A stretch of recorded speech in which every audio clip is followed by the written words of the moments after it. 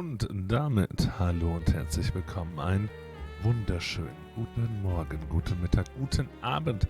Egal welche Tageszeit gerade bei dir sein möge. Vielen lieben Dank fürs Einschalten. Fühl dich herzlich willkommen. Guten Abend. Hallo Pummel. Hey. Hallo Gina, einen wunderschönen. Hallo liebe Büro. Auch dir einen Guten wunderschönen. Morgen! Ach, und falls wir uns nicht mehr sehen sollten, guten Tag, guten Abend und gute Nacht. Was Schiebe sagt. Hi Schiebe. Auch dir wunderschönen guten Abend. Vielen Dank fürs Dasein. Ich hoffe, ihr hattet einen perfekten, um jetzt so ein bisschen in dem Witz des Streamtitels zu bleiben, Katz Freitag oder so. Danke, Kuro. Danke. Pummel hat es oben schon mit kein Test mir gezeigt, dass es angekommen ist. Ich musste sehr lachen. Test, kein Test. Ich fand's schön. Ich musste schmunzeln. Das hat mich sehr gefreut. Ich hatte, wie geplant ist ja heute früh mein Bruder mit Family dann wieder gestartet. Das war bisschen tränenreich, bisschen schön, bisschen knuddelig, bisschen, wie das immer so ist, ja, wenn sie dann wieder fahren. Man freut sich, wenn sie kommen, man freut sich, wenn sie fahren. Und gerade eben dann auch mit Streamstart sozusagen die Nachricht bekommen, dass sie auf dem Schiff, auf der Fähre gut angekommen sind. Die waren mit dem Auto hier, fahren jetzt dann gerade wieder zurück auf die Insel. Und ja, da hat jetzt hier gerade alles gepasst. Ansonsten habe ich einen sehr, sehr gemütlichen Tag dann doch insgesamt verbracht. Ich glaube, Timmy hat es auch sehr genossen, dass er jetzt auch mal wieder tagsüber ohne Stress durchs ganze Haus laufen konnte. Beziehungsweise da nicht diese Lautstärke und so dann hatte. Wie die Katz, wie der Herr so sein Geschirr oder wie das so schön heißt. Ich glaube, da sind wir uns einig. Das war der schöne Part. Da war auch dann viel zum Knuddeln dann hier quasi vor mir. Hat jetzt aber dann passenderweise mit dem Start vor heute Abend, beziehungsweise wo ich mich dann mit Abendessen und allem fertig gemacht hatte, dann sich auch so ein bisschen zurück verkrümelt und chillt jetzt erstmal wieder. War ja auch anstrengend. Das Ganze muss mir auch erstmal wieder schlafen. Hallo Glückskindl. Wunderschön. Danke fürs Reinschauen. Ja, das war dann im Endeffekt ein sehr gemütlicher, mein sehr gemütlicher Freitag. Ähm, es ist kein korrekter Satz. Test 1, 2, Test.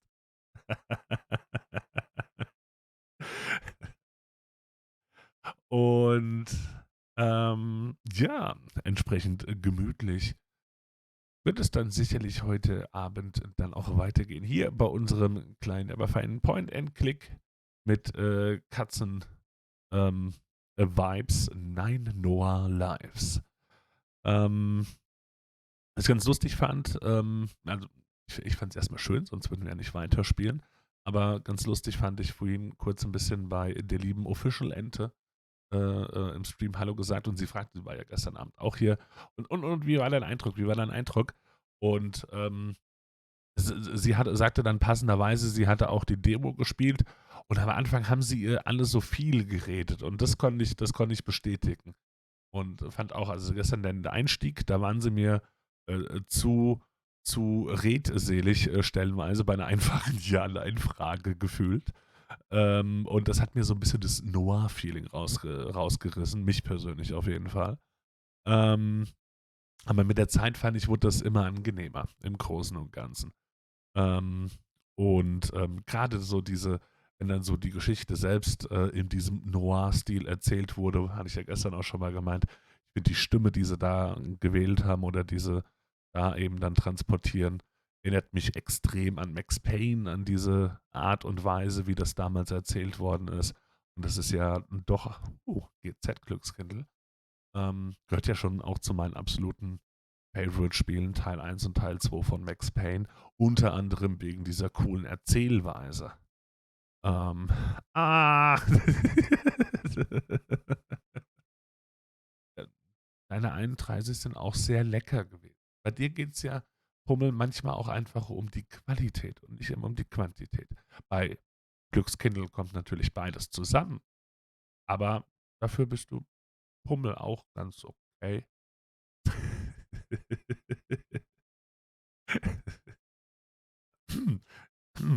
Kopf und Kragen, mal wieder. Ja, das zum Einstieg und Feeling. Ansonsten haben wir gestern eben, ich weiß schon gar nicht mehr, wie wir selbst hießen im Endeffekt, Privatdetektiv Katze mit seiner, dann nicht, was denn dann nicht? Doch, Cuddles, stimmt, Cuddles, natürlich. Kuchen, den brauchen wir endlich. Spiel einfach, sei ruhig und spiel.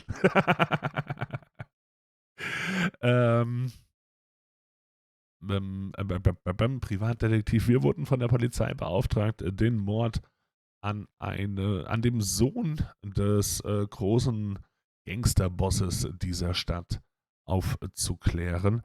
Ähm, und ja, haben so festgestellt, die Polizei selbst ist nicht sonderlich gewillt, da viel Einsatz zu zeigen und zu bringen. Vor allem, weil sie eben Angst haben, quasi diesem Gangsterboss damit zu sehr auf die Füße zu treten. Zum anderen ähm, wissen wir es nicht. Das ist so die Hauptausrede gewesen bis dato. Ähm, wir haben erste Grundermittlungen geführt, haben quasi 3 Angestellte kennengelernt, denen wir Grundsätzliches zutrauen könnten, würden, damit was zu tun zu haben. Das war der, ich tippe mal Hausmeister, der Dude, der im Keller lebt. Das ist die angestellte Entertainerin gewesen, und der sehr starke und breitschultrige und muskulöse Kater hinter der Theke. Auf der anderen Seite wurde von einer weiteren Gang gesprochen, die unter Umständen Interesse daran gehabt hätte, dem Sohn und damit eben auch dem Vater möglicherweise zu schaden. Und zu guter Letzt ähm, gibt es noch einen unbekannten Kater, den die Tänzerin, ich habe den Namen leider auch vergessen, ich bin so schlecht im Namen. Pepe war im Keller, jetzt wo ich es lese, jawohl.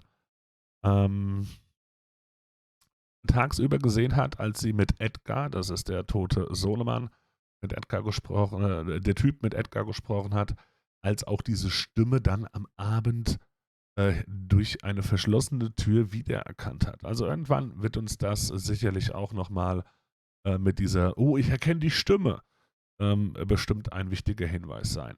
Zum Ende hin war dann der Vater selbst quasi bei uns in der Detektei, der Gangsterboss. Hallo Sethos, ein wunderschön. Hat uns klar gemacht, dass er jetzt anfangen wird, selbst in dieser Stadt aufzuräumen und keinen Stein auf dem anderen zu lassen und jetzt komplett eben explodieren wird und sein Zorn über die Stadt entflammen wird, weil nicht einmal die Polizei bereit sei, ihm zu helfen, den Tod seines Sohnes aufzuklären.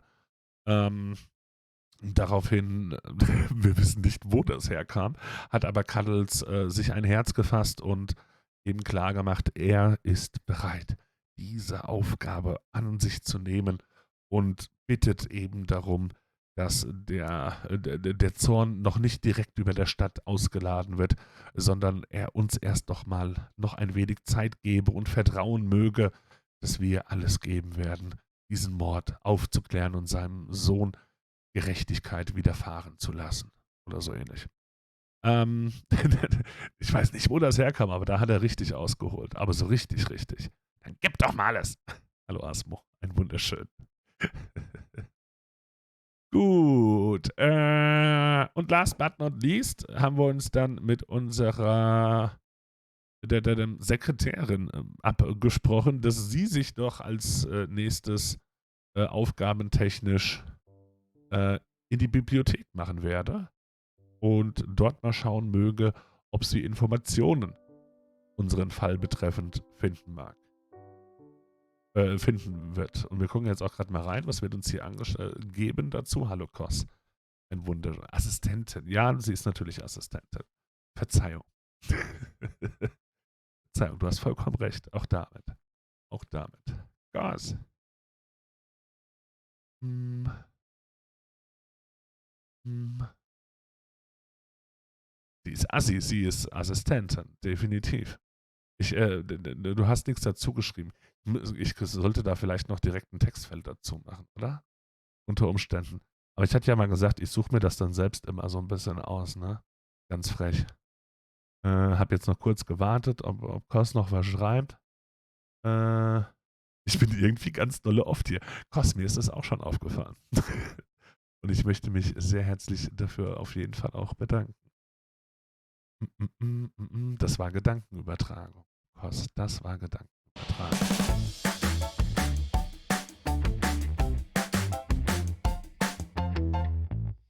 Collins 1403 Sollte giftet das mal Atia anonym 1 machen. Sub to Kuro Purple. Aber ansonsten, Dankeschön, Kos, für wirklich so viel Dasein. Vielen, vielen Dank. Vielen, vielen Dank. Wir sind auf einer Wellenlänge. Oh, ich freue mich. Ich freue mich sehr. Das war keine Gedankenübertragung, das war Geldübertragung. Wir sind unterwegs hier an der MMF University. Die Universität von Miau Miau Farrington. Fühlt sich gut an, zurück zu sein. Jetzt muss ich herausfinden, was A Gentle Cat in the Desert ist. Deine Stimme macht es aktuell nicht mit, aber auf dich ist Verlass. Gute Besserung, Asmo, wenn ich das richtig verstehe. Und hallo Chaos, ein wunderschön. Danke fürs Reinschauen. Warte mal, was mich gerade noch triggert ist, gibt es hier gerade keine Musik in dem Part? Die ist an. Hier drin gibt es einfach keine Musik. Nur so ganz vereinzelt. Wir haben Fotos. Wir gucken uns mal um. It's a frame filled with student photos. Ugh, I don't think I've ever seen so many terrified faces in one place before. Viele verängstigte Gesichter. Können wir uns die If pictures... genau, was? Wimmern? Okay, nee. Nehmen? It's a frame filled with... Ja, I ist don't das want to nehmen. carry around photos of strangers. That's what Cuddles would do. Das ist richtig. Oh Gott, müssen wir jetzt die Strategie wechseln? Lecken wir trotzdem immer noch alles an? I guess there might be something interesting about the taste of photos, but I'm not gonna try and find out. Komplett neues Gameplay. 42 Kekse. Nett. Eine Antwort auf Fragen, die man sich gar nicht gestellt hat. Oder so ähnlich. Ein Handtuch. Gucken wir uns A erstmal hier ein framed bisschen um. towel in a university? Now I've seen everything. Mal gucken, die Klingel. That's the bell to ring to get assistance. Vielleicht brauchen wir das ja nicht. Das Schild. The oldest university on the whole continent. So proud to be an alumnus. Ausstellungsschild. Our heritage, our future. Oh, that's a nice proper theme for this year's student exhibition. Ours was purple or blue things. Was? Lila oder blaue Sachen? Das habe ich nicht ganz verstanden. Ein Kaktus. Hello, little cactus. What's your name?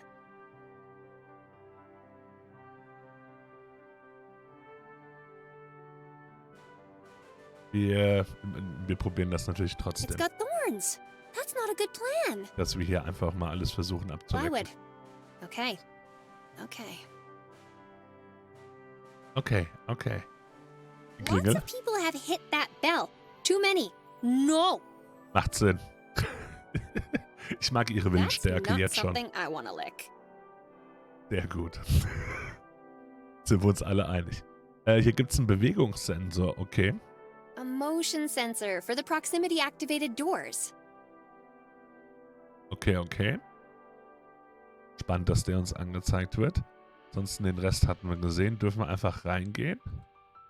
Reise nach. Okay, dann klingeln wir mal. Zack. Mal gucken, ob wir Hilfe bekommen. Ui. What is it with you people and bells? Edna, how are you? I didn't realize you'd changed jobs. I didn't. This is my day job. 2 jobs? Oh, well, aren't you a productive possum? And your little hat is adorable. Yes. Absolut. Everyone comments on my productivity. Hallo Edna. Du hast einen so süßen Hut auf. Anscheinend dürfen wir das nochmal sagen. I love that you put on a hat to celebrate Saberfest. That's the spirit. It wasn't my choice. Oh, yeah, now I remember. All staff have to wear one during Saberfest, don't they? It's a stupid rule. Don't you also have to respond to his catchphrase if someone says it to you? Tabby, don't you dare! Thanks. Tabby, don't make me muffle you. Of. Tabby, you're better than this. Of? Fury. Woohoo! Fangs of Fury! They're lucky I need this job. Oh, das war cool. Warum hast du einen Zweitjob? Why do you work here during the day? I have a real passion Uns for von der shaping Dispo. young minds through the power of literacy. Oh, how wonderful. That was my joking voice. Can you imagine? No, it's for the money. I collect cactuses, and they don't come cheap. I love those plants. They're so cute with their little ears and adorable arms. You just want to snuggle them up. Sure, and then they snuggle their cute little thorns into your adorable little face. Cactuses are for spritzing with water, Tabby, not for hugging. All right, I'll keep my paws clear. How many do you own by now? 9. A good start. 118. Edna ist konsequent. Wir mögen Edna. Tatsächlich. Bist du denn nicht erschöpft? Aren't you exhausted working both day and night? When do you rest? I have the constitution of a bull. If I was sleep-deprived, you'd know it. I'd be cranky all the time. Gosh, yeah. Can you imagine? Were you sleeping behind the desk when I came in? I didn't get any rest last night. Ah, a busy night at the station. Lots of filing to do. I know how that goes. You know, I always tell myself just one more binder, and then before I know it, it's midnight. Tabby, please get some hobbies. And no, that's not why I was up late. I was interrogating a cake werewolf. I feel like even if you explained that, I still might not understand. Ich finde die Kommentare und die Einstellung von Tabby auf jeden Fall eine schöne, erfrischende Abwechslung zu unserem Dude von gestern. Kuchenwerwolf. Ja, absolut, Kuchenwerwolf. Das Sabberfest. It's great to see that Saberfest is still going on. Woo-woo! Go, Sadie! No! No! Unsolicited wooing is not permitted anymore. Oh, sorry? Wow, this and woo that! I've had enough! No more wooing from drunken students wandering in and asking for a free beer, and no more wooing for that annoying mascot and his stupid catchphrase! Oh, Emma, Catchphrase. come on. You were young once, right? I assume? Besides, Saberfest is just good fun. I used to dress up as Sadie every year and join in the parade. Exactly. And now you work for Cuddles. It's a slippery slope, Tabby. One woo too many, and you end up employed by an irritating PI. Oh, he's not that bad. A bit scatterbrained, maybe unconventional. What did he even do to make you dislike him so much? Oh, I'll tell Alles. I'll tell you. On his first day, he knocked my cat cuss off the desk at the police station. Abigail was only 2 weeks old. I'll never forgive him. Fair enough, tatsächlich. Fair enough. Was ist mit diesem Handtuch und warum hängt es dort? Why do you have a framed towel on the wall? That's the muffling towel. The muffling towel. That sounds ominous. Good. It's supposed to be a deterrent. This is a quiet zone. Noisy students, get the towel. And those photos next to the towel? Of terrified cats? Ah, the wall of shame. Probably my greatest achievement. After my cat cuss collection. Between that and the towel, library attendance is down by 75%. You mean problematic Schwierig. attendance? that too. Okay, dann wir verstehen den Sinn für Sie. Natürlich verängstigte Studenten, die nicht mehr kommen, lernen auch nicht mehr. Genehmigte das MMF-Rathaus das Verhüllen? Doesn't the Furrington University Board disapprove of muffling students? No student has complained yet. And I expect Hallo it to Robin, stay ein that wunderschön. way. I imagine the towel pressed over their mouths makes complaining difficult. Yes, it's a good system, isn't it? And it works on university board members too. Okay, konsequent. Worum genau geht es denn eigentlich bei dieser Ausstellung dieses Jahr? What's the exhibition about? For some reason, the university keeps trying to get students to express themselves and show their creativity. So they encourage the little monsters to create things based on what I saw in there. The theme this year is don't quit your day job. It's harder than it looks, you know. A lot of work goes into some of the displays. In my final year, I spent weeks on my submission. Things have changed since you were here, Tabby. Kids don't work hard these days. Do they spend all their time napping? Yes. Behind a desk? Someone's angling for a muffling. Ah. Na gut, dann bis Talk später. soon, Edna. Wir sehen uns bestimmt wieder. Wir schauen uns hier gerade mal So um. many exhibits. Let's see what they all are. Da haben wir ein Gemälde. It's a painting of Havelock Gersmoochen, the inventor of the telephone book. Such an annoying cat. What? It's Danke, his Robby. fault we use symbols Cool. instead of Danke, numbers like danke. other countries. He thought they looked cute. Das ist voll lieb. Dankeschön. Das sieht man jetzt nicht, weil mein Avatar natürlich keine Emotionen rüberbringt, aber ich strahle gerade voll. Das ist voll cool. Beim lieben App-Rack gibt es so kleine, selbst von der Mutter oder Schwiegermutter, da bin ich mir gerade unsicher, das weiß ich gerade nicht mehr sicher. Selbstgemachte kleine Giraffen. Ich habe niemanden, der das kann. Für Kanalpunkte gibt es das Film, das ist voll cool. Also da gibt es dann eine Verlosung und unter 10 oder so macht er dann immer eine Verlosung von so. Finde ich eine voll coole Idee auch. Weil du immer so, wir streamen meistens zur selben Zeit, das ist richtig. Robby, das ist richtig. Hier und da lurke ich ein bisschen, wenn ich dran denke, dass ich, wenn ich quasi nach ihm online gehe. Aber es klappt auch nicht immer. Voll lieb. Dankeschön. Bei PoE in die Warteschlange einreihe, ist was Neues rausgekommen, seht ihr's, dass da jetzt wieder die Warteschlangen erstmal länger sind. Crazy. Edna scheint Tabby aber zu mögen. Offensichtlich. Ja, offensichtlich. Gemälde nochmal ansehen.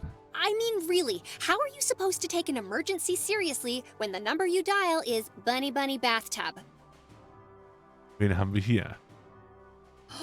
An original Jim Oh, ja, Jimmy liegt stark. Jimson? Check. How exciting!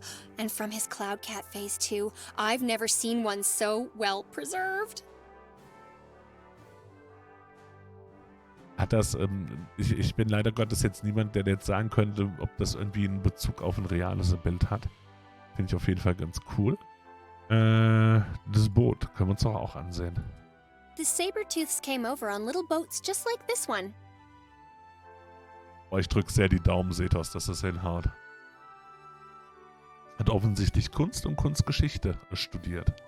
Er hat auf jeden Fall Interesse dafür. Ich kann nicht aus meiner Haut raus. History doesn't have a taste. Also, I'll break it. I'd describe that taste as snowflake yarn mouse. See how irritating it is, Havelock? I suspect places like this frown on visitors licking Ebenso. priceless pieces of art. Da haben wir nichts, da haben wir nichts. Dann haben wir hier vorne noch die Statue. Oh, this is clearly a reification of the idea of enlightenment being revealed to cats by our embrace of the scientific method. How lovely. Oh, wait. The plaque says, "My one-armed Aunt Jemima plugging in a light bulb." Okay, lecken Looks wir like mal dran. stone, tastes like not stone. Like not stone, okay. Haben wir hier sonst noch was? Wir können da wieder zurückgehen. Die Glühbirne selbst können wir uns noch That's a ansehen. real light bulb. Können wir auch was mit der machen? If Cuddles were here, he'd probably have half this exhibition in his pockets already. Wahrscheinlich. But I'm not gonna pick up random things unless I have to. Okay, also da werden wir jetzt nicht hingehen können und einfach alles wild einsammeln, sondern erst wenn wir wissen, dass wir es auch gebrauchen können. Wie so ein Speer zum Beispiel. Ich finde Speere ja immer toll. That's a real spear. Wow. They're longer than I would have thought. Können wir den einfach nehmen? If Cuddles were Nein, selber Text. Säbelzahn. Schauen wir uns den mal an. Our ancestors had really scary teeth. Können wir die This berühren is quite a good model. und I don't anlecken? think this has been dusted in a while. Best not to. Okay. Daneben kommen wir aber nicht weiter. Kommen wir auf der anderen Seite weiter. Oh, ich klicke wieder alles raus. Nö, auch nicht. Okay, wir sehen, dass das da oben könnte kaputt sein. Aber sie möchte jetzt so direkt nichts nehmen. Säbelzahn ansehen. Why did they Was? Our Nochmal? ancestors, why did they even bother with the spears? You know, just bitey. Beißi. Etwas erwartet, wir kommen hier noch in mehr Räume, aber es sieht nicht danach aus, ne? Sehen hier keinen Ausgang oder so. Die Statue, die Glühbirne.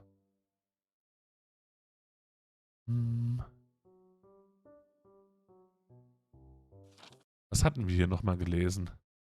Edna hat hinter der Tresen geschlafen. Süßer Hut. Okay, ja, wir wollten was über ein Gentle Cat in the Desert herausfinden. Genau, das war der eigentliche Plan. Sieht aus, als ob die jährliche Studentenausstellung noch läuft. Die haben wir uns gerade angeschaut. Die Ausstellung hat einiges zu bieten, jawohl. Und das Handtuch. Edna benutzt das Handtuch an der Wand, um laute Studenten einzuwickeln. Sie nimmt das extrem ernst. Das Bild ist sehr cool.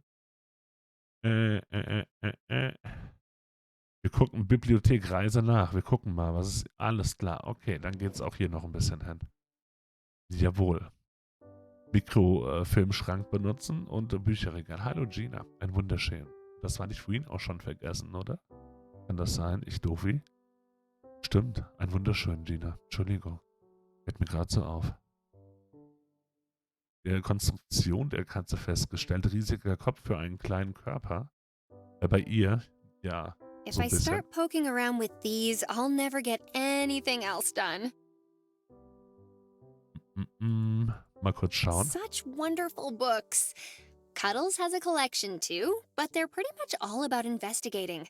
Or food. These are about everything.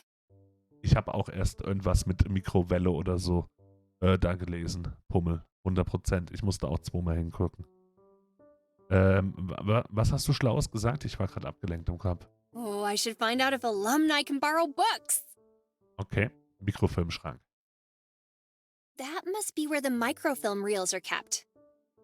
Da finden wir ja dann theoretisch auch ältere Dinge. Und hier können wir die dann ansehen. Okay. That Was? machine can be used to view microfilm reels. Was war denn das für ein am Anfang? Old and clunky, but still works.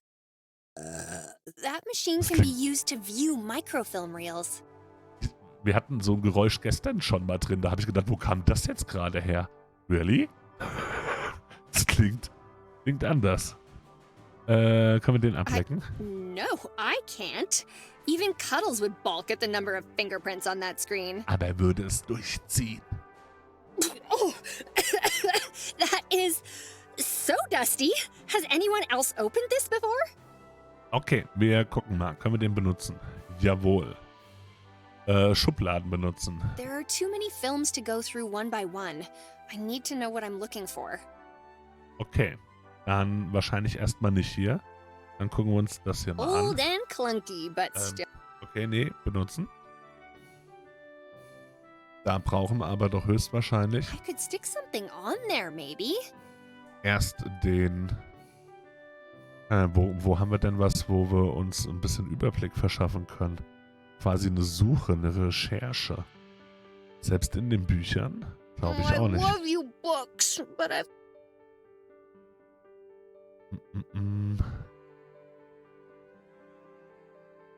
Weil hier schauen wir uns dann an, was wir dort quasi gesucht haben oder gefunden haben. Und wo suchen wir? Globus vielleicht. Und man kann ihn tatsächlich berühren. Spin, little globe. Oh, it's stuck. Oh, schade. Können wir dran lecken? Plastic. Not very exciting. Darum geht's ja nicht. That's the world. I love Firth. Genau, kannst du in der Wüste suchen wir. Fenster ansehen. That's a big window.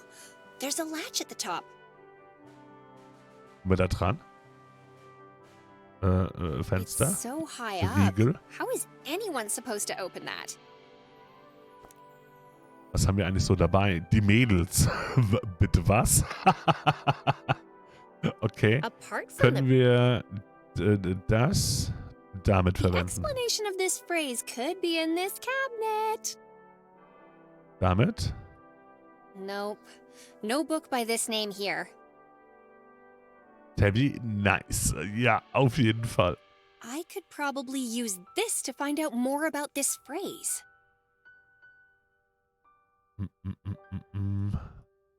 Können wir da dann schon hergehen, den benutzen? Und Apart from the... das mit dem Flock? I don't think that will work. Was gibt's hier noch? I don't think... Nee, da brauchen wir schon Mikrofilme dafür. Das macht keinen Sinn. Können wir mit ihr reden und sie hier nachfragen? I'm here to investigate a phrase. Oh, well, you'll want the phrase investigation department then. It's out the front door, take a left and keep going until I can't see you anymore. No, I think it might be a book. A Gentle Cat in the Desert. They made a book of that? Remind me never to read it. What do you mean? It's not a book? A film from... well, you weren't born yet. Long ago. I remember hating it. Something like the cat goes into the desert to find his missing wife, spends 2 hours whining, and ends up becoming the leader of a society of underground couch people. Unbearable. A film? Unerträglich. Yes, that fits. Is there a way to check? Well, just watch it. I'm sure you'll agree with me. I mean to check if it is a film.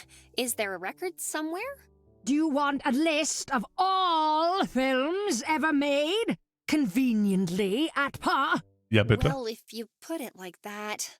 We do have that, actually. I printed them all out recently to see how much ink the printer can hold. Here you go. Zufall. Wie praktisch. Geiler Film. Wann kommt er denn ins Kino? Inhaltsverzeichnis. Können wir uns das ansehen? Was? Wie hieß der Film? I need to find out if there's a record of this in the library archives. Guckst du es? A Gentle Cat in the Desert. Quasi. Können wir hier irgendwie noch weiter? Achso, kann ich hier überhaupt weiterklicken?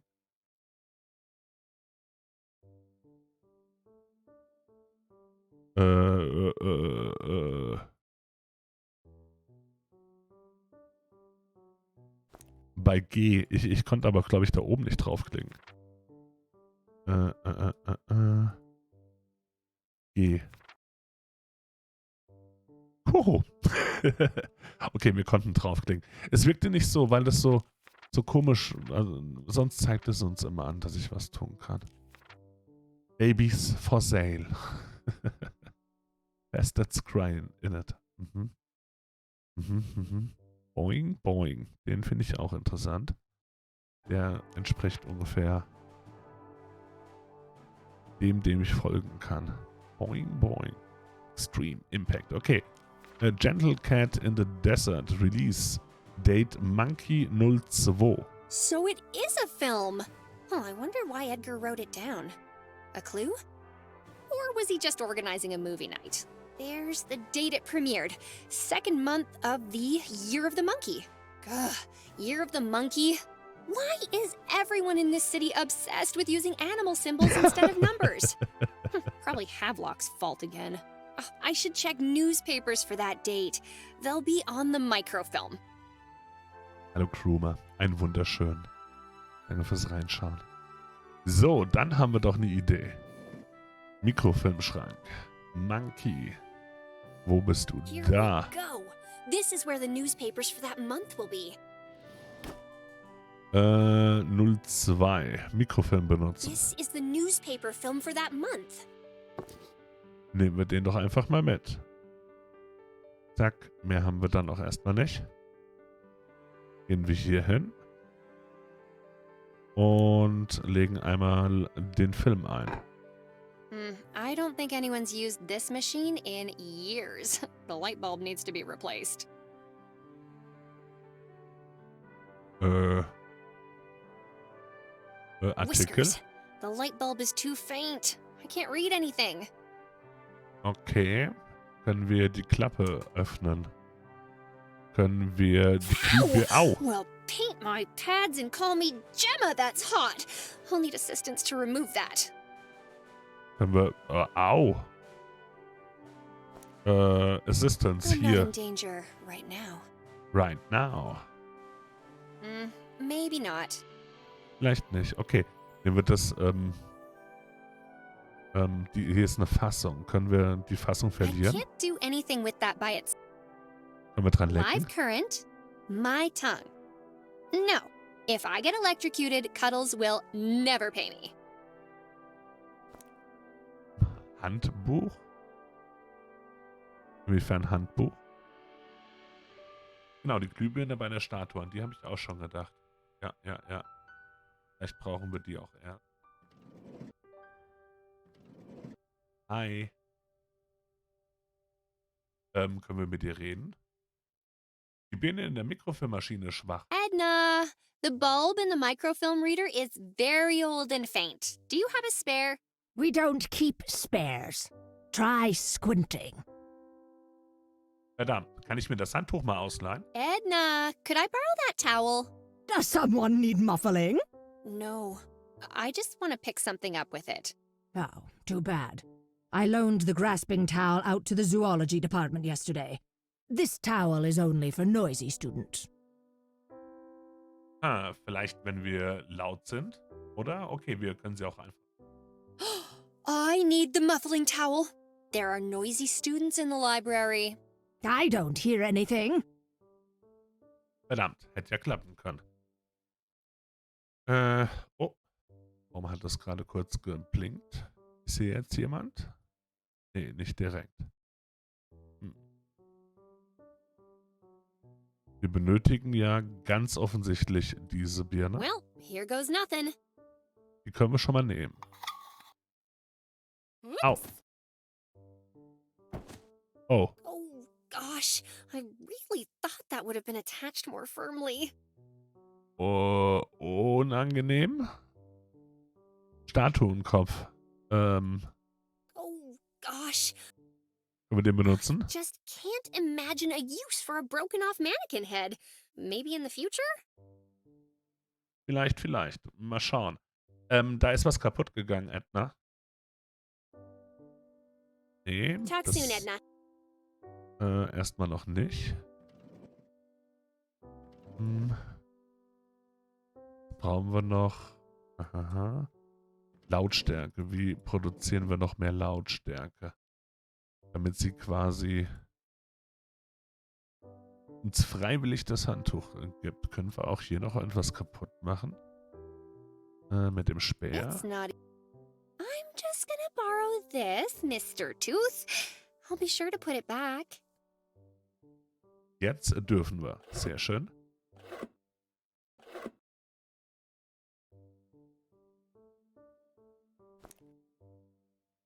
Okay. Wird auf jeden Fall gerade viel Chaos verursacht. Vielleicht kommen wir dadurch irgendwie an das Fenster ran. Das ging mir auch durch den Kopf dann, ja. Oh, you need to be careful. Weil es ja doch eine gewisse Länge hat. Nee, I'll just nicht dran lecken. Entschuldigung, der hier. Dann Fenster. Hatte ich nicht auch da? Riegel. Und wo stand's? Da. Zack. Oh, fun festive sounds are coming in from outside now. Sehr gut, sehr gut. Na, hörst du das? Hörst du das? Ich brauche das Handtuch, um Studenten zum Schweigen, müssen zum Schweigen gebracht werden. I need the muffling towel.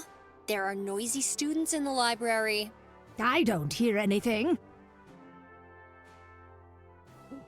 Sie hört sie noch nicht.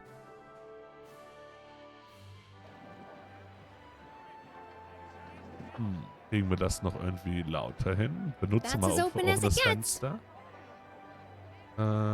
Gucken wir mal. Some nice fresh. Nee, das hatten wir schon. Ist beides offenes Fenster.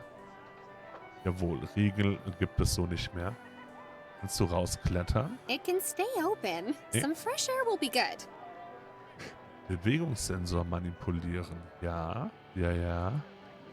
Check.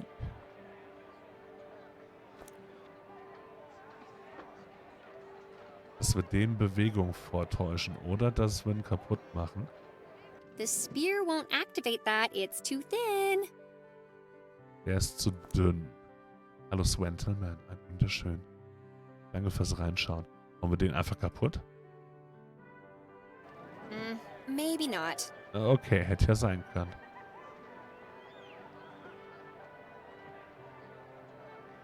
Den Kopf dazwischenlegen. Den Kopf. I just can't imagine a use for a broken off mannequin head. Maybe in the future? Eigentlich auch jetzt schon. Okay, was können wir denn mit der Statue It noch doesn't machen? look very sturdy. I've got to be careful. Okay. It's paper mache. Tastes dry, then soft, and mealy, and then blech. Blech.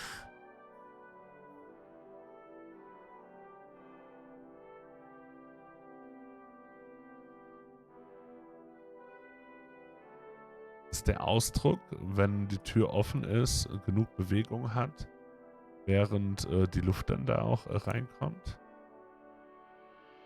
Maybe Bewegungssensor? not. Sensor? Those don't go. Nee. Okay, jetzt nochmal, wenn es offen ist. Ja, erstes Playthrough. Jawohl. I don't think that will work. Das brauchst du auch nicht vorsichtig fragen. Oder wie kommst du drauf?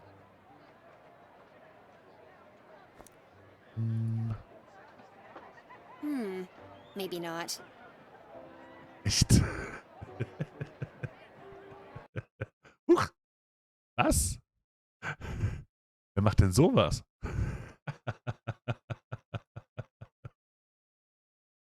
Das war bestimmt so. Ganz gewiss. Das hat Twitch so gemacht. Selbstverständlich.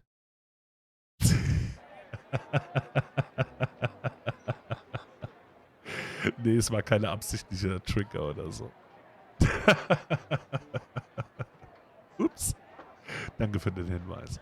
Und nee, mir war's, wie du es geschrieben hattest, leider nicht aufgefallen. Ich brauchte es direkt in einem Satz.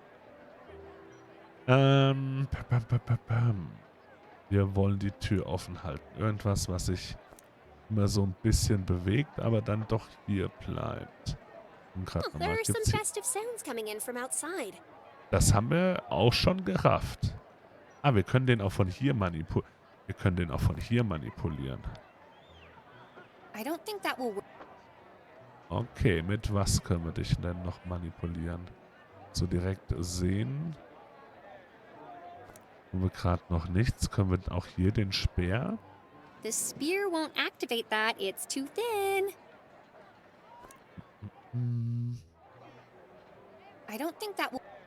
Gut. I can't just. Wir versuchen nochmal drauf zu hauen. Maybe not.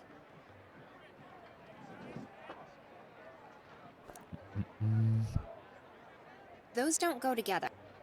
Die passen nicht zusammen. I don't think... I don't think... Nur zur Sicherheit auch nochmal andersrum. I don't think that will work. Gut. Leider nicht. Haben wir jetzt irgendwas, was wir hier mit dem Bücherregal... Haben wir überhaupt noch die Bücherregale zur Auswahl? Wenn wir hier so gucken. Haben wir gar nicht mehr, nee. Okay. Fehlen uns hier gerade die Möglichkeiten und Alternativen. Wir haben noch den Kaktus. I need to... I don't think that will...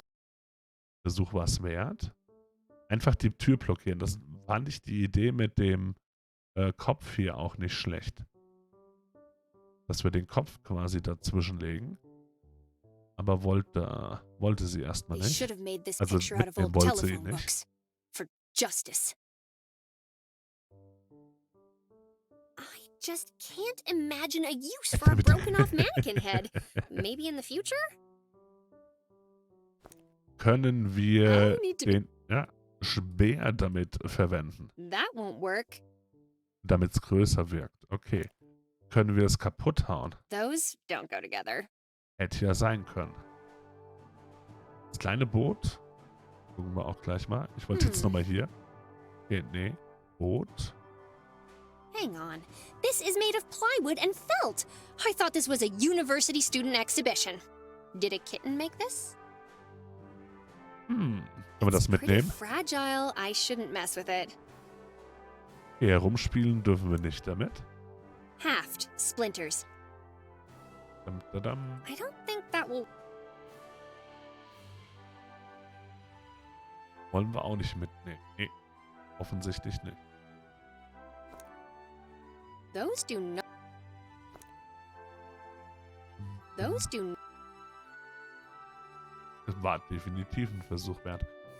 Auch, dass wir sie mit dem Speer bedrohen, ist definitiv mal ein Versuch wert.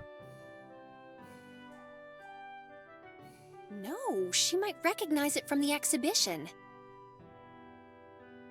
Hätte ja sein können.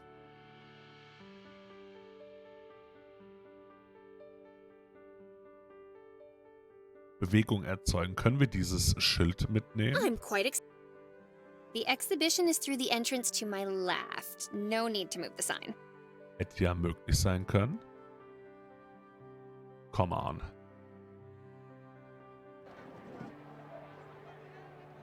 Wir hören hier auch sofort den Geräuschpegel.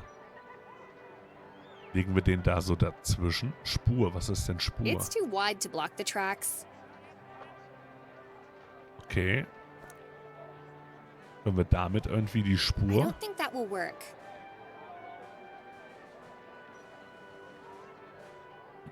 The Gucken wir uns tracks mal for the an. sliding doors.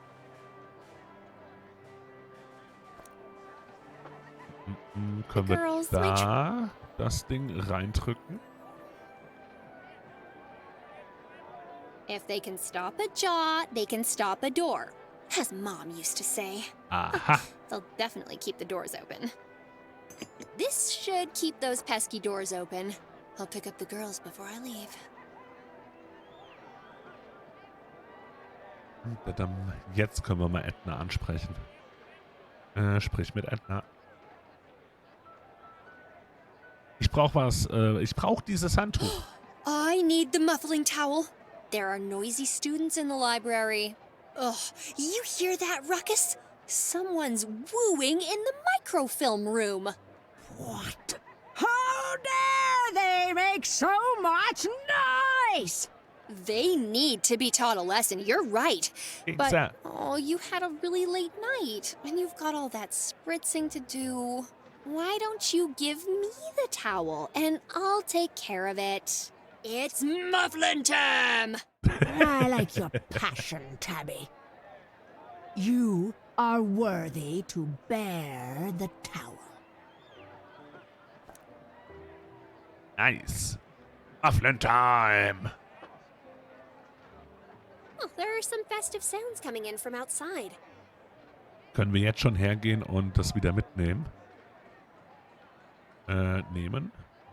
Nee, können wir... Spur, doch, da. Could I do anything with these? Okay, brauchen wir anscheinend gerade noch nicht. Dann. Let's just... Nee, lecken wollen wir nicht, aber That passt. machine... Komisches Geräusch immer noch. Von der anderen Seite wahrscheinlich, ja. Vermute ich dann auch. Oh, now I can grab it. Nobody's gonna have use for a burnt-out light bulb. I'll just get rid of it.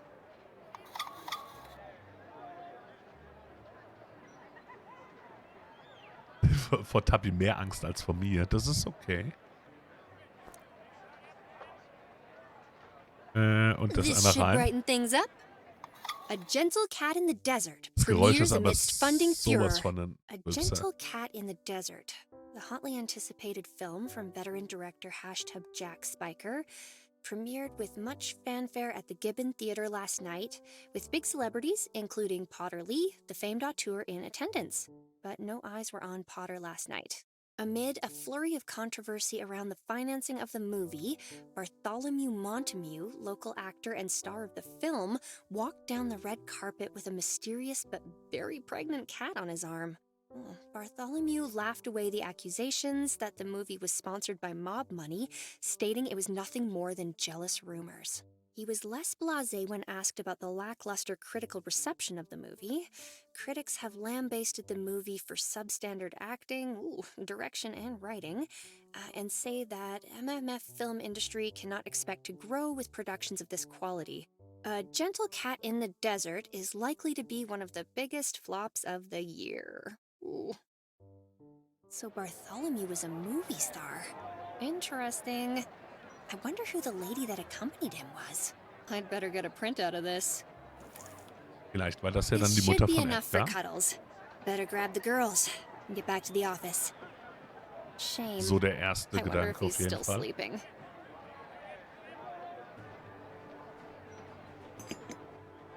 Oh, seins mitgenommen. Perfekt. Did I sleep through the entire day? I had a dream last night, Ramon. I was in a forest, running away from mushrooms. Toadstools with stubby little toadstool legs chasing me through the trees. They had tiny, sharpened sticks in their hands, and they were yelling at me with their cute mushroom mouths. It was adorable, but I was terrified. What could it mean? Good evening, sir. Tabby, what are you still doing here at this time of night? You were passed out, sir. I wanted to be sure you were all right after your encounter. Oh, thanks, Tabster. I appreciate it. I'm fine, though, really. Were you on the phone to someone? I heard you talking. Oh, no, I was just telling Ramon about my weird dream. I was running away from armed toadstools in a forest, and I think my feet were made of rubber. Do you think it means something? Oh, did you eat any camembert before you went to sleep? I- You know how cheese affects you. I don't think so. Then it's probably just your subconscious panicking, you know. Oh no, what if the scary mobster cuts me into a million little pieces, Ramon?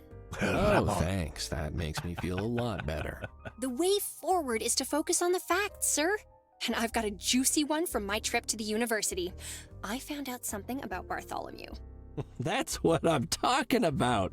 Teamwork. Great stuff, Tabs. Let's hear it. Well, we were on the right track, sir, but missed the mark a bit.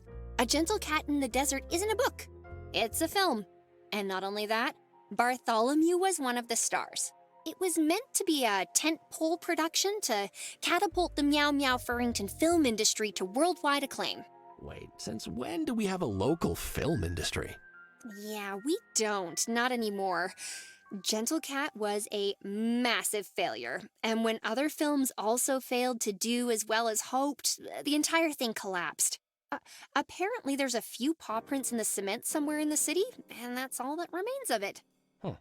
And Bartholomew was in the movie, you say? That must have been before his mob days. Not eher parallel. necessarily, sir. The papers back then were choked with speculation over where the money for the film came from, and most of them pointed at the mob. It might have been how Bartholomew first got involved with them. Interesting. Yeah, that would add up. Maybe he promised them a nice cut of the profits, and it all went bad, and he had to pay off his debt somehow. Do you have a copy of the article? Natürlich. Just this photo, sir. Immerhin. Oh, wow, the premiere. Gosh, he looks so young. He looks a lot like Edgar. Never mind that, sir. Take a look at who he's with. A co-star, maybe? Can't see the face. It's not her face that caught my eye. What do you mean? But that means, Tabby, how long ago was this? Pretty much 3 decades, sir. Well now, isn't that interesting? Might explain why Edgar was looking into his father's past. Perhaps he was trying to find out her name too? That sounds plausible. I think it's time I pay a visit to Mr. Montague and see what he has to say about it. Are you feeling better after your chat Wir haben last doch heute night? Abend eh einen I Termin am mit ihm. now. Who is he anyway? Really, if you think about it, just a big cat with a lot of money. I bet he doesn't even own a declawing machine. I like this city, Tabby. It's where I keep all my stuff. I'm not gonna let those mushrooms scare me out of it. Those mobsters? Mobsters. Yep, totally what I meant. Totally. Thanks for the help, Tabby. Time to wade deeper into this mess. Back in Action. Ich glaube, hier in dem Falle dürfen wir von einem ausgehen. Im Großen und Ganzen. Tatorthinweise. Edgar hatte also einige Gegenstände bei sich, die Hinweise sein könnten. Samen auf seiner Kleidung, keine Pflanzen in der Nähe. Eine Visitenkarte ohne Namen, nur ein Logo. Und eine Tür mit irgendetwas, die in seinem Tüte mit irgendetwas, die er in seinen Händen hielt. Wahrscheinlich Nip. Ich fand auch ein Stück Papier mit den Worten Gentle Cat in the Desert darauf gekritzelt. Tabby hat herausgefunden, dass es der Titel eines Films ist, an dem Bartholomew beteiligt war, aber nicht bevor Bartholomew selbst in mein Büro gestürmt ist. Nachdem er gedroht hatte, eine ganze Menge Katzen zu verletzen. Wenn ich nicht tun würde, was er will, verlangte er, dass ich zu ihm komme. Also denke ich, das ist das Nächste, was ich tun muss. Und Beize? Habe ein Rezept für einen Trink der Beize in einem Buch, meinem Büro. Ja, okay. Hört sich an, als ob er schlimme Sachen mit deinem Hals macht, aber mit allem, was er berührt. Okay, die wird anscheinend auch nochmal entscheidend. Sind wir jetzt quasi wieder in den Abendstunden unterwegs. Well, I can't put it off any longer. I'm heading to Bartholomew. Good luck, sir. And be careful. I'll wait here until you get back. Thank you, Tabby. If you don't see me again by tomorrow, tell the police to look for me in Bartholomew's basement, I guess. Also ist das, hätten wir hier neben uns noch etwas anschauen können, weil er das jetzt hier so übergroß gesagt hat. Ich meine eigentlich nicht. Benutzen. Da haben wir so nichts Neues und hier. Oh, doch, können wir mal wieder knuddeln. Be strong, Cuddles. Billy the Brandy Decanter will still be here when you're done.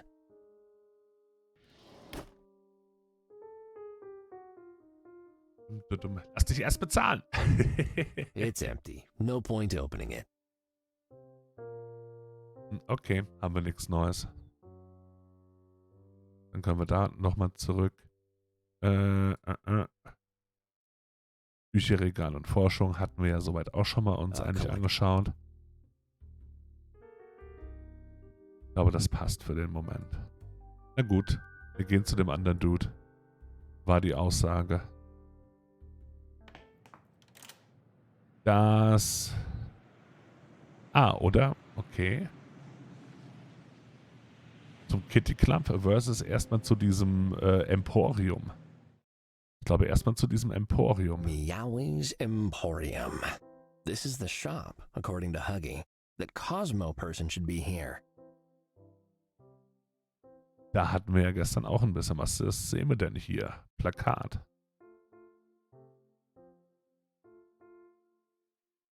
Fun, Food, Games. Oh, a poster for the amusement park just outside the city. Lappy and Geronimo's Ultra Fun Play Park. Können wir das mitnehmen? That's stuck on really tightly. I can't even scrape a corner off. Okay. Irgendwas scheint aber hier hinter auch aufgekritzelt zu sein. Ich meine ja nur mal.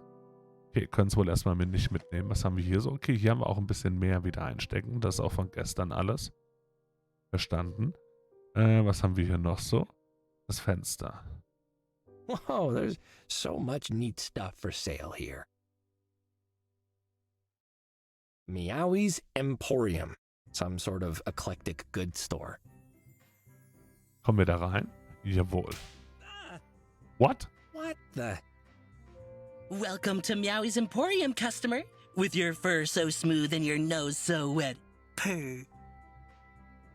The shop was run by a raccoon, it seemed. In You Fall. didn't see many of them in Meow Meow Furrington, but he was so positive, I already liked him. Das T-Shirt. Es liegt am T-Shirt. Confetti? Flavored confetti? Yes, Meowies has spared no expense for our promotion. Purr. Please enjoy our delicious apricot-flavored paper pieces. Apricot. Not really my favorite. Such honesty. Thank you for your feedback, customer. Purr. This will help make our next confetti gun 100 times better. Oh, do watermelon flavor next time. I love watermelon. Watermelon? Incredible feedback. Thank you, Oh customer. Gott. This might be the best feedback Meowies has ever received. Please, take this with the thanks of the entire extended Meowies family. Danke. Weird plastic ring? What's this do? It's a mood ring, customer. Purr. When you wear it, it can tell you how you're feeling. For example, if I put it on, it would say that I feel honored by your patronage. Studies have shown that making customers self-conscious about their emotions makes them buy more things to feel better about themselves. Well, isn't that neat?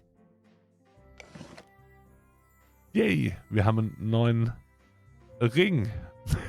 Können wir mit ihm sprechen? Ich sehe hier nicht so viele Waschbären, aber du scheinst sehr freundlich zu sein. I haven't seen a raccoon in Meow Meow Furrington in ages. Me neither, customer. Purr. But you are one? I? Meowie? A raccoon? We do have a good time here at Meowies, don't we, customer? How can I be a raccoon? Look at my shirt.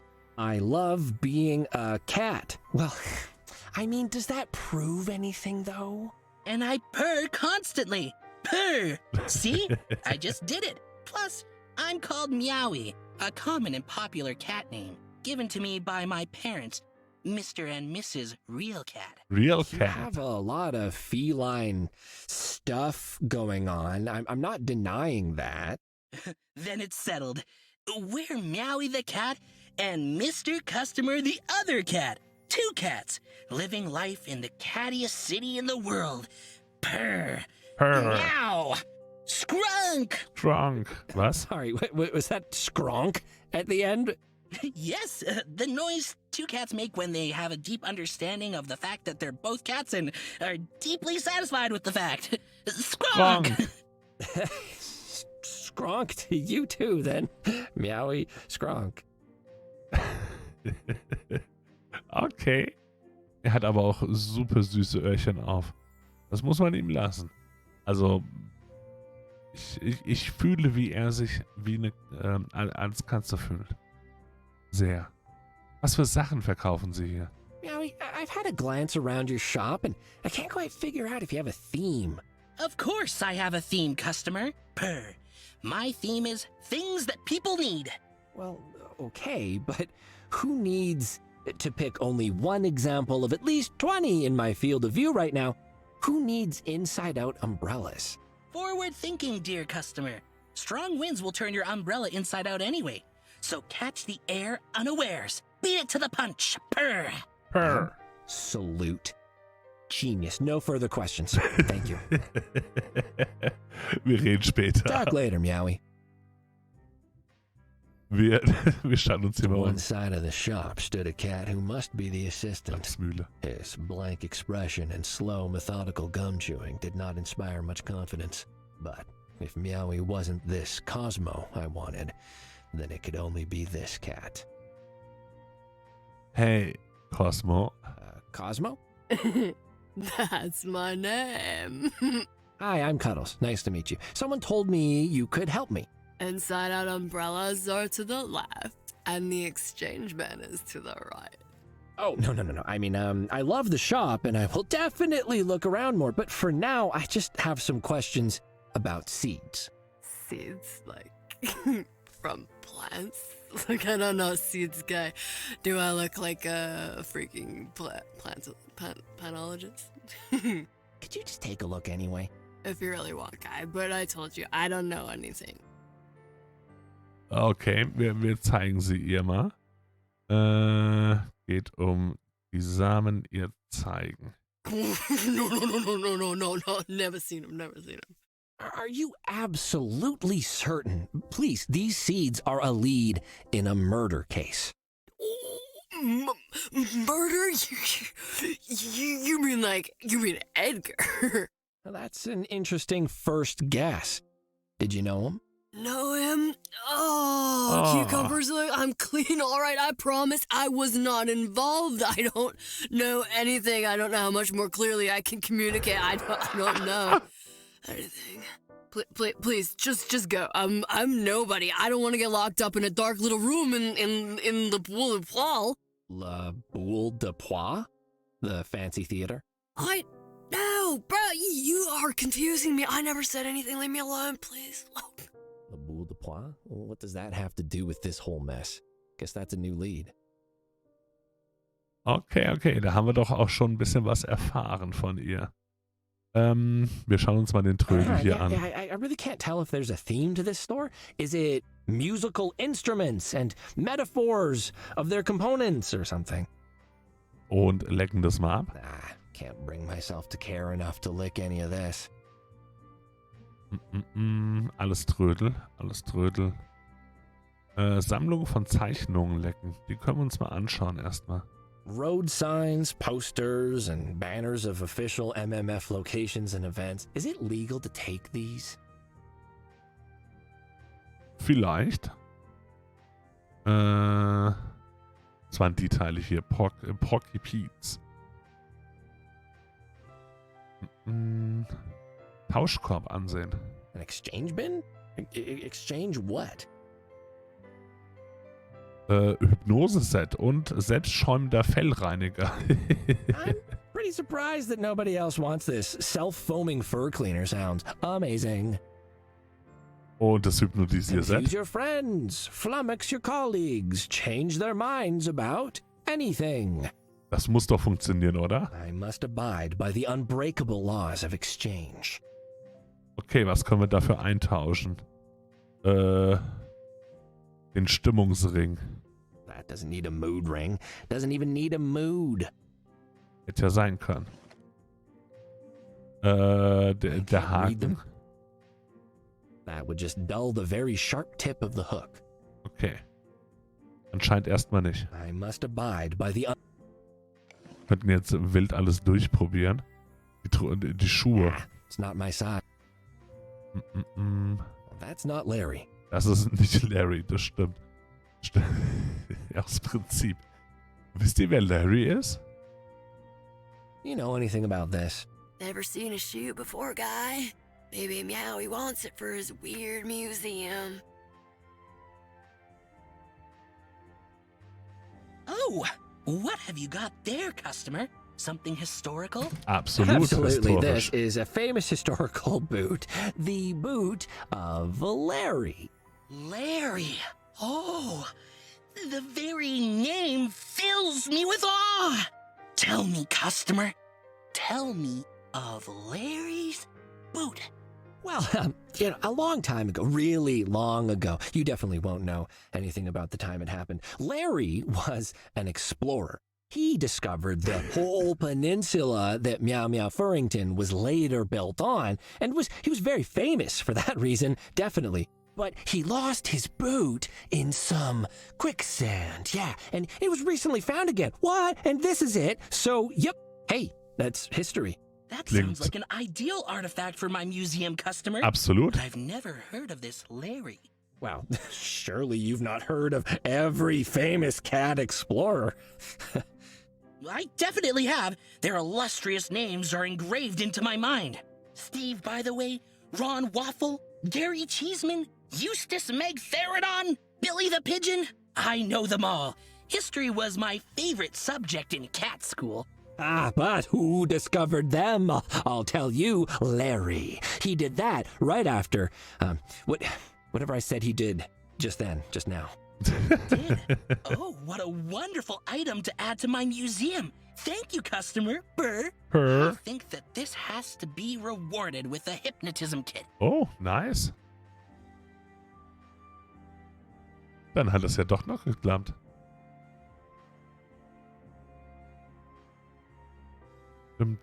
Tauschkorb. Einmal benutzen. Ja, haben wir ja schon und das können wir jetzt mitnehmen. This cosmic power belongs to me. Nice. Was soll schon schief gehen? Okay, mit dem Rest können wir so nichts anfangen und noch brauchen wir den Fellreiniger nicht. Noch. Das haben wir uns angeschaut. Können wir sie noch auf die Tüte mit Nip ansprechen? What do you know about this? His eyes widened, and it was as if his dark face somehow paled. Nothing. Leave me alone.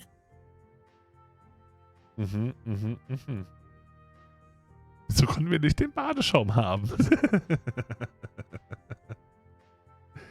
Ich würde ja den selbstschäumenden Fellreiniger nehmen. Aber ich bin ja auch keine Katze. Zeig ihm ihr die Visitenkarte. Ihm die Visitenkarte. Machen wir Do you know mal. anything about the establishment? I know they won't like your sort of guy. Und den Samen hatten wir schon. That doesn't. Können wir das Bild noch? You know who this is? What? No. It was obviously a lie, but pushing him wasn't gonna help. I needed more. Okay. Können wir das Have you ever zeigen? seen this film? I'm not allowed into the cinema anymore. I brought my own snacks once and they called the cops on me. They banned you for bringing snacks? Guy was the total abuse of power. I threw some peanuts at one of them and the other ones reacted like, oh, they're grenades. Big fat babies. Big Fat Babies. Haben wir noch etwas Interessantes? Nicht so direkt, ne? Weisen wir uns aus? This is an official badge. It means you're obliged to assist me if I need you to. Oh, no, it doesn't. That's a Class H badge. That just means you're allowed to say you're working with the police. I don't have Kennt to sich do aus? anything to help you, guy. Learn the rules. Er hat die Erdnüsse auf A38 geworfen. Er? Nee, das war also, wir waren das ja. Weiß ich gerade nicht, wie du drauf kommst. Also dieser Fall, der passiert ist, bevor das mit uns passiert ist. Ich glaube, wir haben hier erstmal, was wir vielleicht gesucht haben mit dem Hypnotisierset unter Umständen. Haben ja immerhin schon mal was mitgenommen. Was haben wir hier noch? Ein Fresspaket. Promotion. I can smell it from here. It's got everything. Oh, whiskers. Now my mouth is watering. Yum, yum. Können wir dran lecken? Oh, the way the wrapping crackles under my tongue. The warm, smooth taste. You are perfect. Customer, no licking the prizes, please, Purr. Ich dachte, den haben wir aber gewonnen, oder? That's for competition winners, Cuddles. Time to be a winner. Erst bezahlst du Tabby, das stimmt. Okay, Promotion. Können wir das uns noch anschauen? 1, 2, 3, 4 stars. Wow. Ooh, this is an exceptionally promotional promotion. Check. What are the rules? How do I win? I must know. Können wir mit ihm nochmal reden? Oh, tatsächlich. Sie lieben Sie lieben Miau Miau Farrington wirklich. I couldn't help but notice all the street and shop signs up on the wall behind the counter. Are those all from places and businesses in Meow Meow Furrington? Yes, they are. Purr. This is the best city in the world, especially for cats like you and me. I just love it here. So much culture, so many wonderful sights. Have you ever visited the world's biggest miniature giant ball of yarn? It is incredibly average in size. Oh, and that's also why you're making a museum of the city's history, I suppose. Precisely, customer. Purr. I want generations of cats to be able to come to Meowie's Emporium Museum and learn about our past. I shall be the first curator of what I'm certain shall become a local institution. I can absolutely see cats coming here to gawk. Was geht es in Ihrer Werbung? What items are on promotion, Meowie? Everything, customer. From our mixed-use musical instrument collection, to our inside-out umbrellas, to our pasta. Especially our pasta. Purr. Yeah, you sell a strange assortment of stuff, Meowie. We sell what our community demands, customer, and they demand pasta.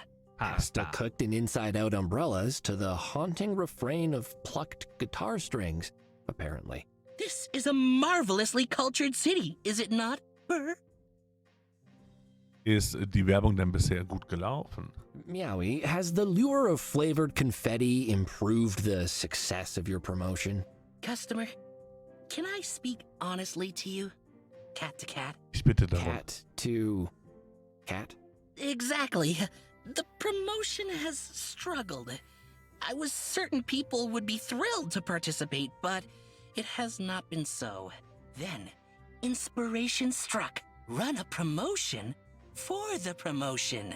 A delicious double wrapping of promotional goodness that is sure to get cats flocking back to Meowies. Well, maybe. Oh, customer, I hear the pain of withheld honesty in your voice. You need not spare Meowie the harshest law of retail. Customers' time is valuable. Customers need to know that they should visit Meowie's Emporium instead of, say, Keith's kooky kiosk. I mused, reflected, contemplated, and realized my flaw. Overthinking the selling of obscure items? No, I was trying to tell customers why they should give me their patronage when I should be showing them a dramatic presentation to convey everything that buying from Meowies represents. And to sweeten the pot, a promotional award for the promotion of our promotion. A special mystery item for the lucky one who aids me. Purr. Mystery item, you say? Could it be the huge food basket underneath the promotional promotion sign? I asked my assistant Cosmo to obscure the mystery item, but it appears he simply added more cellophane. A lot more. It's wrapped so tightly, and it's such a thick layer. Whoever wins it might have to spend hours clawing it open. Maybe even days. Meowie, tell me what I need to do to get that prize. Oh, customer, thank you for offering. Brr. Here is the promotional material I've written. Just get as many cats as possible to hear it.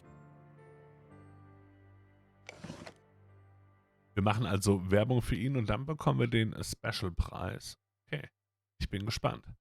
Wir sprechen noch ein bisschen weiter. Wofür ist dieser Tauscheimer? Meowie, the exchange bin over there, is that related to your promotion? It is not, customer. It is for the world-famous Meowie's Emporium Historical Artifact Exchange Program, which has been running uninterrupted for over 5 months. Oh, so it's had good success. None whatsoever, customer, Purr, which only makes its grand purposes even more necessary.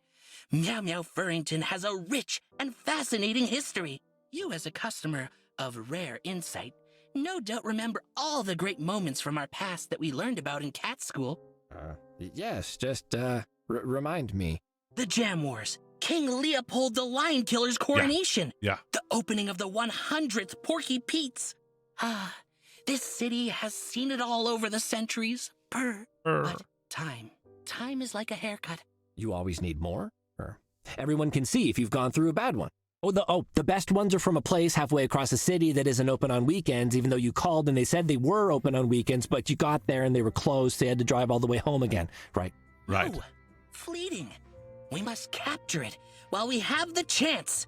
And that chance is now, customer. Purr. I'm assembling artifacts from significant moments in our city's history, creating a collection for all to enjoy and learn from. Bring me items of historical value to enrich my museum, and receive items from the exchange bin in return. Purr. What do historical items look like, Meowie? They could be anything, customer. Ancient weapons, rare cutlery, even mundane-seeming items of clothing. Actually, I have a lot of weapons and cutlery already, so clothing would be especially desirable. Das wäre der Hinweis für den Schuh gewesen, den wir ja schon quasi gemacht haben. Wir fragen trotzdem nochmal, was kann ich gegen historische Gegenstände denn eintauschen? Badeschaum, genau, das neue Prio. What items will I get in exchange? Treasures. Marvelous things. Go on. Take a look for yourself.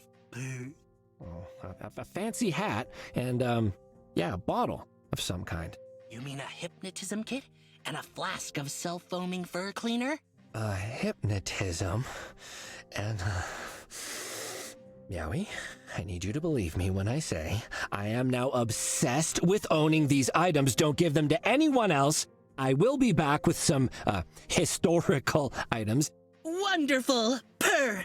Although, I am confused by your air quotes around historical. Oh, just a cat thing, you know, like we learned in cat school. Oh, yes, of course. In that case, I am eagerly awaiting your wonderful artifacts, customer. Was können wir tauschen? Haben wir schon quasi begonnen. Mal gucken, ob wir noch irgendein Kleidungsstück oder ähnliches finden werden, was wir ihm noch geben können. Am Ende seinen eigenen Ring zurück. Okay, was ist eigentlich mit ihrem Assistenten los? I asked your assistant over there, about a murder, and he just shut down. What's with him? Oh, customer. It is a tragic tale, Purr. I believe that Cosmo blames himself for our current situation. Ever since the amusement park, he has not been himself. What did the amusement park do? It took our customers, customer. Until some months ago, a constant stream of cats came through here, all of them seeking Cosmo's sage sales advice. But when the amusement park began advertising all over the city, even outside this very shop, they simply dried up. No more cats visiting all the time. Cosmo became withdrawn and refused to speak to me anymore. But I knew he carries a silent burden of failure. The poor thing. Purr. Und wo sind ihre ganzen Kunden hin? Klingt irgendwie nach derselben Antwort. Mal gucken. Aus irgendeinem Grund clean geworden und dealt nicht mehr. Offensichtlich. Will damit auf jeden Fall, aber okay, wir sind Detective. Uns gegenüber macht er da vielleicht einfach zu. Umständen. Where did all your customers go? Stolen away by the amusement park, customer. No sooner did it start advertising outside the shop than they all vanished. Okay. Wir sollen Werbung für die machen. Dafür haben wir die Flyer bekommen. Gucken wir mal. Talk later, Meowie. Wir reden später wieder. Können wir mit dir noch etwas reden, Cosmo? Go away. Okay, offensichtlich nicht. Magst du Werbematerial haben? I'm going to promote Meowie's business and win that special prize. You're way too into this guy. Way too much. Hab's im Griff. Gar kein Problem. Wollte ich nur mal ganz random festgestellt wissen. Tauschmäßig. Wir fragen wenigstens mal. This was a gift from Meowie for being his first customer? I'm not sure. Okay. Und der Haken klingt doch auch irgendwie logisch. Yarr. A dough hook from the dough hook? Tremendous, customer! Purr! That shop is a wonderful addition to the city's cosmopolitan food scene. I guess so. Wait, the pirate part or the baking part? Both! They complement the pirate-themed ice cream store Rum Invasion. Arr! and are one of the few bakeries not part of the infamous jalopy cartel. The what? Oh no, I've said too much.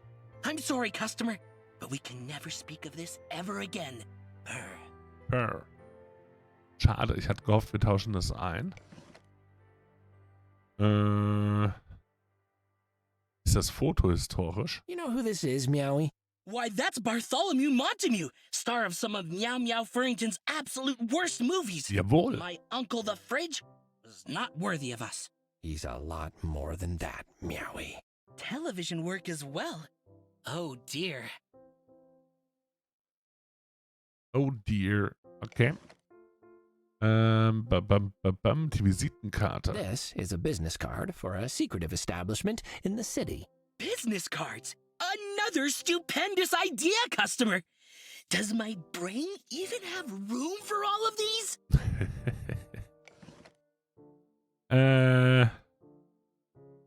Ab jetzt werden wir vorsichtiger. Was wir ihm noch zeigen können und wollen. So direkt vermute ich erstmal nichts. Wir gucken mal. Wenn wir hier draußen irgendwie Let's see what it says. Jeez. mit dem Werbematerial das irgendwie überkleben oder so. No mention of this title on the poster. Okay, nee, können wir nicht. Na gut, dann dürften wir auch hier erstmal soweit alles haben. Reisestadt, da reisen wir nirgendwo hin. Gucken wir mal. La Boule de Poils oder so irgendwie. Ganz irgendwie. Gehen wir erstmal hier hin. Eine Nacht mit Alfonso. Das hier ist ganz cool, wie das so im Wind weht. Finde ich spontan. Schauen wir uns mal an. One Night with Alfonso. Tickets on sale now. Oh, please. Who would pay money to watch that overwrought fop dance around on a stage for 3 hours? I'd pay for not that. Yeah. Should put that on the billing, Alfonso. Makes me so mad. Nicht durchdrehen, zu spät. Können wir das Werbematerial dort drauf anbringen? That won't promote Meowie's business. Ich habe überlegt. Okay. Ich dachte, Notiztafel, die können wir uns auch mal angucken. This is a pretty busy theater. It's locked, and I don't really care. Okay, wir lecken mal dran. Glass and wood. And neglect. Und Vernachlässigung. Okay.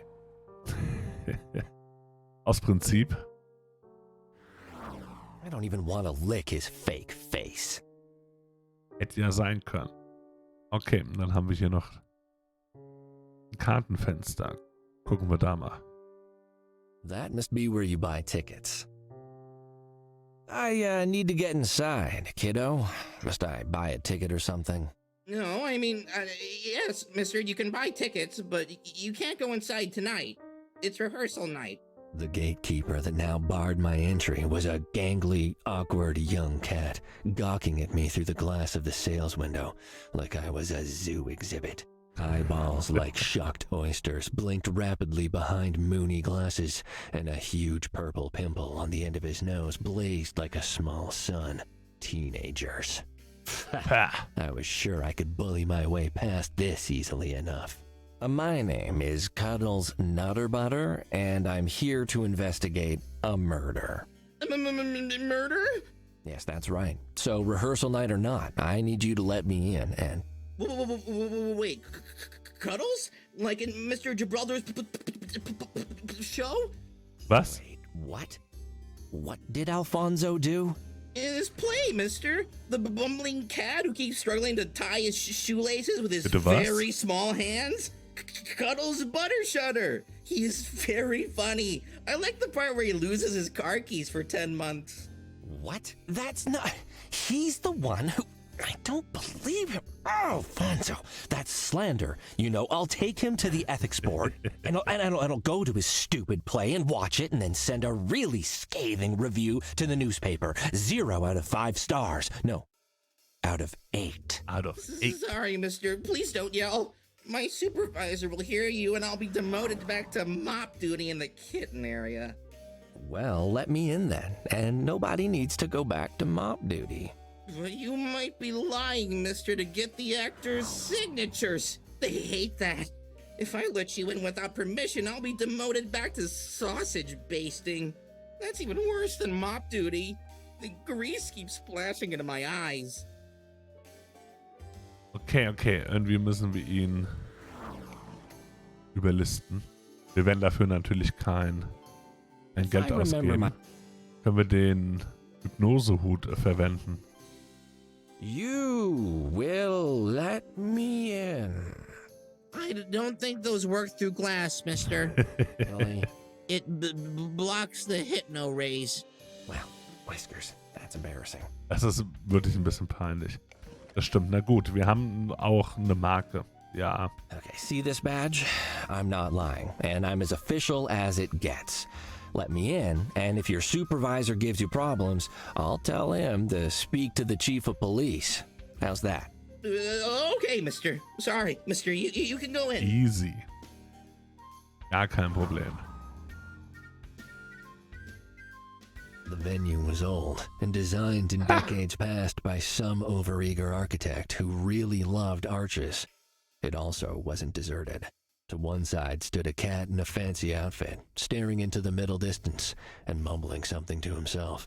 He seemed to be concentrating very hard. An interruption would do him good, I was sure. Ganz gewiss. Wie süß, Grumpy Cat in einem lustigen Outfit. Erfrischungen. Gucken wir mal kurz bei den Erfrischungen. Würstchen. Einmal anschauen. They have food for sale even on rehearsal nights? Und einfach was nehmen. I don't know how long that's been there. Das stimmt. Hey, Cuddles, how about you don't lick the boiling hot, greasy sausages? Yeah, good call.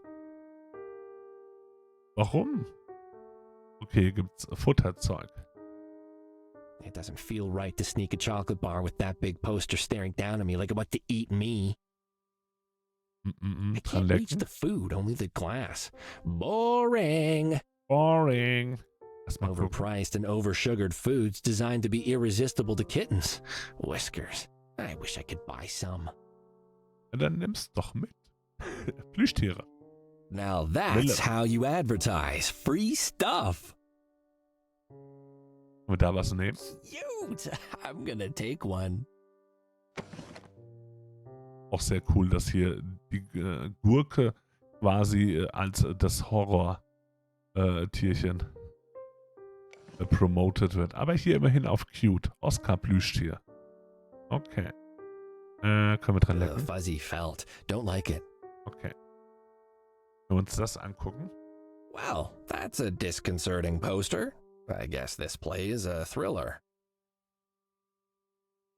It's too bulky to carry around. Ablecken. Doesn't taste even a little like a pickle.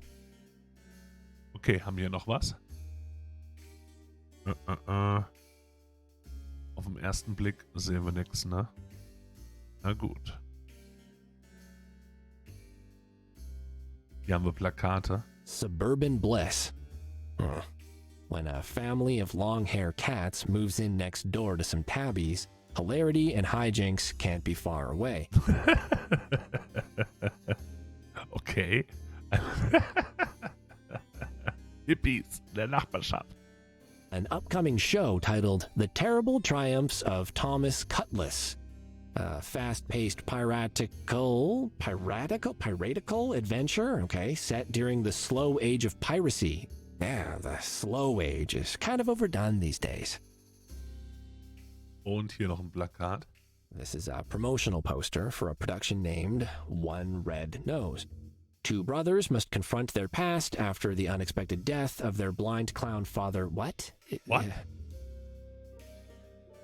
Fotos. These must be some of the famous actors and actresses that have performed here. Sehen wir da auch eins von dem anderen Dude? Oh, I recognize that one. Bandersnatch Crumperfink. He's won a lot of awards. I didn't know he did stage work too. These must be some of the... Okay. Podium, Tresen, Und hier haben wir Tybalt. Hallo Tybalt. That is the fanciest cat I've ever seen. I do not fear the green beast. Excuse me, I just need to slip by. Sir, who allowed you in? This is rehearsal night, and you are disturbing my practice. Tybalt McTherodon does not have time for autographs. Don't worry, I'm not here for autographs. What are you practicing for? What for? Yeah. Is this not a theater, sir? A playhouse of dramatic intent.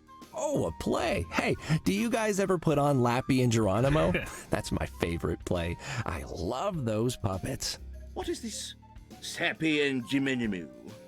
The play with the racing puppets? You know, Geronimo, he's the short, fat one who always slips and falls and pulls Lappy down with him. Classic comedy. I yell, "Look out, Lappy!" every time, but he never listens. The actor looked aghast, as if I'd just asked him to hold the kitten's diaper.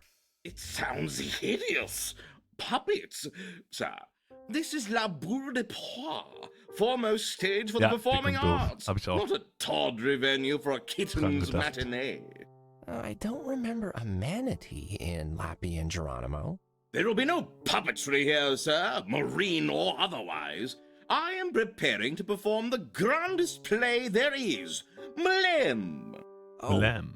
Sorry, I thought you were bringing up a hairball. Did you say phlegm? No, Mlem. Oh, the uncultured masses. Have you never heard of the greatest cat play in history? I mentioned Lappy and Geronimo already. So. Mlem is a powerful tale, sir, of regret, heartbreak, redemption, and pale green betrayal. Sure. But does it have puppets? It has a villain, sir, by name Oscar, the foulest fiend ever committed to words. I do enjoy a good villain. Then purchase a ticket, sir, and return on opening night. I could, but I really need to poke around. So how's about you let me past? Or I'll be in the front row on opening night with a huge foam paw just cheering you on. You are most bothersome. Ja. Move on and let me return to my memorization. Machen wir so. Was ging mir gerade noch die ganze Zeit durch den Kopf und jetzt habe ich es dann doch vergessen. Okay, ja, ganz offensichtlich. Seltsame Form, können wir uns die schon mal anschauen. Something is hidden under that blanket, and it has piqued my obsessive need to know. Dann versuchen wir es doch mal abzugreifen. A sheet covering something mysterious and probably thrilling. Don't mind if I do. Wir können es uns denken, ja. Sir, step back! Do not dare uncover what lies beneath! But I want to see what it is. It is a monster, sir. An unbearable sight. Were you to uncover it, you would regret every decision in your life that led you to this point. It is also being tested for lighting by the technical team. So, leave it alone. Das wird der Hauptgrund sein. Und den können wir auch verstehen. Geht's noch in die Privaträume? Hier haben wir noch Plakate. Was haben wir da noch? The City Dreams. Ooh, I like that name. 5 cats find their lives transformed. Is that all? That's not a good advertisement. This is advertising something called Blue 99, a journey into a world where colors fight amongst themselves to be the last one standing. Epilepsy warning. Whoa! Wow! Möge die letzte Farbe der Gewinner sein. Privaträume. Oh, just a storage room, I guess. So quick to judge, Chaton. Chaton. A beautiful cat materialized from the darkness at the edges of the room, stepping daintily into the light. She held her head high, proud. Her big eyes glittered like they were filled with diamonds. Her voice was warm, melodic. Perhaps they are very comfortable, and such a variety of colors and fabrics. Even a cat like you could look beautiful every day of the week. Oh, sorry, I didn't know anyone was here.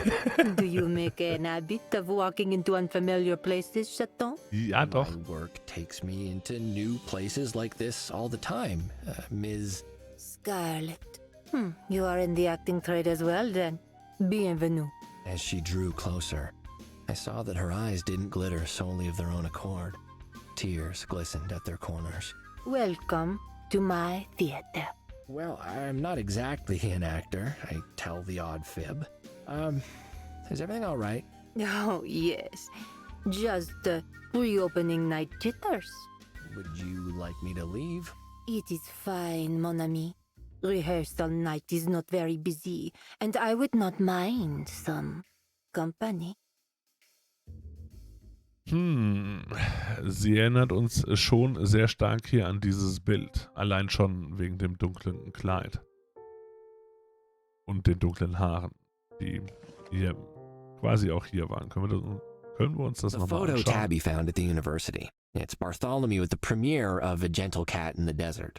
Well, looks like he's not a huge fan of the limelight. Guess nothing's changed there then. Irgendwie hat es mich getriggert. Keine Ahnung. Können wir mit ihr reden? Ich will sie jetzt nicht gleich überfallen. Erstmal reden. Dir gehört also dieses Theater?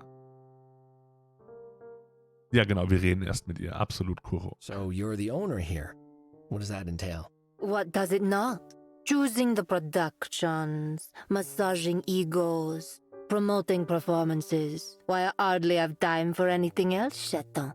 Egos? You mean Tybalt? Yeah, I met him. He seems like a lot of work. Such is the price we pay for talent. I guess Alfonso had to pay you for the privilege of putting on his show, huh? Alfonso? The rotund performer. His shows are very popular. This is his third one. What?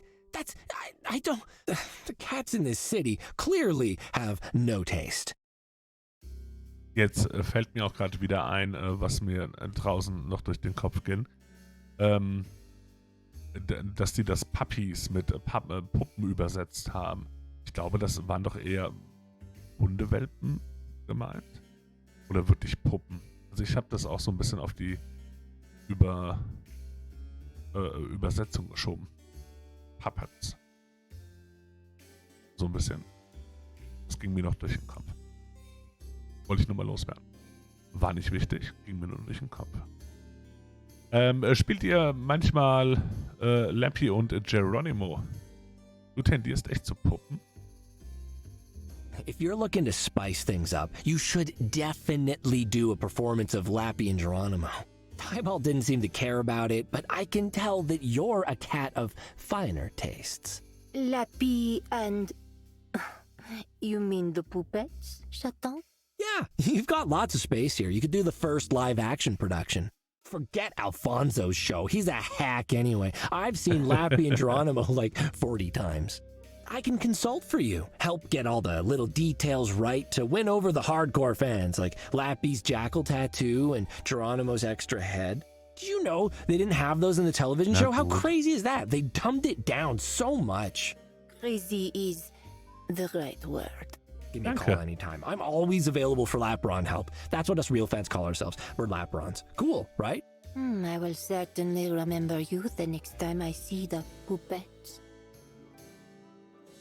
Macht ihr auch Musikveranstaltungen? Oh, has Flaccid Levitating Pumpkin ever performed here? Once, yes, but never again. Warum? No, not very popular. Too popular. The fans, they bring pumpkins and toss them at the stage. And Monsieur Grimstunk, the singer, he calls me cool lady. Oh, no? La boule de poil shall stick to drama, Chaton. Ich werde mich mal auf den Weg machen. I'll be on my way. Fair travels, Chaton. Hallo Cory, ein wunderschön. Dankeschön fürs Reinschauen. Aus Prinzip. Tut mir leid. Yeah, something tells me I'd get a face full of claw if I tried that. Very perceptive, Chaton. Ja. Das war wichtig. Das Foto. Ja, wir gucken uns noch ein bisschen um. Noch irgendwas anderes hier gibt. Aber nun. versuchen wir erstmal hier, ja, diese Brücke zu schlagen. Did you know we had a film industry Exact. once? Look who used to be a star. I'm aware. Okay. Können wir mit der Visitenkarte hier was anfangen? Do you know about this place? I know about many places in the city. Davon können wir ausgehen. Werbematerial. Oh, can one of your performers recite this for me sometime? This is garbage. Stop wasting my time. Schade. Wäre lustig.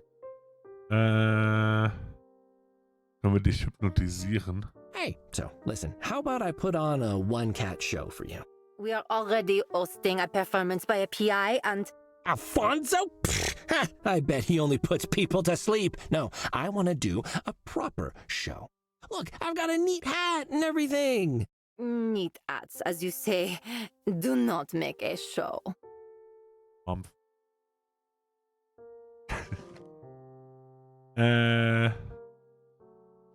Doch, der Stimmungsring, ganz unbedingt. See this ring here? It can tell you how you feel, apparently. Do you want to try it? I always know how I feel, Chaton. I do not require tacky esoterica. Neue Redeoption. I'm back. Rebonjour. Rebonjour. Wir gehen wieder. I'll be on my way. Fair travels, Chaton. Okay. Ist jetzt nirgendwo drauf angesprungen. Fragen wir sie hier nochmal wegen dem Nip. I bet you recognize this. Waving that around is not how you consume it, Chaton. Davon haben wir natürlich keine Ahnung. That would just dull the very sharp tip of the hook. Okay, haben wir hier noch etwas, was wir sonst haben zum Anklicksen? Nicht wirklich. Okay. Sie weiß, wer wir sind. Sicherheitshalber. Just in case you doubted me, here's my PI badge. I have no doubt, Chaton. But respect is earned, not demanded. Da hat sie recht. Skelettschlüssel. If you need to get into the Nitty Kitty Club, I kinda have a key for that. I have my own means to gain access if I need to, Chaton. But I'm happy for you and your triangle key. It's a pyramid, actually. The thems, right? Cubalones, yeah, so...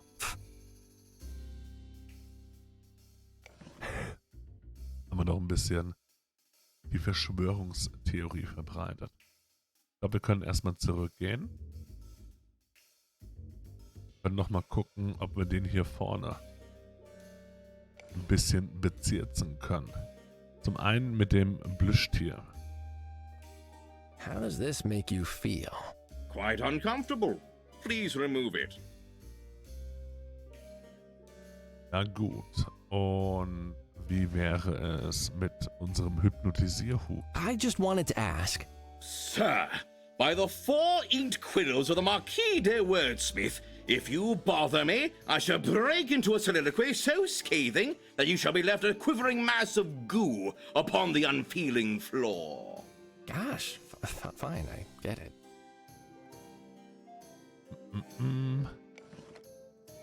Möglichkeiten, Zutritt zu verschaffen. Ich habe auch gedacht, ja, durchaus. Ich hatte ein bisschen gehofft, dass wir darüber vielleicht dann noch so einen Trigger bekommen. Oh, mein Sohn Edgar. Oder oh, da ist doch einer gestorben. Aber darauf ist sie ja bisher noch gar nicht eingegangen. Das hätten wir noch zeigen können, fällt mir jetzt gerade ein. Das könnte man noch mal tun. Französisch ist falsch.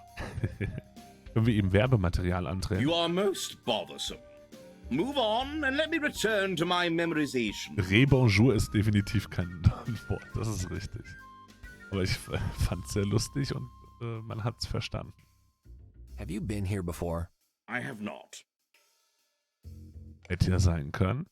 Magst du Nip? No, that's evidence. Natürlich.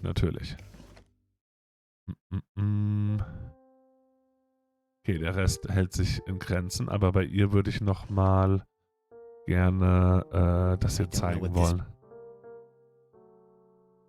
Ever heard of this film? A long time ago. Mehr sagt sie dazu nicht. Okay, sie weicht aus, sie antwortet aber, antwortet eigentlich auch nicht. Dann wollten wir noch unbedingt da unten drunter gucken. Haben es aber jetzt auch noch nicht geschafft, dass wir den irgendwie abgelenkt haben. Wir haben ja noch die Tresen hier. Was ist dort? The booking and information counter for the theater, I'd imagine. Mit dem Nobody's benutzen. working here tonight. Hätte ja sein können, können wir dran lecken. Nobody here means nobody can stop me lick. Oh, no. Oh, what is that? What have they done to you, counter? Oh.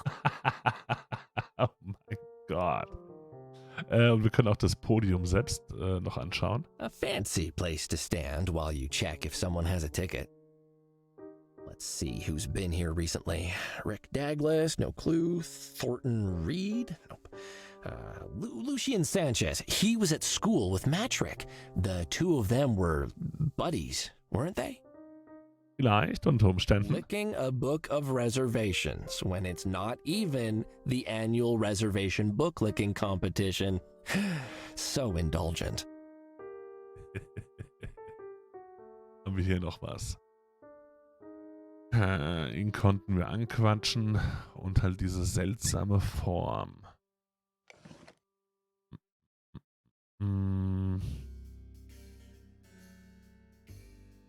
So direkt nicht. Hier nochmal kurz geguckt. Und was mit dem Essen? Ja, anscheinend brauchen wir es gerade nicht. Gucken wir mal. Haben wir hier noch Ausgänge? Oh, wir haben noch den Walk-Off. Oh nein. Oh doch, er hat hier sogar einen Stern hier draußen. Hups. Das war mir noch nicht aufgefallen. Bartholomew Montemue. Well, how about that? With his paw prints above it. His hands are somewhat bigger than mine, it seems. Vielleicht doch erst einmal mit dem... Meinst du den Bartholomew damit? Oh, people walk all over that every day.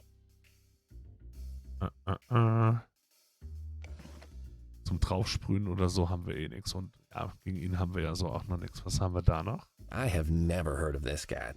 So much for that career. Oh. I'm not interested in that star. Ich weiß nun, was du meinst. Gucken wir nochmal. Bartholomew. Falscher Knopf. Passt. Da. Da.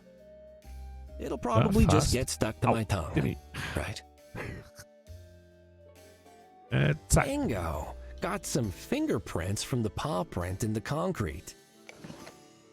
Nice. Da haben wir jetzt den Pfotenabdruck von ihm. Von Daddy, sozusagen. Doch können wir es mit nichts vergleichen, aber es ist schon mal gut, dass wir ihn haben. Auf jeden Fall, hier sind noch Statuen, die wir uns I anschauen almost können. went into dancing. My teachers used to say that I have the thin, fragile legs of a calcium-deficient swan. Mit I could Calciumdefizit. have been a star.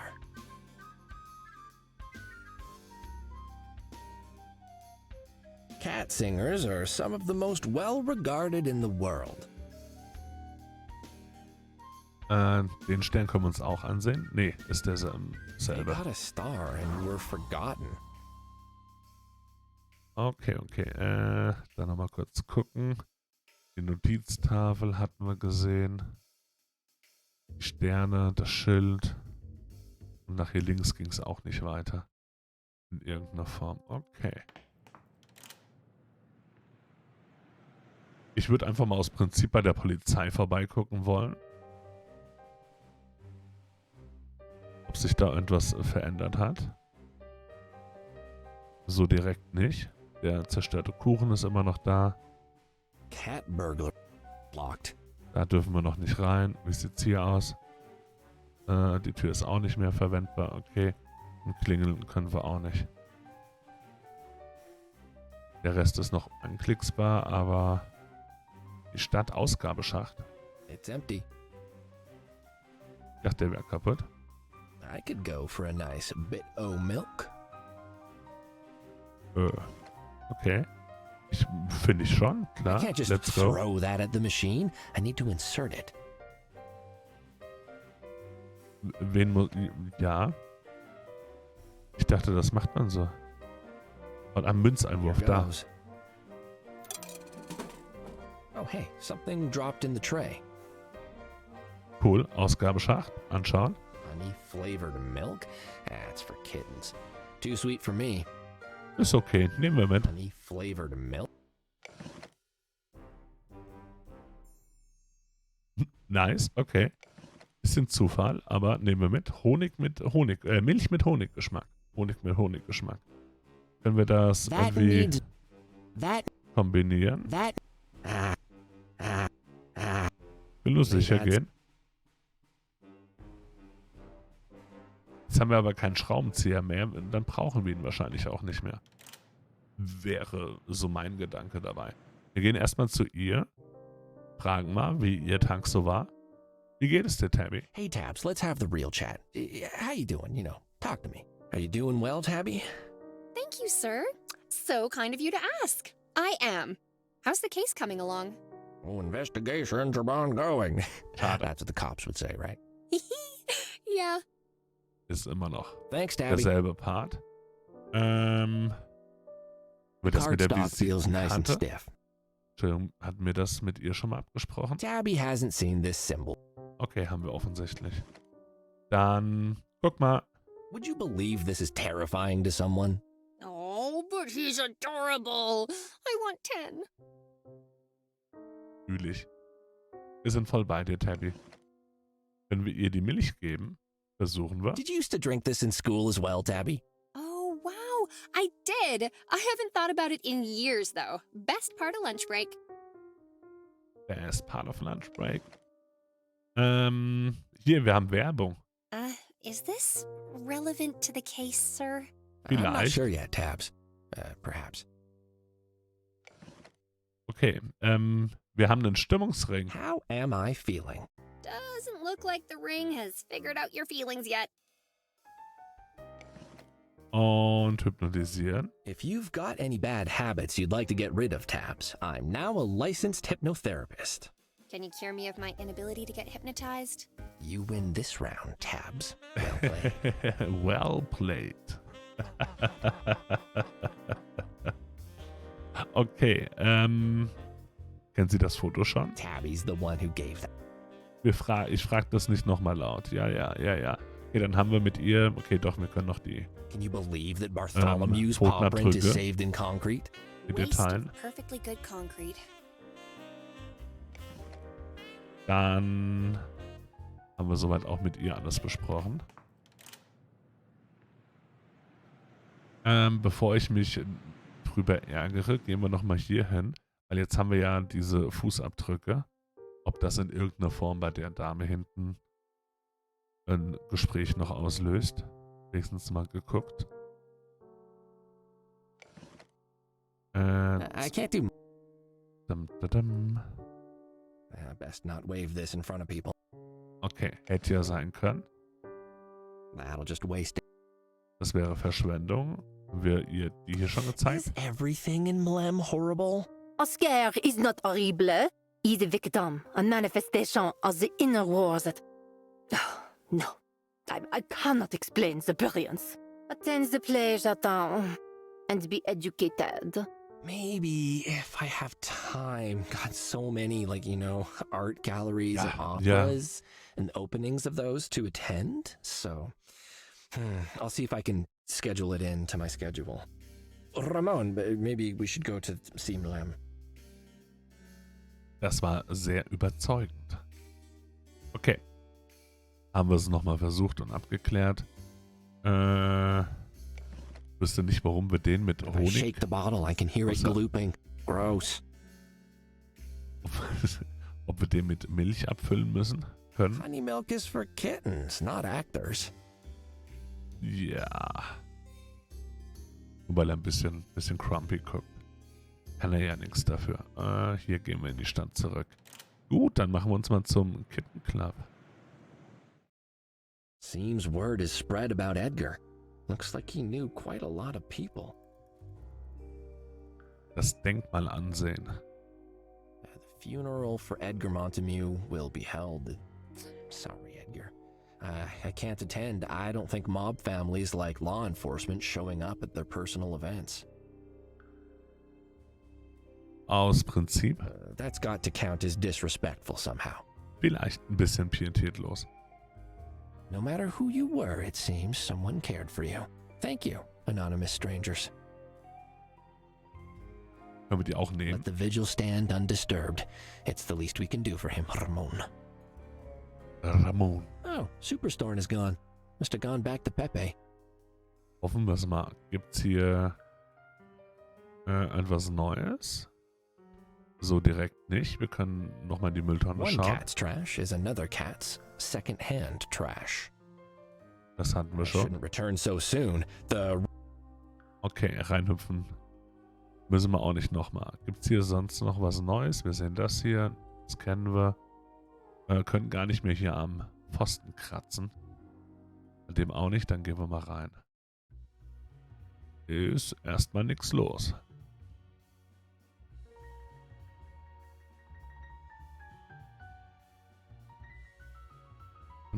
Hallo, jemand zu Hause? Ah, jetzt sind die auf jeden Fall. Steht er dort?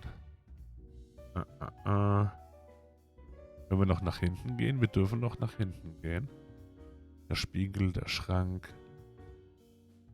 Wir dürfen auch hier rein. Okay. Aber die Desiree, jetzt fällt mir auch der Name wieder ein. Die scheint nicht hier zu sein. Obviously. Was haben wir dort? Ein Knopf. Knopf zu benutzen. Ein Herz. Schauen wir uns erstmal an. A mysterious red button. The universal symbol for press me without considering the consequences. True. Ooh, a heart-shaped button. Does this open a secret drawer of heart-shaped candy, maybe? Let's see. What? Oh, whoa, what is happening? Why? That is quite a bed. Goodness. Is that a... wait, yes. Well... Ist das eine Peitsche? It's a whip. Whip. Whip. Of some kind. Können wir die nehmen? Yay. Well, good. I've got that now. Stuffed deep in my briefcase where nobody can see it. To ask questions. Or anything. Vielleicht mögen wir die Fragen.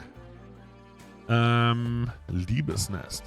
Oh, so that's where... Well. Firm. Yep, that's a firm mattress. Yes. Aus Prinzip. No, oh God, no, oh no. Nein, zu wenig. Haben wir sonst noch was? Können den Knopf auch wieder drücken. Die verschiedenen Kisten hatten wir vorher schon. Die Spiegel, jawohl. Können wir auch an den Knopf lecken. I once wrote to the mayor suggesting we make all buttons in the city tongue capable. Oh, I just remembered. He never responded. Should follow up. Unbedingt. Wir drücken ihn nochmal. Staying up. Hope I didn't break it. Okay, dann bleibt das so. Ich dachte, wir verwischen unsere Spuren wieder. Gucken gerade nochmal zur Sicherheit. Die Kisten. Look, they're locked, but I don't care what... Okay. Dann haben wir auch die Peitsche gefunden. Aber wir reden dann einfach mal mit Tingle und schauen mal, was der uns erzählen kann.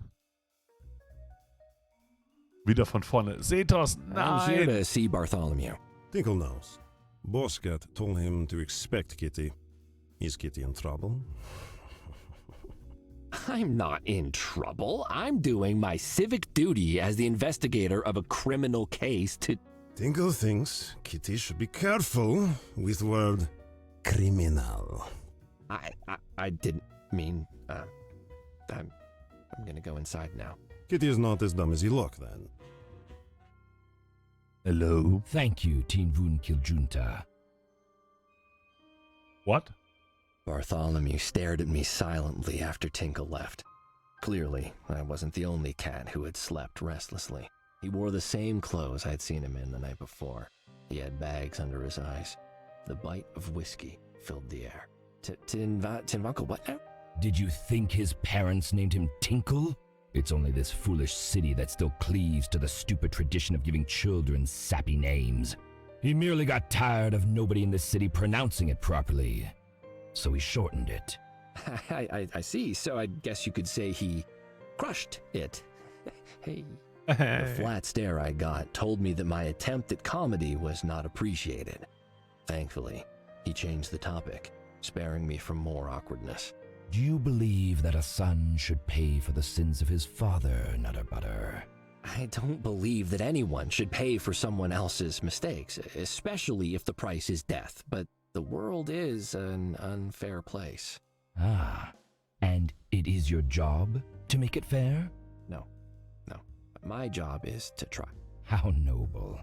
Your clients must find you a delight with your self-deprecating humility, righteous words, and penchant for irreverent comedy. But what of family, Nutter Butter? Can justice be served when your sin is your bloodline? It can always be served. Sins aren't found in blood. They're found in actions. They can be traced to those who performed them and used as evidence to hold them to account. The big cat's keen gaze unnerved me.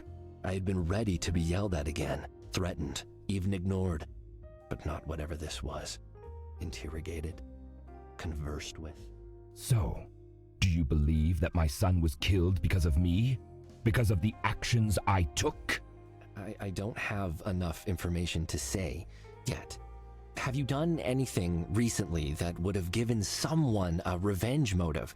Any overdue parking tickets, just for example? He did not like that. Not at all. His eyes narrowed, and one side of his mouth rose in a snarl to reveal bone-white canines embedded in blood-pink gums. Does this strike you as a time for levity, Nutter Butter? You wield your graceless wit like a dulled blade, probing for what? Information? Weakness? Guilt? Spare me the deflections and tell me, have you considered what I told you last night? He used his words like bludgeons. The bigger, the better. That was fine. I could talk a lot too. And I'd read all the books on my bookshelf. I knew words. I have considered it, Mr. Montague, at length, but you're not the first cat to threaten me, and I have no doubt the last either. So if you think I'm going to roll over the moment someone bigger than me bares his fangs, I need you to understand, all cats are bigger than me. True. I won't be your lap cat. Mr. Montague, I don't report to you, and I don't work for you. I won't slink to your side the moment you snap your fingers. You don't like my jokes, that's fair. Black humor is far from rare in my line of work, but I can understand it turning your nose at a time like this. But I'm not going to stop being who I am for you.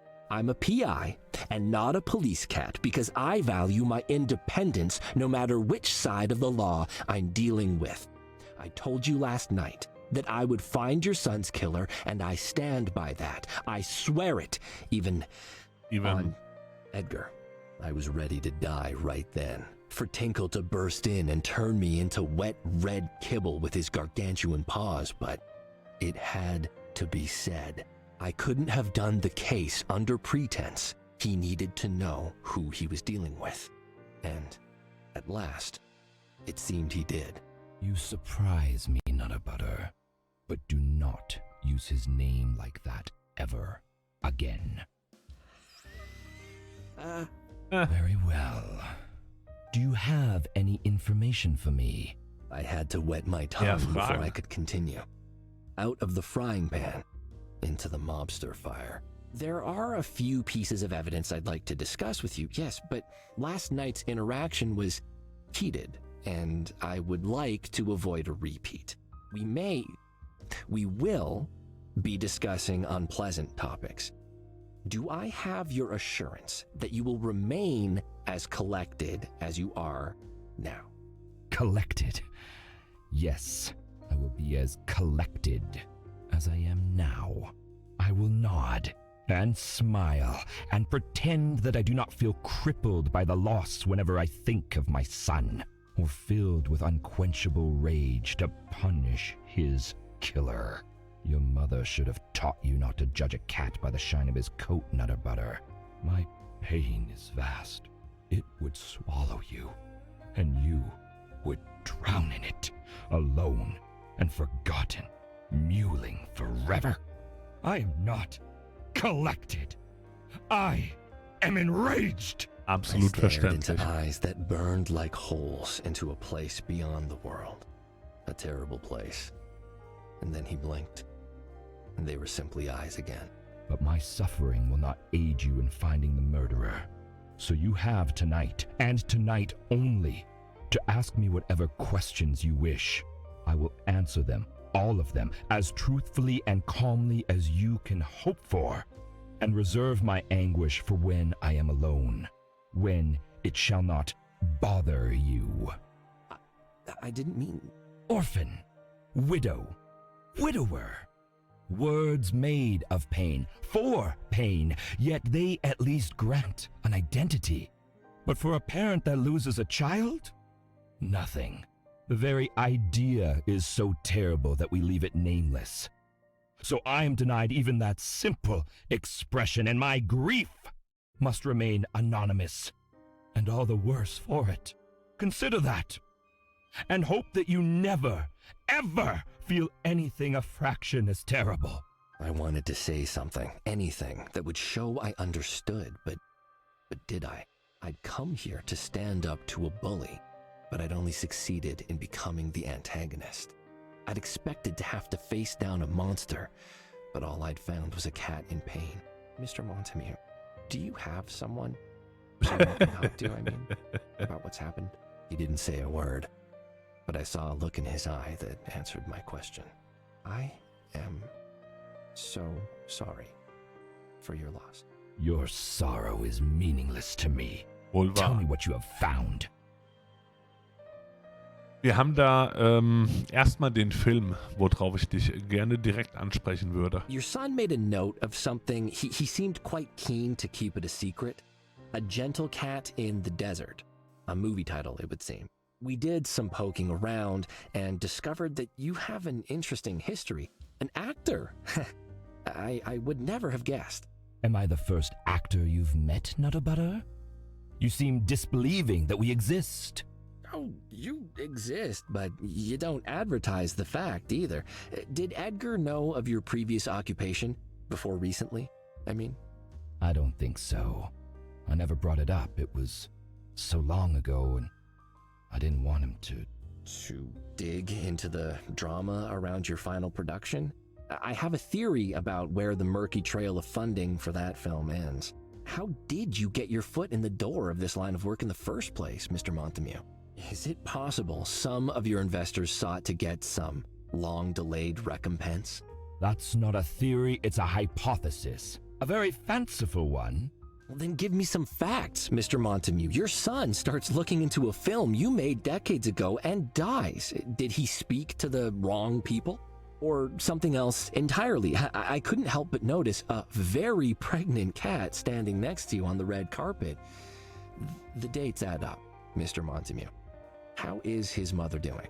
He kept his expression mostly still, but his mouth twitched unhappily at that. I hope the story you're spinning is entertaining you, Nutter Butter, because it is a fiction. Spiderwebs and shadows. You are correct on one count. That is Edgar's mother. Barely. She had other ideas about where she wanted her career to go, and a child did not fit into it. That cursed film was the end of my acting career, and the end of her involvement in our lives. If Edgar was looking into my past, he would have learned nothing beyond what I told him when I felt he was old enough. That he had one parent who loved him, and one who did not. Ist das so? Okay. Und über was haben Sie und Ihr Sohn so gesprochen? I've heard from your staff that whenever Edgar visited the club, he'd invariably go to your office. Except last night. Why's that? Are you sure you're an investigator, Nutter? I was out of the country. Of course, he didn't bother going to my office. Does he only go there if you're around? Do you socialize outside of work? What did you talk about last? How is any of that relevant? If you're fishing to ask if we'd had a fight, we did not. He was just taking some time to be alone. He had the other keycard for my office elevator. He knew he was free to come and go as he pleased. As for what we discussed last, the loss of his friend, the expansion of the business, goals for the future, mundanities. Goals for the future. Okay. Wir haben eine Visitenkarte gefunden bei ihm. I found this business card on your son's body. Do you know where it's from? Celestine. Who's that? A mercenary of a cat. That's his business card. He owns The Establishment, a venue that myself and other cats like me use as neutral ground. But I've only ever gone there with Teen Vunkil Junta. Edgar knew of it, certainly, but he never expressed the slightest interest. Worth following up on? If Edgar was there, that tricky two-color cat would definitely have taken note. If only to find a way to exploit it to his own ends. Oh, I'll pay him a visit then. Can I have the address? You'll find them not far from here, across Herod Bridge, in Cabacon Street. Okay, wissen wir erstmal Bescheid. I found a bag of nip on Edgar's body. Nip? No. You are mistaken. I'm really not. I promise. The packet was in his clenched paw, as if he'd just received it. He apparently met up with someone at the club, and they acted somewhat suspiciously. Listen to me. Edgar did not take nip. I understand Edgar had not been to the club in months. Have you seen him personally in that time? Could he perhaps have picked up some new habits? I've also heard that you do not tolerate drug use by your staff, but does that extend to your family? It's not as simple to fire a son as it is an entertainer, for example. Is that a reference to Platy and her unseemly dependency? Yes, I know of it. She doesn't hide it nearly as well as she seems to think. But as long as what she takes comes in a bottle, served over a pharmacy counter, I don't care. When it starts coming in a bag, smuggled paw to paw in a dirty alleyway, then I take action. All right, but you still can't be certain Edgar wasn't indulging. How close were you two? Could he have been hiding it from you? Do you know any nip addicts, Nutterbutter? Nope. It's not something you tuck into a pocket and turn to when you have a free moment. It consumes your life. If Edgar was involved, I would know. And beyond that, he was distraught that a friend of his had died of an overdose. Furious even. He had come to hate Nip as much as I do. Okay. Versuchen wir es mal. Schauen wir mal, dass wir da uns keinen Ärger einhandeln. Die Angestelltenverdächtigungen. Staff have some theories about what happened. I'm sure they do. Tinkle didn't see anything odd, apart from Edgar even being at the club after such a long absence, but he did note that he seemed very upbeat. Did anything happen recently that might have improved his mood? Not that I'm aware of, but we had not spoken in a while. Miss Kitty says she heard Edgar coming back into the club later that evening, along with a cat she recognized the voice of, a big, mean type, she claims. I would not trust anything Platy claims to have seen or heard after 2 a.m. That's her indulgence time. What she sees or hears then is liable to get confused. If you say so, but I did find a very large footprint next to Edgar's body, larger than anyone who works for you. Then investigate it. Do you need my permission? No, never mind. Finally, Pepe says he saw Mousezilla, but I think we can discount that. You might find Pepe's convictions ridiculous, but he is not insane or blind. He is loyal and trustworthy. Mousezilla is obviously not real, but if he says he saw something, I'd give him the benefit of the doubt. Und vor allem könnte das ja auch irgendwie mit diesem großen Dude, dessen Stimme wir ansonsten nur von der anderen gehört haben. Also die andere hat die Stimme gehört. Das meine ich damit. Könnte ja derselbe sein. Persönliche Verdächtigung.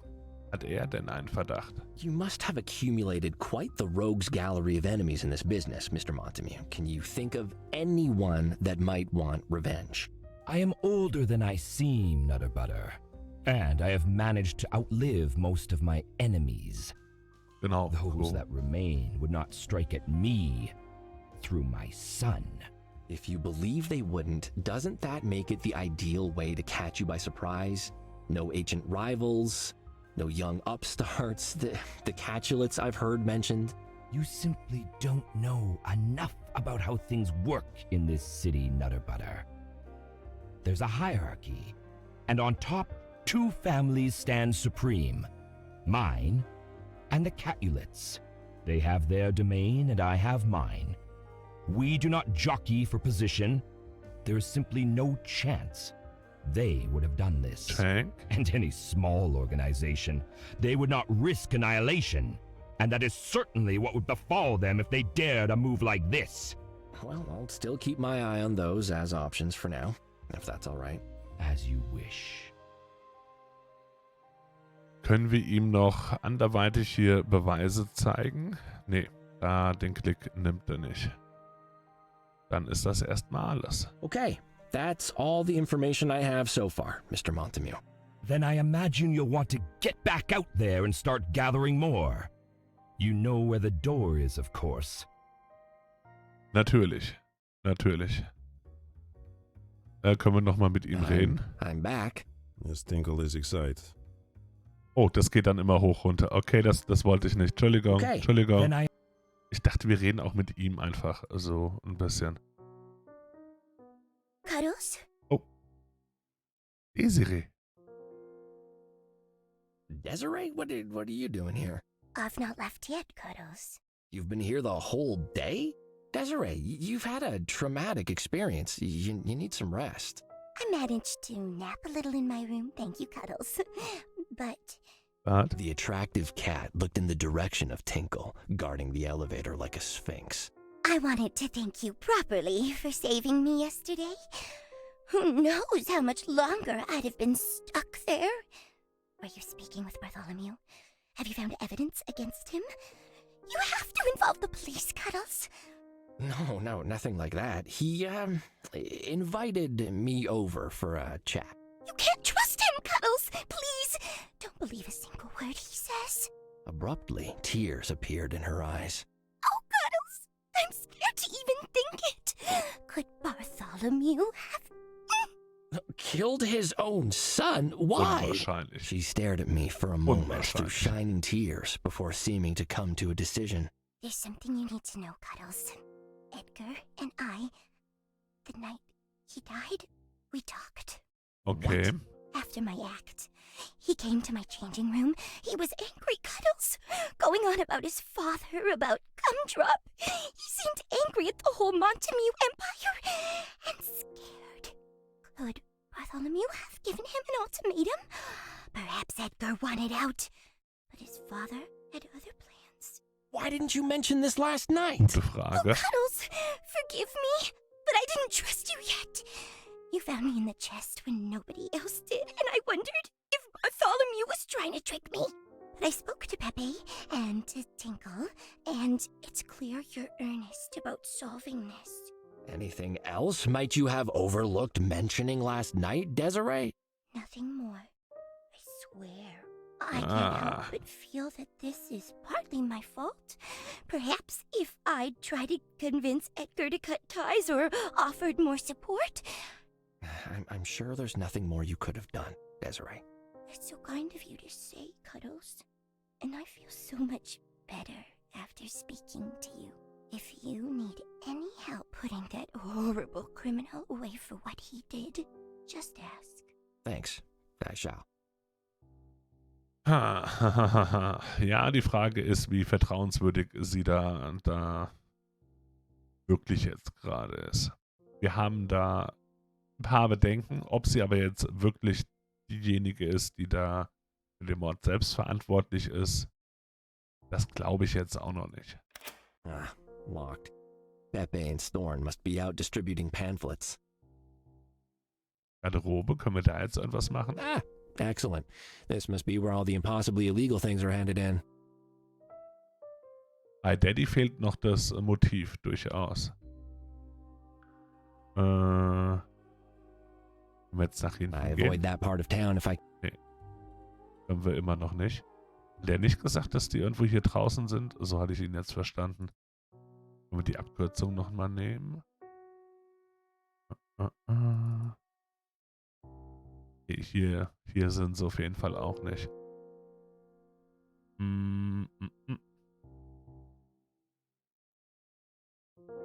Dann haben wir aber auch hier erstmal, glaube ich, im Club die Sachen uns so weit angeschaut.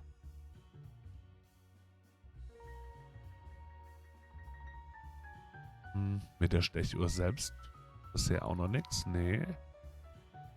Haben wir hier noch irgendwas? Haben immer noch den Fleck da vorne. Ah, den können wir ansehen. Und doch immerhin mal vergleichen. I don't see how leaving Bartholomew's paw print on that would advance my situation. Okay. Hätte ja sein können. Und unser Werbematerial sind wir bisher noch nicht losgeworden. Können wir auf die Stechkarten zugreifen? Ich glaube, wir gucken mal. Was haben wir? Gucken. A sleazy club with a punch-in system. Hatten wir schon benutzen. I'd have to get my own card before I could do that. Oh, I hope it never comes to that. Auch das hatten wir schon. Lecken. Lick a clock, get 9 years good luck. Und das hatten wir auch schon. Ja, nee, die hatten wir schon. Mit der Maus weiter nach rechts. Sie ist nur Stechuhr. Das ist alles eins.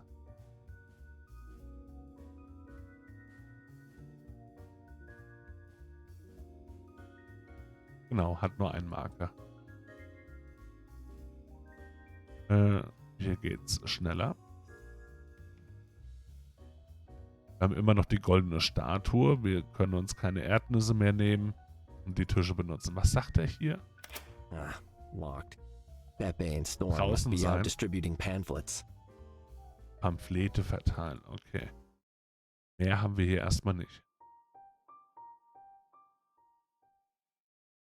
Können wir geschmacklos ein bisschen Werbung hier lassen? That won't promote Meowy's business.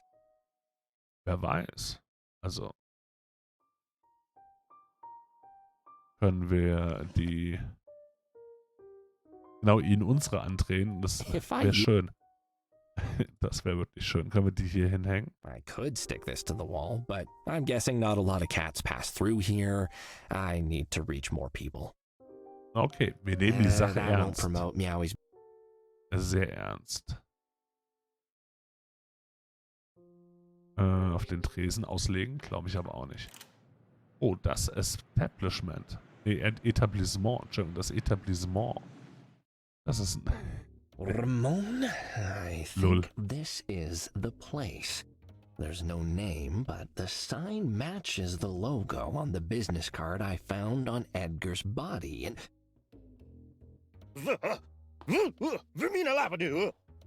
sorry, Was? could you repeat that? Right. Yeah. Some kind of tramp was standing on the sidewalk outside the building in a suit, advertising milk. No brand, just milk. A pool of the stuff had collected around his feet somehow as well. I tried not to make eye contact. Ein Wookie.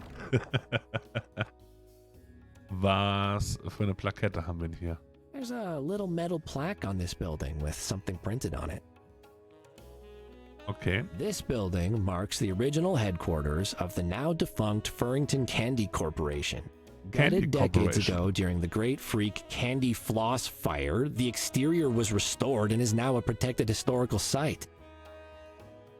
Candy Company, was? Tastes so informative.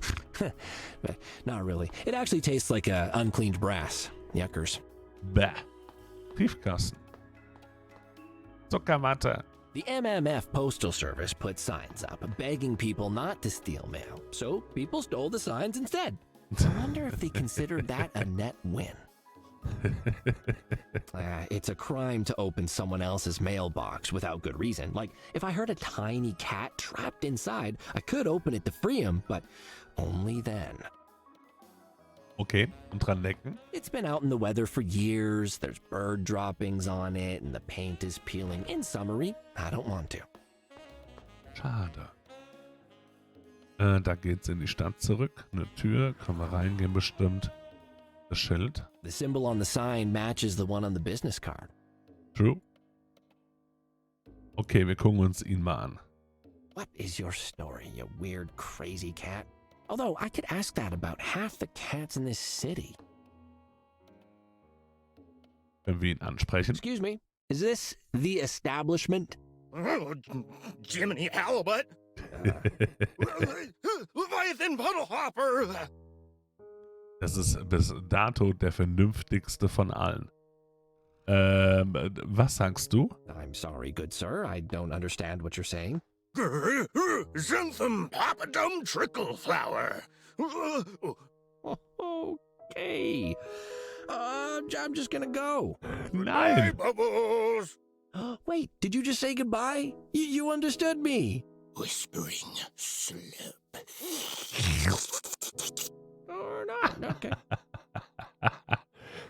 Du tropfst ein wenig. Your milk is leaking out. Not sure if you're aware of that. Lop, lap, lop, lap. Ooh, is your suit full of milk? Doesn't that make it all warm and nasty? Kretwurst. Okay, können wir auf unseren Dings zugreifen? Nein, tut mir leid, ich verstehe dich nicht. I'm sorry, sir. I just don't understand you. Good luck with the whole milk thing, though. Okay. Kretwurst, ja. Erst die Werbung. Duncan, check this out. Yak, yak, guru. Schade. Ich hätte auch gehofft, er übernimmt dann unsere Arbeit. Können wir den mit Milch bestechen? Don't think Duncan will care about that. Danny Seed Simple Lab. Any Seed? Any Seed? Wir haben ein paar Seeds. Mugais Rover. He doesn't seem interested. Hätte ja sein können. Können wir ihn erschrecken? Duncan, check this out. Just Phantom. Okay. Können wir ihn hypnotisieren? Duncan, check this out. Just Phantom. Okay, sagt dasselbe. Schade. Visitenkarte hier direkt Duncan, davor. check this out. Okay. Ich glaube, passt erstmal. Wir gehen mal rein. Können wir rein? A fancy door with fancy carvings made of fancy wood. Das Foto It seems selbst? like it's a classy place. Classy Place. Ich kann auch gerne auf das Foto probieren. I don't see anything like that in the photo. Hallo Proxy, ein wunderschön. Danke fürs Reinschauen. Hygiene. That doesn't need to be whipped. Nein, das muss nicht sein.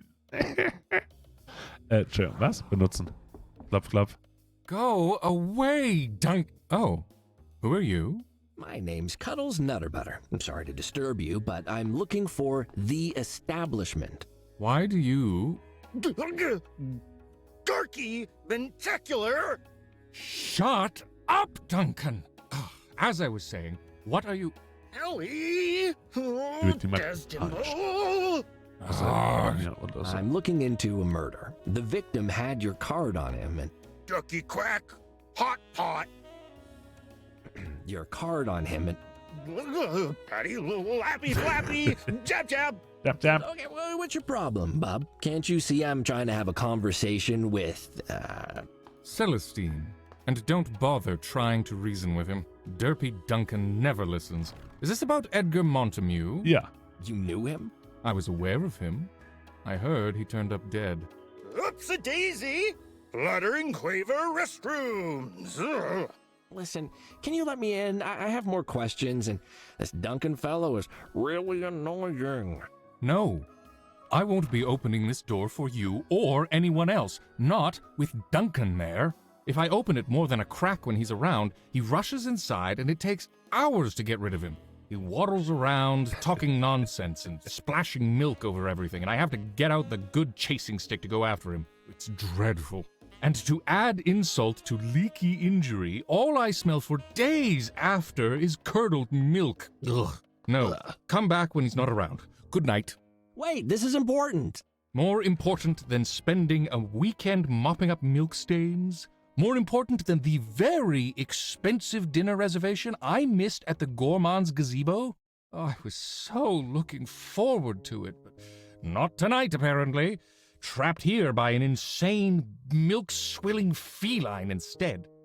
Today has been tiresome and has left me entirely disinterested in indulging another strange cat, especially one who dresses like you. Oh, the tie isn't working, by the way. Hey. Waka waka waka waka waka waka.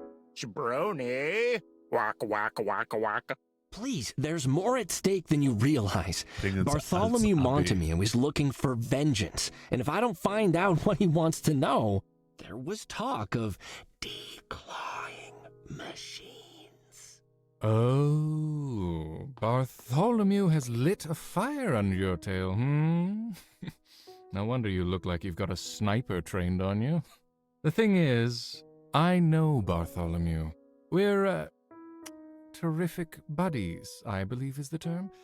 He's too smart to do anything to make me upset at him, so I think this is a Cuddles problem and not a Celestine problem. Verdammt. Ruf doch die Polizei, Duncan loszuwerden. Can't you call the police to get rid of Duncan here? The police, ever champions of the city's downtrodden, no longer respond when I report the mad, milk-drenched cat stalking my sidewalk. Apparently, it is not urgent. Hey, there's a lot of stuff worse than Duncan happening in the city all the time, you know? Like murder. Speaking of which, can I just ask you...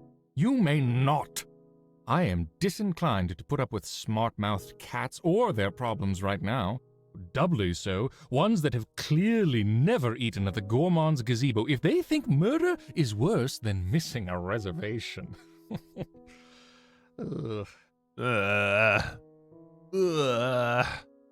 Okay, und was ist, wenn ich Duncan für dich loswerde? I might have a Cuddles problem, but you've definitely got a Duncan problem.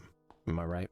Are you this quick on the uptake with all facts presented to you on a platter? Ha! So, what if I get rid of Duncan for you? Xylophone granola fiesta? Oh, you think it's that easy? I've tried everything. Sprays, signs, alarms, threats. He's immune to them all. But you're welcome to waste your time trying. Just don't hurt him. Then the police will get involved, and I will seal this portal forever for any egregiously dressed feline seeking entry. What does that mean? Quick as a whip. Okay, danke. All right. Let me see if I can resolve your Duncan situation.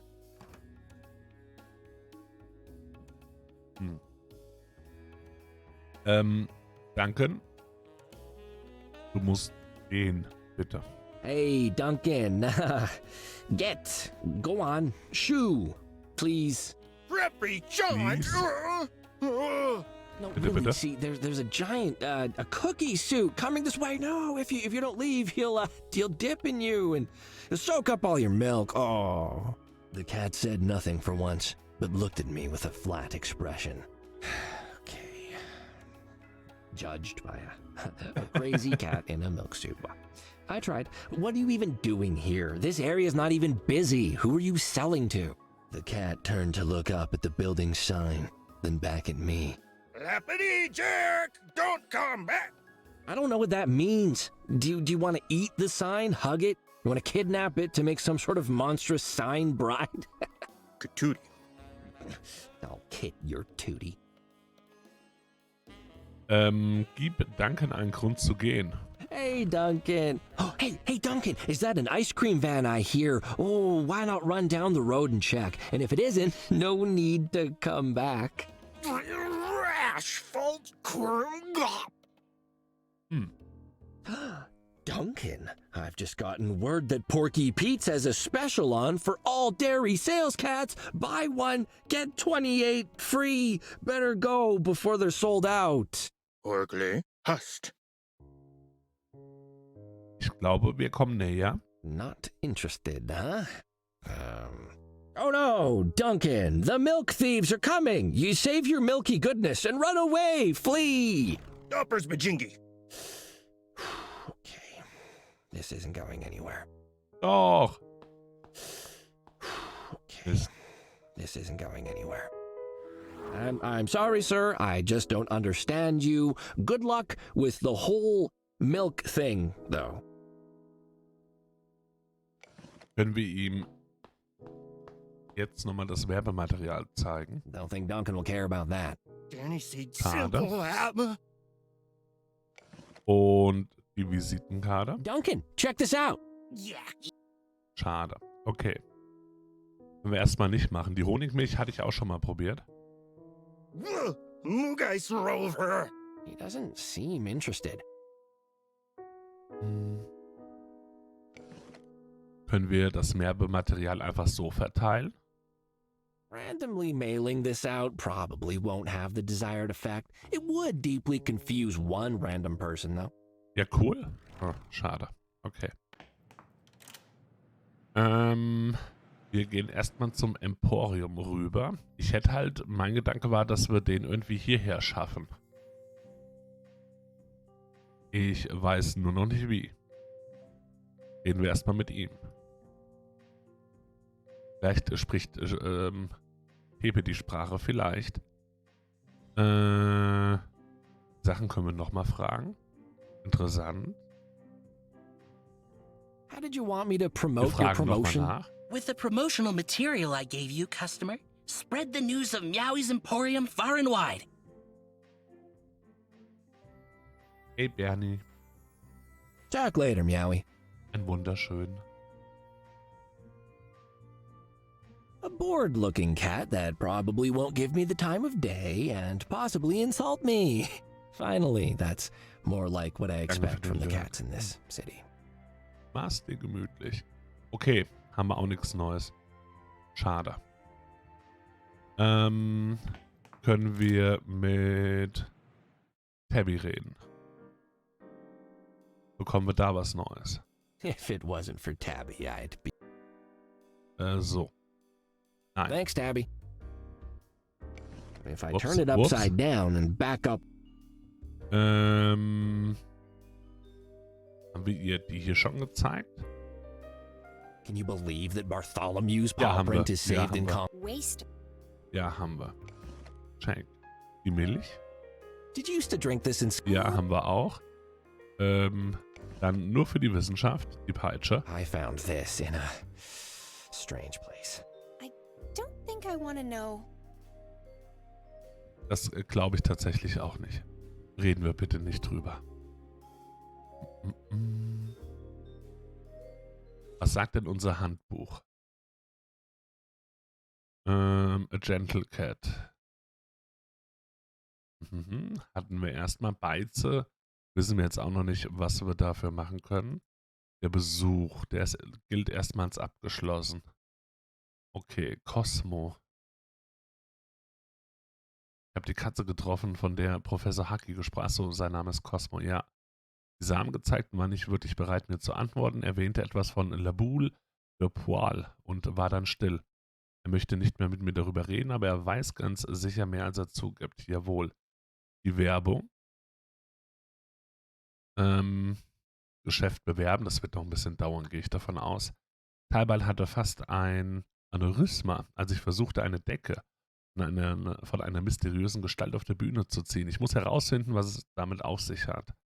Jawohl, der Besitzer will mich nicht reinlassen, aber er will auch nicht über Edgar reden, bevor ich nicht drin bin. Und wir müssen den Typen draußen irgendwie loswerden. Er redet wirres Zeug. Ich kann kein einziges Wort verstehen. Jawohl, Scarlett. Ich habe eine schicke Katze namens Scarlett getroffen. Sie ist die Besitzerin des La Boule de Poil. Poil, keine Ahnung. Mal gucken. Einen wunderschönen Abend noch, Gina. Dankeschön fürs Reinschauen. Schlaf gut. Können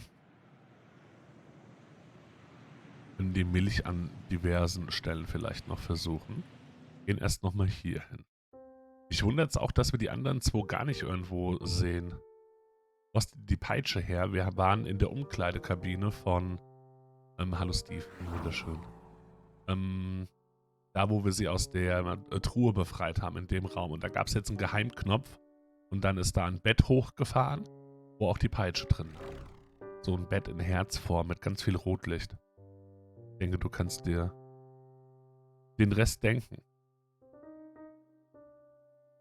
Ihn müssen wir irgendwie ablenken. Bekommen wir ihn mit Milch abgelenkt. Honey milk is for kittens, not actors. Ah, das hatten wir schon. Ja, aber sie macht doch auch, sie bleibt manchmal länger. Und macht dann Privatvorstellung. He won't be pleased if I whip him. Even if I convinced him it was for a play. That doesn't need...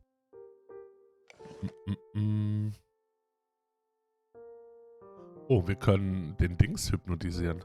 Das hätte ich versuchen können. Moment. Glaube ich. Nee, ich hab's versucht. Stelle ich mir jetzt gerade... Ja, stimmt, wir hatten es versucht.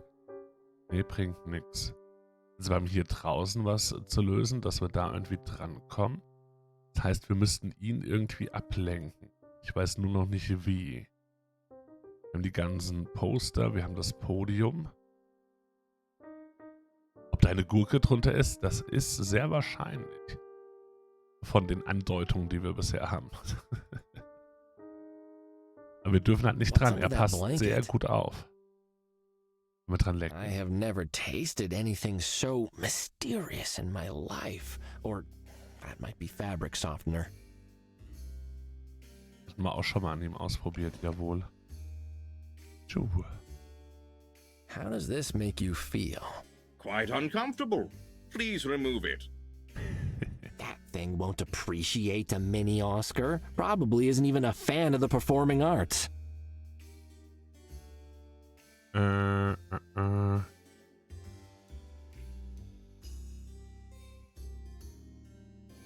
Wie lange braucht Collins, um das mit Duncan zu lösen?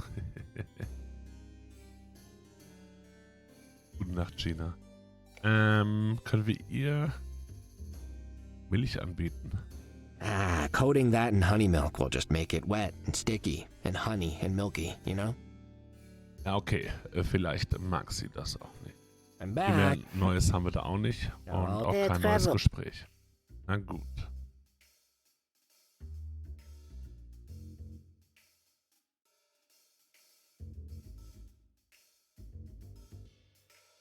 Können wir, das würde ich nochmal probieren. Ist das hier nicht vielleicht ein Ort, wo Werbung Let's see what it says. gut Jeez, ankommt? trying to say. Zack. Oder zack. That won't promote Meowy's business. Schade. Hätte ja sein können. So, gehen wir nochmal zur Stadt. Und hier. Das ist ja gerade unser Hauptding. It flattens. Oh, is that Mini Oscar? Oh, you don't want to deal with that thing. Oh, okay. All right, you don't have to. You're safe with me. Da ist auch eine Leiter. Das ist richtig. That ladder looks like it'll take me to the roof. Clambering up a rickety ladder just to reach a dirty, greasy rooftop. I'll save that for when I need cheering up. Kommen wir da nicht dran? Tasting the paws of all the cats that climbed this before me. Inspiring. Sorry. Haben wir was dabei? Da und da. Easy. I can reach Schade. the latch with this, but it won't catch on.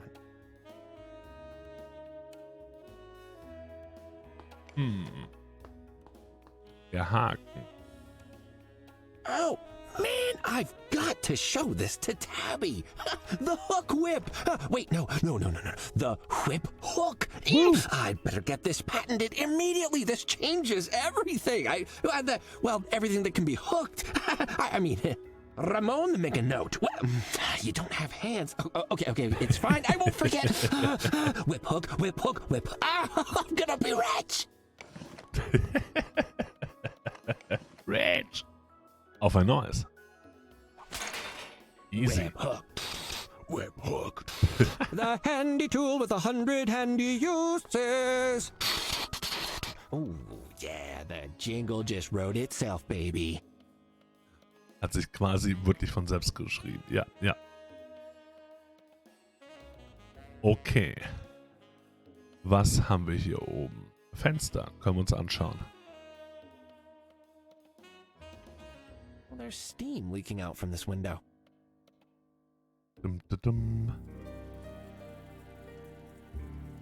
Mache ich einfach mal.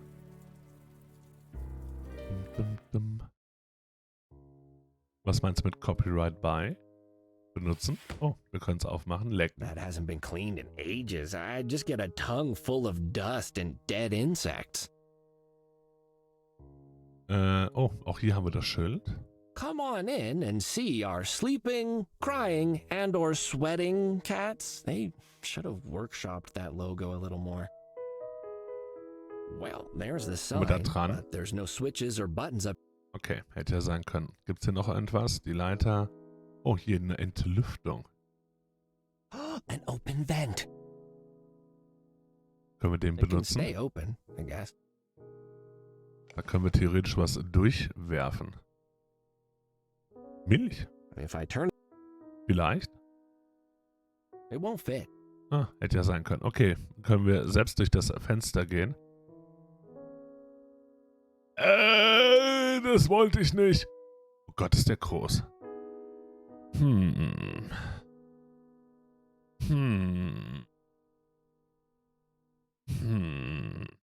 haben seine Stimme bisher nur gehört. Wenn's das humbled, lecken. Schauen wir erst mal. So comfortable in that bath. It's almost enough to make me want to try it. But then again, I'm not water mad. Okay, können wir mit ihm reden? A powerfully built cat, all but covered in tattoos, sat in a heated pool of water. His gigantic arms rested leisurely on the sides, and his feet occasionally broke the surface to splash the water. He looked scary, but his face was open and welcoming.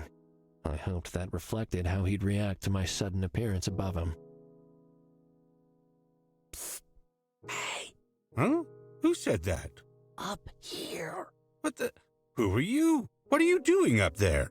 I'm, the window inspector. I'm inspecting your windows. Yes, this sure is a window here. This looks nice. Very see-through. The window inspector? Why, big blue one-armed Clive, you've really changed. You've called my bluff. You've called my bluff. Okay, well, I don't know why I said I was from the window inspector. I'm not. My name's Cuddles, and I'm a PI. Well, that's not the front door, friend.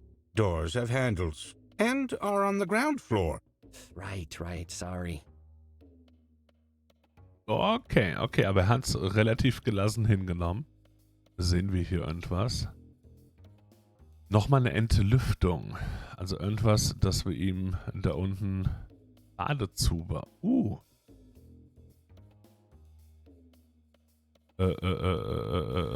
Anschauen. A water torture device. Must be. Benutzen. Really stretched, Ja, wir können ja was durch das Ding hier.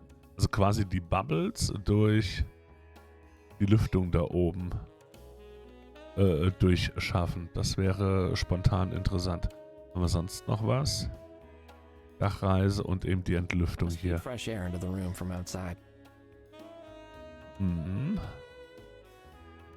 Okay, und an dem Lecken können wir natürlich auch Your nicht. fur looks really supple. Do you mind if I check your skin regimen with my tongue?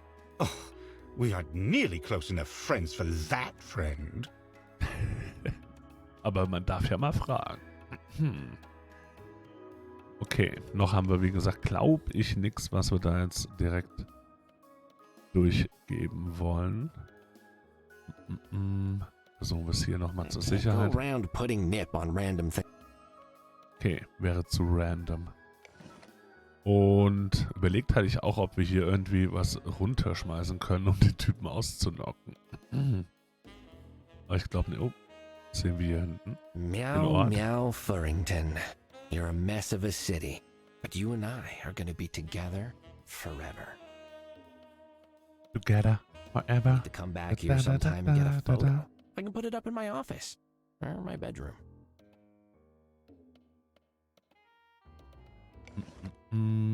Warte nochmal schauen. Sehen wir nichts direkt. Na gut, wir gehen nochmal runter. Haben wir den Dude da oben kennengelernt? Wir wollen was eintauschen. Du sollst Duncan nicht ausnocken. Weiß ich doch noch gar nicht. Können wir Duncan Drogen geben? I can't go around putting nip on Hätte random ja sein things. können. Hallo Leon Drill, ein wunderschön. Dankeschön fürs Reinschauen. Hypnotisieren hat er auch nicht geklappt bei ihm. Okay. Wir haben jetzt eigentlich, jetzt haben wir halt auch einen Grund, warum wir unbedingt das Schaumzeug haben wollen. Oder gerne das Schaumzeug haben wollen.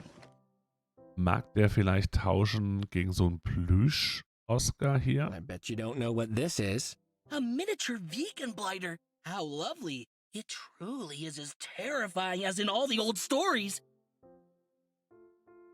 Reicht ihm, glaube ich, nicht ganz. Schade. Hätte ich auch cool gefunden. Den Rest hatten wir vorher schon oder haben wir von ihm bekommen. Die Milch jetzt theoretisch I noch. got this honey milk from a vending machine. Oh, you shouldn't drink that processed stuff, customer. We have a selection of farm fresh honey milk sitting over there. Next to the Hoffrisch. heater.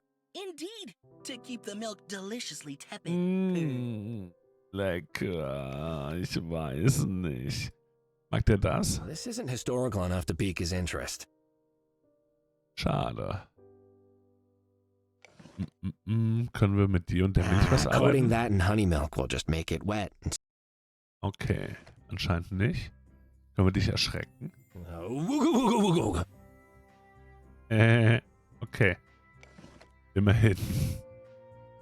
Was? Viel mehr haben wir nicht erwartet. I don't think I can beat the truth out of him. Gut, das klappt auch nicht. Wollen wir nochmal in den Tauschkorb bitte reingucken?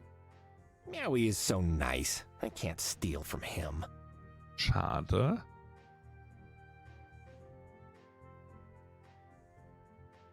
Den Winner kennen wir. Daneben ging's nicht raus, ne? Ne, da haben wir nix. Gucken hier gerade nochmal hin und her. Sehen wir auch erstmal nicht gut. Dann gehen wir nochmal hier hin.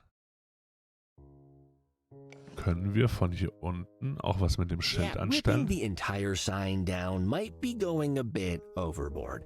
Tabby says I shouldn't be contributing to litter. Okay, und anstatt runterreisen, hochreisen, macht das einen Unterschied für dich? Auch damit würden wir das Schild ja wegbekommen und irgendwie scheint er ja von dem Schild angezogen zu sein. Dare I enhance the whip hook with more things? No, no, that would give me too much power. It's fine as it is.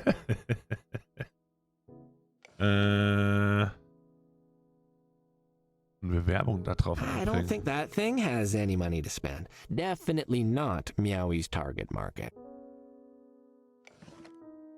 Milch draufkippen? The liquid might short circuit the sign, but I don't want to damage it. I just need to turn it off. Turn it up! Turn it up! Okay, also das Licht muss einfach nur ausgemacht werden. Dann wäre er auch schon zufrieden. Das geht in der Regel von innen. Zum einen könnten wir ihm das vielleicht sagen. Hello? No. I've escaped via a secret tunnel that I failed to use until now for no good reason. What do you want? Sagte das gerade. Hat gemeint, nein, das macht das Licht nicht aus. Mit Danken komme ich nirgends hin. I'm not getting anywhere with Duncan. Sometimes it seems like he understands me, but he never says anything sensible. Cross-latched whisper hump. Yes, I know. If it was as straightforward as just asking, don't you think I'd have gotten rid of him by now? Well, can I just ask you some questions about Edgar through the door? Stand here and be interrogated through a door? Like a farmer? Absolutely not! Here at the establishment, our standards are inviolable. You care a lot about your image, huh? I bet you just loathe it if something were to happen to it. What are you saying? I think I'll put an advert in the newspaper. Yeah, more people need to know about your snooty little club, definitely. But the establishment, such a generic name. I think what people really want to visit is Celestine's Fun Farm. You wouldn't dare. Bring the whole family, especially your dirty children. Touch everything. Free face painting. No, enough. Fine, Nutter Butter. We ordered a book to try to communicate with Duncan. Maybe it's arrived. There, see? That wasn't so hard. I would not crow just yet, Nutter Butter. I ordered it with extra secure packaging. Gibt uns das jetzt oder nicht? Also, haben wir das jetzt? What did you say about a book? We ordered a book to try to communicate with Duncan. A book is a collection of words that... All right, Captain Condescension. I get it. Okay, das reicht dann für den Moment. All right. Let me see if I can resolve your Duncan situation. Ich hatte es nicht mehr genau im Kopf, deswegen ja auch danke. Das war gut.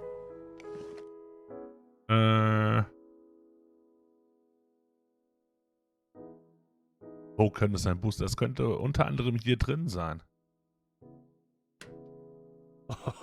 Oh, packaged with ultra-dense paper for your convenience. Oh, yes. Oh, yeah. You're all mine, little package. Wir wollen es kurz sehen. Können wir nehmen. Oh, you're mine. Yay. Ui, das war zu schnell.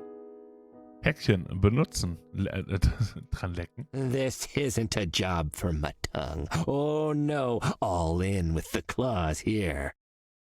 Dann öffnen oder versuchen wir es mal zu öffnen. You know, Ramon, it's the small things that make me love my job.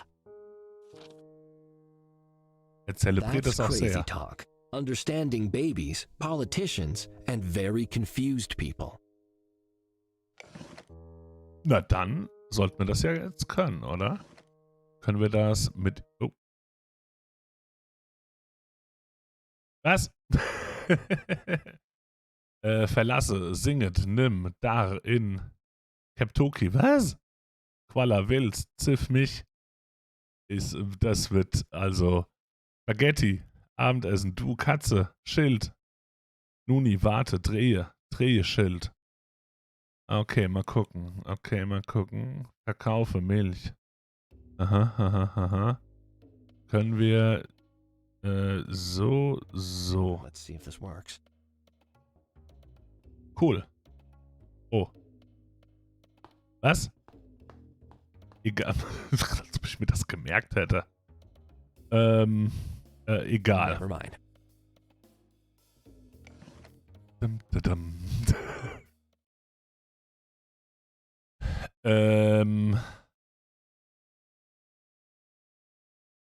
Chumga, du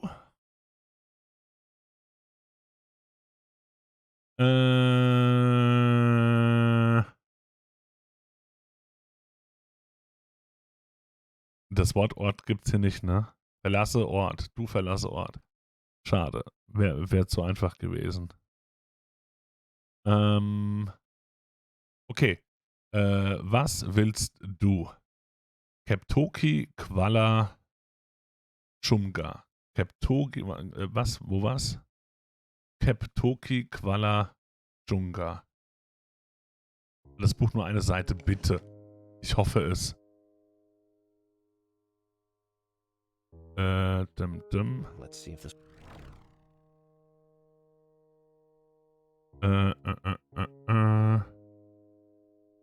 Das eine war weiter oben. Nochmal da, Keptoki. Quala. Chumga. Akadi, Jumpstock.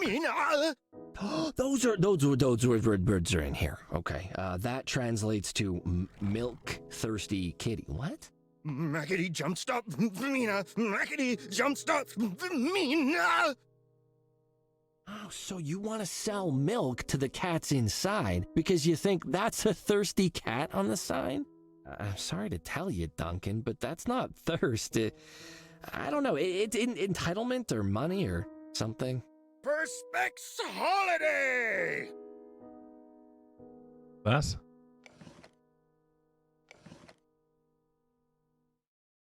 Das ist nur eine Seite. Ich hoffe, es was? Perspex Holiday. Das steht hier überhaupt nicht. Das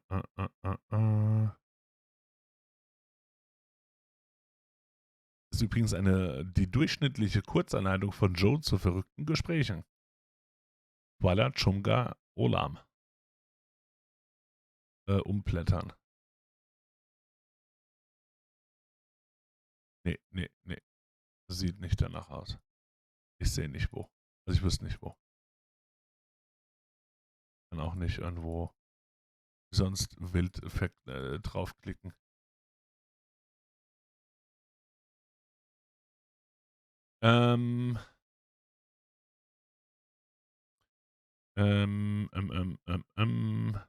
Schild. Also wir haben Milchverkaufe, Spaghetti, Laming, Gemütewarte, Drehe.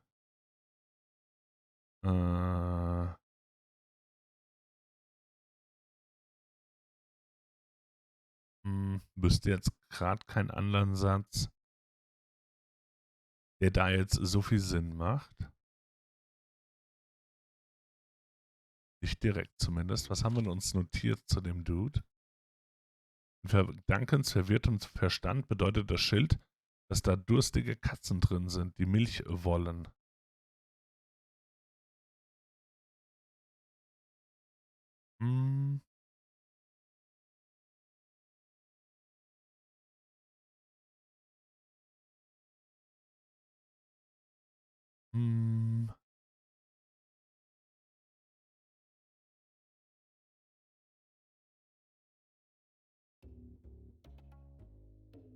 Nochmal zum Schild von oben nach oben.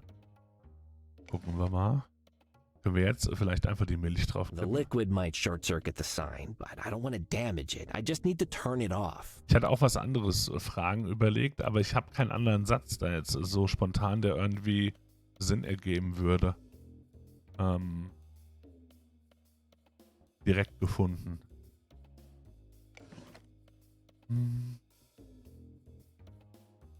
Also er will es halt nicht beschädigen.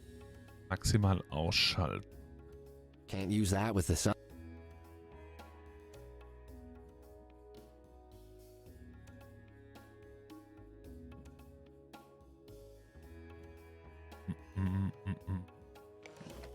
Wir schauen gerade noch, oder... Ja doch, nee, wir schauen das nochmal an.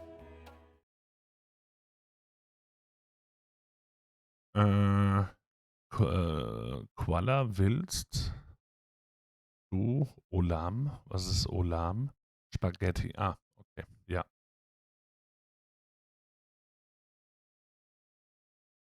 Presst den Milchtypen drüber aus. Bitte was? Den Typ fragen, ob er es ausschaltet. Ja, okay. Weil wir jetzt erst davon erfahren hatten. Stimmt, wir hatten das vorher Nur schon im Kopf, aber noch nicht wirklich von ihm direkt erfahren. Das ist richtig. Okay, wir wissen, warum Duncan rein will. I know why Duncan wants to enter. So do I. He's crazy. No, well, I mean, yes, maybe a little, but that's not why. It's your sign. He thinks it means there are thirsty cats inside, and he wants to sell them milk. Milk? As in, from a carton? Preposterous! No, our patrons don't drink anything that takes fewer than 10 years to mature in oak barrels. But he doesn't know that. I think if you turn the sign off, he'll lose interest and just wander away. Cuckoo Wackerhauser! I refuse. Schwierig. I just told you how to get rid of him. That sign has not once been turned off since we first opened our doors. It is a symbol to our patrons and this entire agitated city of our unshakable reliability. Find another way. Das ist schwierig. Ich habe ihr Päckchen auf jeden Fall gefunden. Machen wir das erstmal. I found a package in your postbox. Yes, I know. I could hear you fumbling around outside like a drunken moose. Don't damage the book. I want it back in pristine condition. Okay, ist wegen dem Schild hier. If you turn your sign off, Duncan will leave. The establishment will not go dark for a mangy cat in a leaking milk suit. If that's what it takes, I will simply wait him out. Even if it takes all night. Das hilft uns aber beiden nicht. Alright. Okay. Verdecken eben. Wir haben aber noch keine Decke oder so. Auch das hatte ich überlegt. Oder ich hatte gedacht, dass wir hier mit dem Werbematerial, dass es dann vielleicht nicht mehr so aussieht, dass wir es anmalen könnten. Aber da wüsste ich jetzt auch nicht was. Können das nochmal Werbematerial. I don't think cats who come here are interested. Nee, das wird auch nicht funktionieren.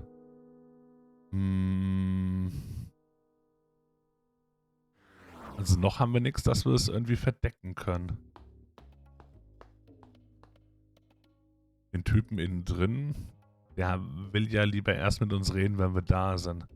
Hat er uns schon angedeutet. Hey. Hello again. It's me. Cuddles. Cuddles. Hello, friend. Everything looking good from up there? Wundervoll. Yeah, windows. These are good windows. They got a good drip shield and they got lots of caulking. Glad to hear it.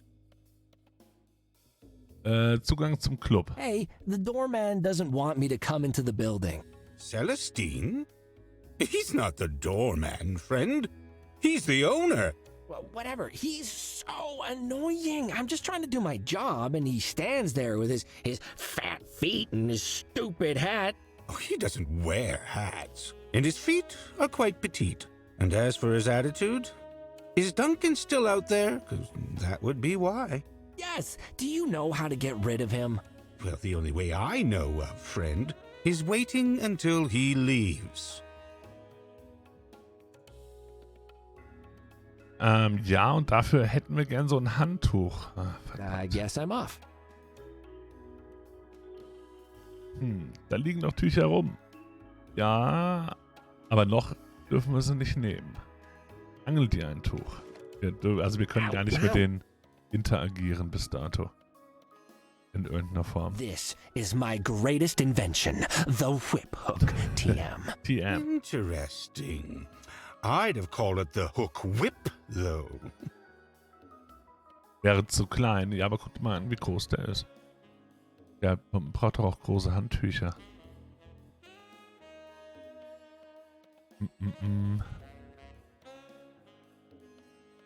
An welche Decke hast du gedacht, Kuro? Ich wüsste gerade nicht, wo ich noch eine Decke habe. Doch die von dem Kurkuma. Ja, im Theater, ja, genau. Die Decke haben wir. Aber das hat er vorhin auch nicht gemacht. Ich meine, das habe ich sogar vorhin auch schon mal versucht. That doesn't need the whip hook. Dass wir das nämlich einfach wegziehen. Wir müssen ihn schon irgendwie ablenken. Und dazu bringen, dass er woanders hinguckt. Aber auch das ist nicht so einfach. Können wir hier einfach Werbung drüber machen? That thing has any money to... I don't think... Schade. Hypno hat bei dem auch nicht funktioniert. He's busy. Das hat auch nicht funktioniert.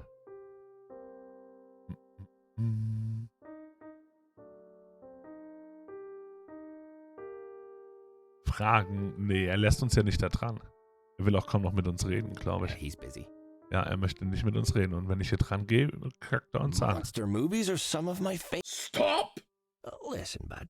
Do you own this? Is this yours? Never! So you can't actually stop me.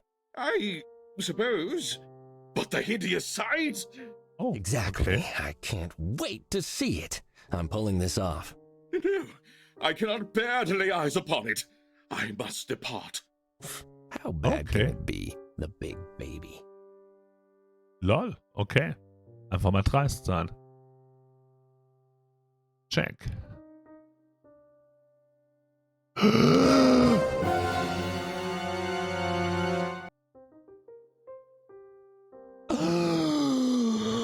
Ramon, this is the single greatest thing I have ever seen.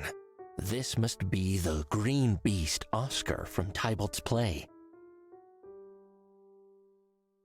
Die nehmen wir mal mit. Dankeschön.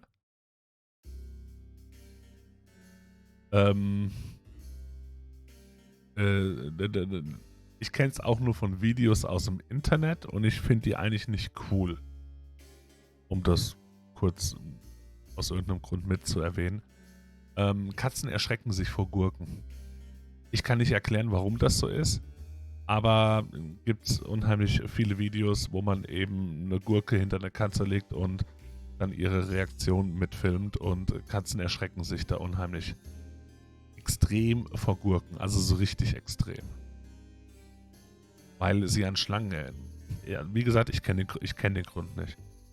Ja, ich würde das meinem Timmy auch nicht antun wollen. Davon mal abgesehen. Weil die sich sehr, sehr fürchterlich vor denen erschrecken. Nur saure oder allgemein? Tatsächlich würde ich jetzt eher sagen, eher die Salatgurke. Aber ich kenn's nur mit Salatgurken, weil die so groß sind, dass man sie auch auf dem Video entsprechend erkennen kann. Oscar the Pickle. I want to be his best friend forever. Aber an für sich finde ich es sehr lustig, dass die das wiederum hier im Spiel als das große, schreckliche Monster quasi drin haben. Das finde ich schon auch ein bisschen lustig. Keine Frage. Dann macht das mit den Schlangen, das macht wirklich Sinn, definitiv.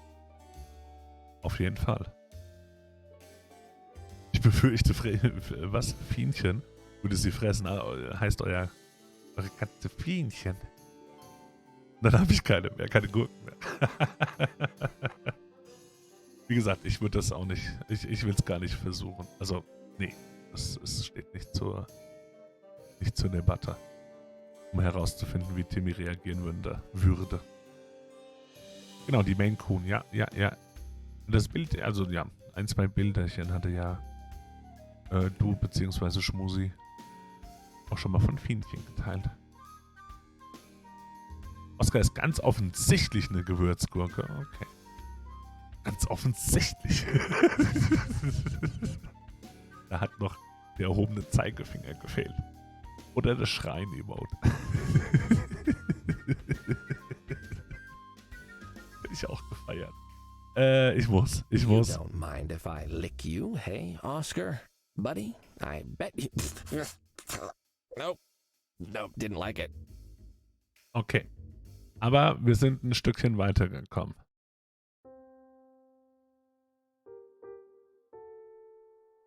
Hi. Reden. Was ist das mit dir und Oscar? I looked under the sheet. It's just a huge pickle. What's so scary Ja, about du hattest that? recht. You call it a pickle, but I name it what it is. A cucumber. Hey, there might be people around controlling our language. That will only give him more power over me.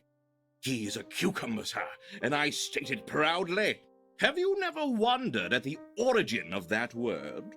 I don't spend a lot of time dwelling on where rude words come from. I just don't use them. Man muss wissen, wie der Feind I'm a good boy. There is a bedtime story in the old language of a huge vegetable that stalks the night. The vegan blighter.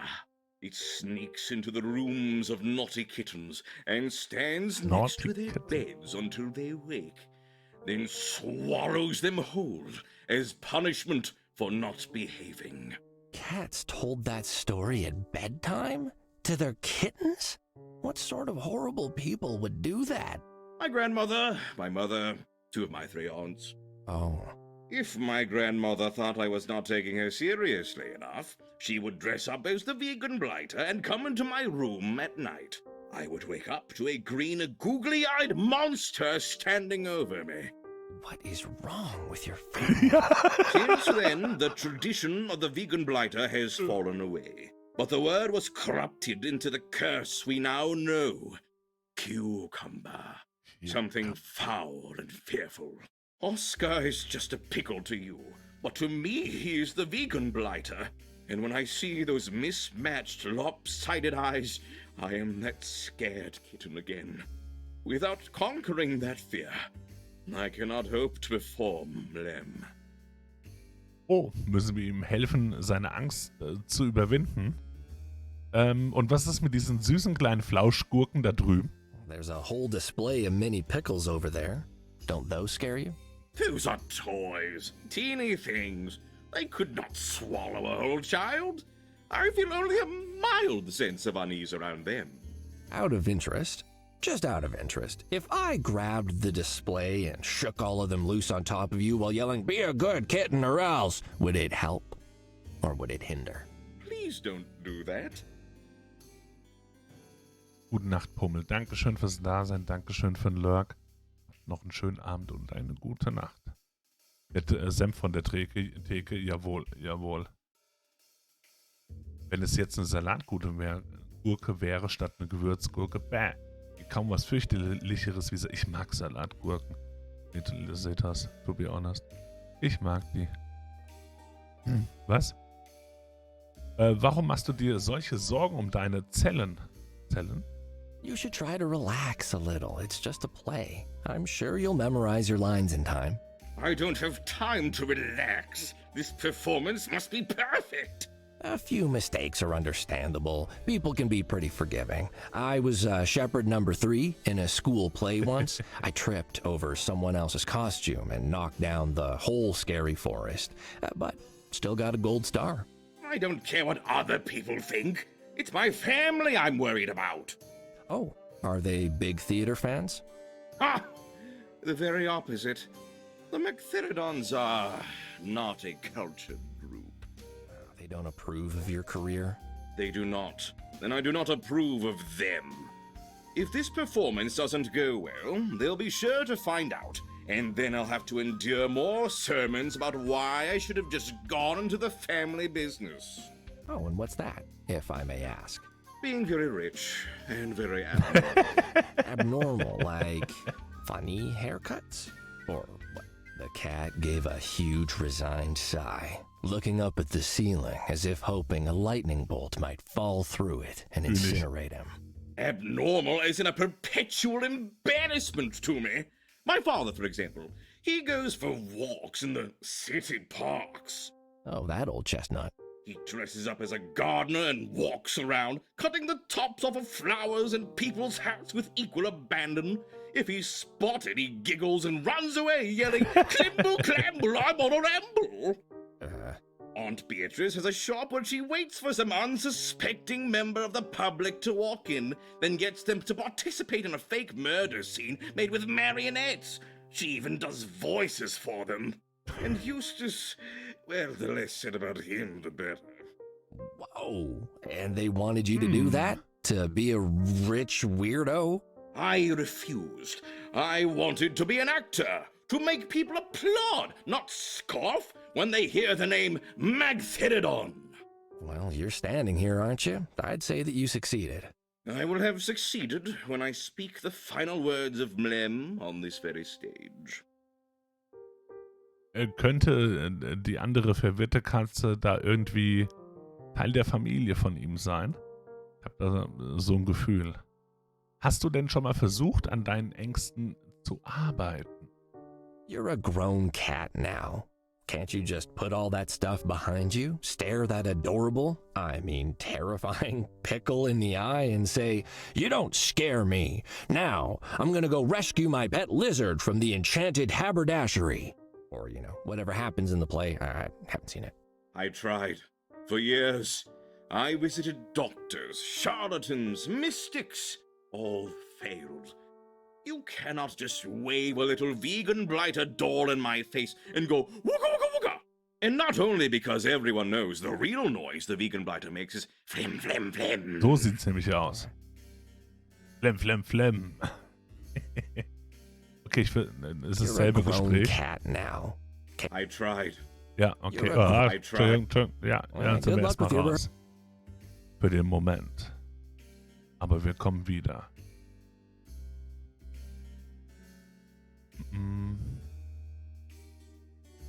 Wenn sie etwas Zeit hat, reagiert sie nicht so. Okay.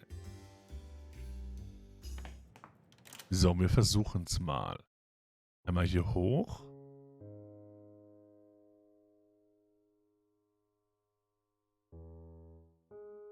Und nun einmal die Decke mit dem Schild. This will hide it, and what Celestine doesn't know won't hurt his snooty, upturned nose. Nice. There we go. All sorted. Now Duncan...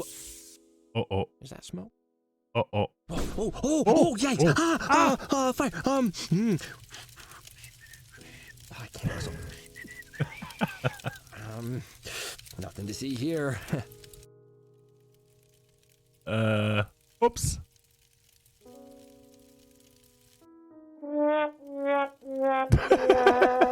Ich war das nicht. Das war schon so.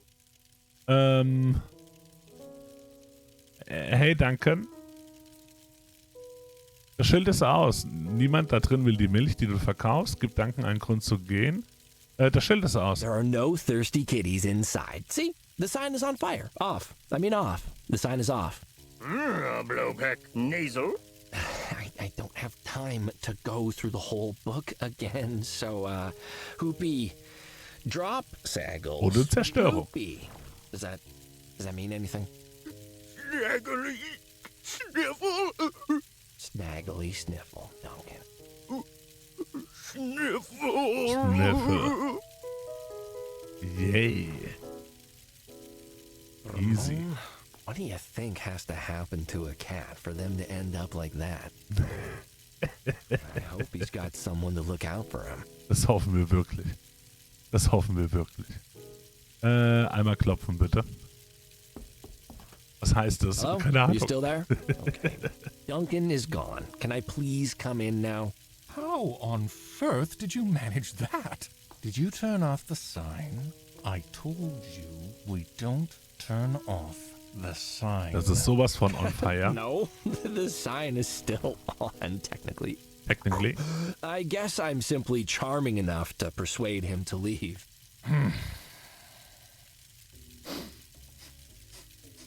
Why do I smell smoke? Weird. Someone must be having a barbecue. Anyway, Duncan's gone. The sign is 100% still on. So let's talk about Edgar. Very well. You tiresome cat. You may enter. I had thought Tybalt just about the fanciest cat I'd ever seen, but I had to revise that judgment after seeing Celestine. This cat had a waistcoat and a pocket watch. I could only hope that whatever fancy accent he doubtless spoke would be intelligible to peasants like me. Wowee, fancy place you got here. Yes, I imagine this is quite a fresh experience for you, being surrounded by such excellence.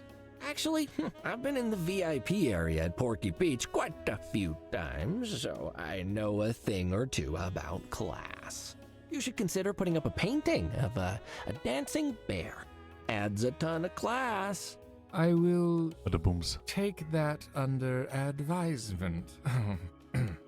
Conscience demands that I thank you for getting rid of Duncan. Sure, I scratch your back, you scratch mine, right? Yeah. Yeah, back-scratching claws are available on request, but you will be required to scratch your own back with it. And I'll take my book back now, if you don't mind. Oh. If I find so much as a single claw scratch on it, well, you can expect a bill. Sorry, Kuro. Einen wunderschönen guten Abend, Herr Untauglich. Vielen lieben Dank für Ihre Nachricht, welche wir selbstverständlich entgegennehmen und so schnell als möglich in unsere Bearbeitung übergehen werden. Ihres Anliegens. Da haben Sie eine wundervolle, katzige Osterzeit. Danke fürs Reinschauen, grüß dich. Immerhin haben wir das Schild in Brand gesetzt. Natürlich aus Versehen. Absolut aus Versehen.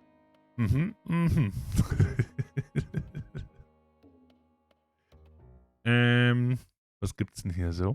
Wir haben einen Bad, wir haben nach draußen, wir haben ein Wandgemälde zum Anschauen. Das landet im Rundordner. Ja, ja. Oh, this is supposed to be Nukina, the patron cat of scoliosis. Odd place to see a Keiner hat picture of getanzt. Das ist richtig. Ein bisschen tanzt mir hier und da gerade Timmy auf der Nase herum. Aber ich denke, das zählt nicht. Sonst müssten wir ein ernsthaftes Gespräch führen hier. Okay, wir reden einfach mal mit ihm. Wofür ist das hier alles? So, what's all this for? The cat blinked at me so fast, I thought his glasses might slip off his nose. What is it for? Well, with all the pools of water and the steam in the air, I'm guessing laundromat. Nee, das ist überall, meine ich, Kuro. No, your lack of culture is astounding. This is a bathhouse. Oh, I didn't know we had any of those in this city. How exotic. So cats come here to sit in water voluntarily. Well, unlike you, clearly, not all cats wish to lick themselves for hours a day. Some find it very relaxing to unwind in a warm bath. We also act as a neutral location for certain types to meet. Certain type? Like the Montamues you're on such good terms with? And others. The establishment is neutral ground. Here, we are all merely cats, even the criminals that pervade our city. Outside allegiances must be left at the door, along with any weapons. Claws are sheathed, and the sharpest things thrown are words. The crime families have been meeting here peacefully for years to discuss points of shared interest. And the police force doesn't know? The vast eye-roll motion turned the cat's eyes white for a moment. Of course they know. They even visit now and then. Perhaps they think to get an idea of what's going on with all their favorite families. I like to think of it as a police cat's soap opera. But there are no criminals inside our walls. Just cats. Relaxing. Ich dachte, seine Ausrede wäre, dass Katzen ja als Dachhasen nach dem Zweiten Weltkrieg im Topf landet. Was?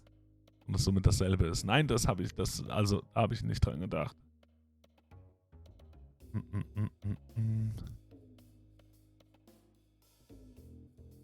Berlin und Bremen sind eine Ausnahme und in Bayern, Hessen, daher kenne ich es halt auch. Ist das Samstag Ruhe? Nee. Also, nee. Ist hier kein Ruhetag. Der Samstag. Seethorst, Dankeschön fürs Dasein. Schlaf gut. Erhol dich gut.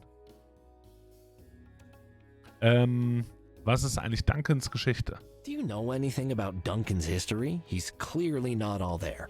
Well, I know nothing about where he came from. He started appearing a year or two ago, but he was at least somewhat lucid then. I could shoo him away with a loud yell. He's become entirely senseless since then. Nothing penetrates his skull anymore. He just stands around, blabbering nonsense. Well, he's selling milk for someone. Perhaps if we can find out. Und auch I'm kein sorry. Ruhetag. Did Wusste something ich auch I nicht. say give you the impression that I am up for joining an impromptu ragtag band of plucky true crime fans to solve low-effort mysteries in and around the city, armed with a spiral notebook and no prior law enforcement experience? No, there is no we. There is only Cuddles. And Ramon. Und Ramon. War eigentlich Edgar hier? I found your card on Edgar's body. That implies to me that he was planning to pay you a visit, or already had. Yes, he was here. Sauntered in last night, cocky as a prince. A first-time visit for him, but of course I knew who he was. I made one of our private rooms available to him. He was surprisingly polite, up until he dashed out with no warning a short while later and never returned. He was here yesterday. That must have only been hours before he died. What did he do? Did he speak to anyone? Did he say anything? I'll need immediate access to the room he used. The cat clasped a hand to his chest as if I'd asked him for his firstborn. Certainly not. Celestine, this is important. A cat is dead. And I imagine he'll remain that way indefinitely. Nutter Butter, you are here as a guest, solely at my discretion. If you annoy me, I will toss you out of here faster than you can say, do you serve a continental breakfast? Which we do not. I just want answers, that's all. Be that as it may, the room in question is being used by someone already, an actual member. He's had a difficult day, and I won't have you disturbing him. Celestine, I promise I will do my best to be quiet and not annoy you or anyone else. Just tell me, did Edgar meet with anyone? Keep their identity a secret if you must, but did he? No. He arrived alone and left alone a short while later in a rush, as I said. Perhaps he forgot something. In a rush? Might he have left any items behind? If he did, he would have placed them in his personal locker, but the locks to those are given directly to new members, and each is unique. Even I cannot unlock them. Welches Zimmer es geht? Schauen wir mal. Wer war außer Edgar in der Nacht noch hier? I'll need a list of the people who were here last night, please. Certainly. Shall I scent the list with rosewater for Ja, you? bitte. Perhaps add some glitter? Das wäre nett. Okay. That was sarcasm. I am not going to divulge any information about our clients, Nutter Butter. Discretion is our motto. Really? It's not on your business card or your sign. Thus proving just how discreet we are. Bada Bums. Ich glaube nicht, dass wir damit durchkommen, aber... I am investigating a murder on the authority of the chief of police. Let me through, please. Very impressive credentials. Capital letters and all, I don't doubt. Unfortunately for you, the only sort of credential I respect is the one I grant, and the one that you, as a guest, do not possess. Ha, damit kommen wir wohl nicht durch. Okay, that's all for now.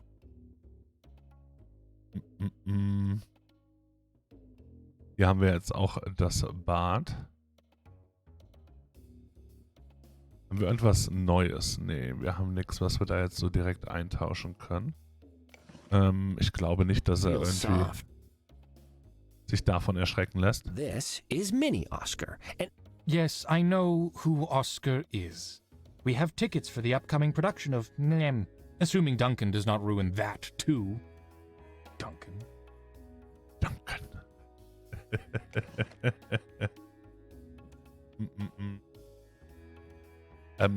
Samstag ist auch das mit dem Feiern hier. Ich weiß noch früher, Kuro, als ich noch jung war, damals, vor geraumer Zeit. Da sind wir dann quasi am Karfreitag so Richtung dieser Uhrzeit losgezogen, weil ab 0 Uhr dann eben auch die Diskotheken wieder mit Musik bespielen. Und du auch wieder tanzen durftest. Also das ist zumindest in Hessen nicht der Fall, dass da dann auch noch dieses Tanzverbot oder Feierverbot besteht. Das weiß ich noch sehr genau. Können wir den mit unserem Hypnose-Hut beeindrucken? have you ever ever tried hypnosis? I can make you think you're a chicken.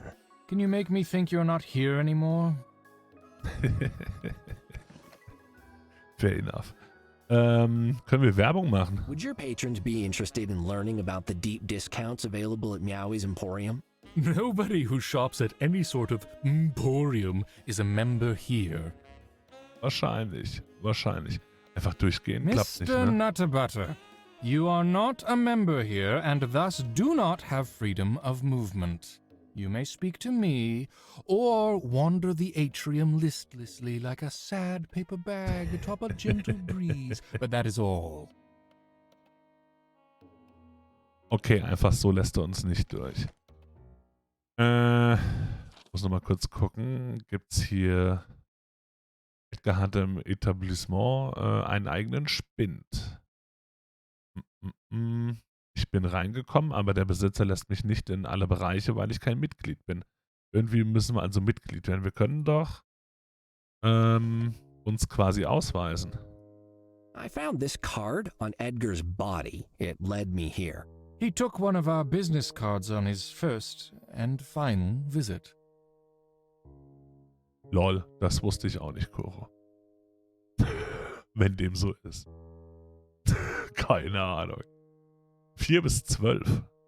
Lustige Uhrzeit. Sehr lustige Uhrzeit. Okay, das hat leider auch nicht funktioniert. Können wir dich mit Drogen... Do you have any patrons that deal in this stuff? You push the limits of my patience when you so inelegantly probe about our private member list. Nutterbutter, do I need to inform her of what you're doing? Huh? Who? What? Oh, you'll see. Auch das mit, okay, dann würde ich da mal nicht so sehr drauf vertrauen. Halt! Auf dieses Detail. Non-members are not permitted da to darf ich auch nicht wander lang. about freely. This is not an amusement park for you to sample at your leisure. Schade. Ich hatte gehofft. Also wir dürfen nach draußen, wir sind hier drin, okay. Können aber aktuell noch nicht wirklich was machen.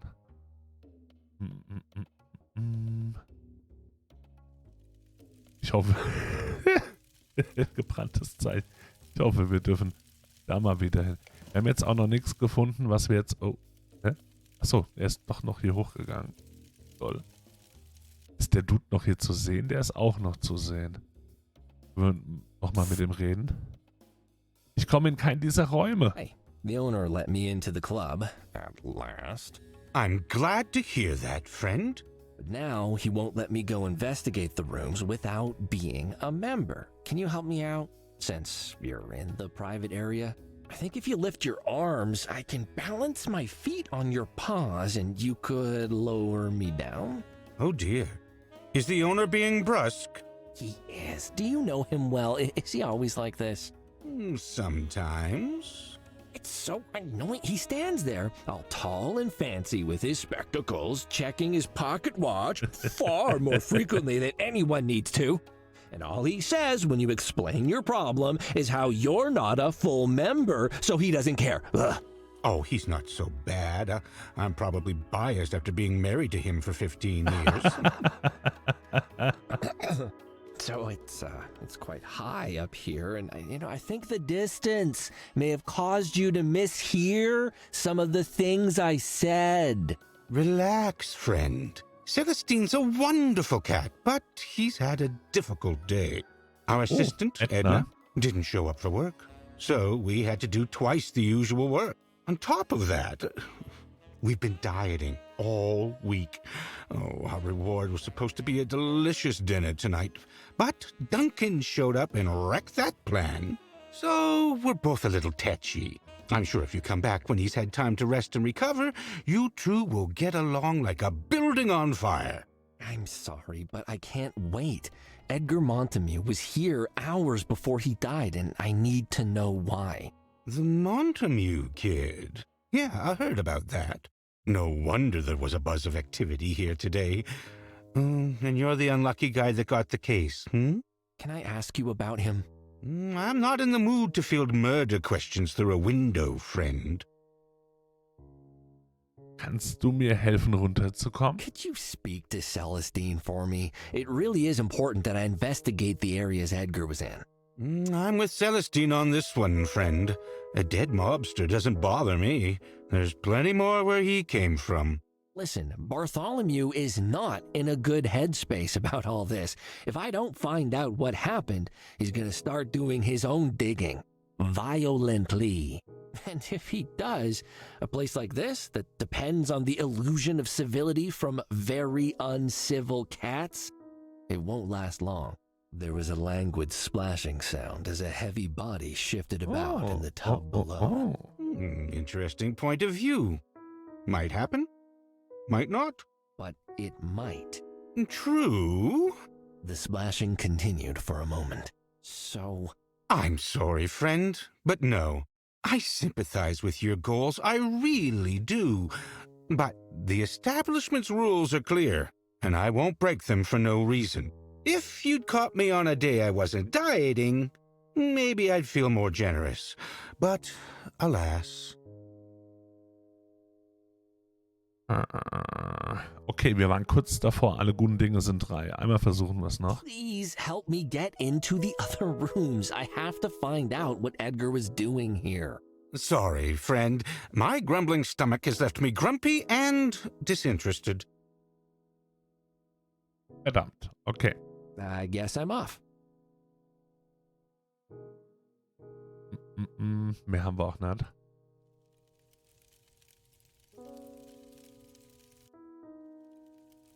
Waren wir die irgendwie vom Feuer? Ich glaube nicht.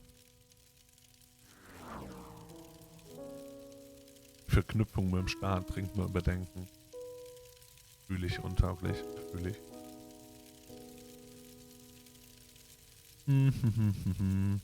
Haben wir erstmal nix. Tatsächlich. Wir haben aber jetzt quasi gelernt, dass sie ja an für sich, aber sie ist auch gar nicht hier. Zumindest sehen wir sie hier nicht.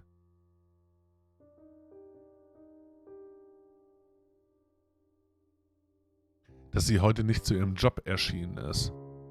Wir selbst können aber nicht in die... wie heißt es? In die Bibliothek. Ist wahrscheinlich jetzt eh auch wieder Nacht. Wir reden mal mit Tabby. Thanks, haben aber auch nichts Neues. Schade. Nee, haben wir auch nichts Neues.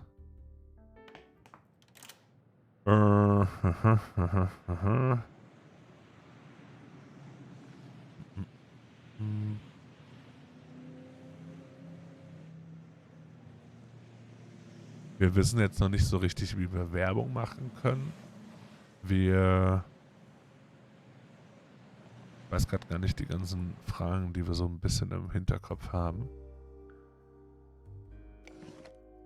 Überleg auch, ob wir mit dem Dude oben reden. Gegebenenfalls nochmal. Scarlett hatten wir da schon getroffen. Ich würde ihn eigentlich auch gerne nach Scarlett fragen. Aber bisher haben wir da anscheinend noch keine Verknüpfung gezogen, so richtig. Er hatte den eigenen Spind. Wir müssten, wenn wir ihn vielleicht fragen, ob wir Zutritt zu dem Club bekommen. Genau, dass der uns in den Club bringen kann.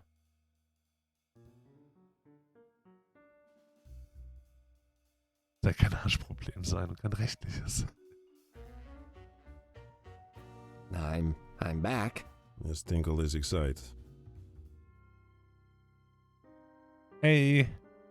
Nee, kann er nicht. Schade.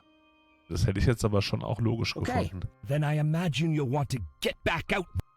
Ja. Schade. Hinter den Kulissen, die waren ja immer noch nicht. Hier war das übrigens Kuro. Da haben wir auf den Knopf gedrückt und dann ist das hier plötzlich passiert. Und wir konnten es auch nicht mehr rückgängig machen. Nee, hier haben wir jetzt aber erstmal nichts.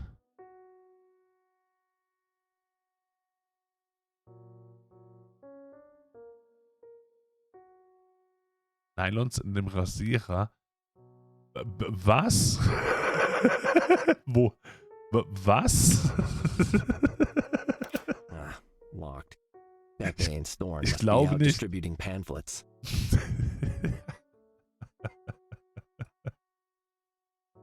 Wir wollten nicht darüber reden.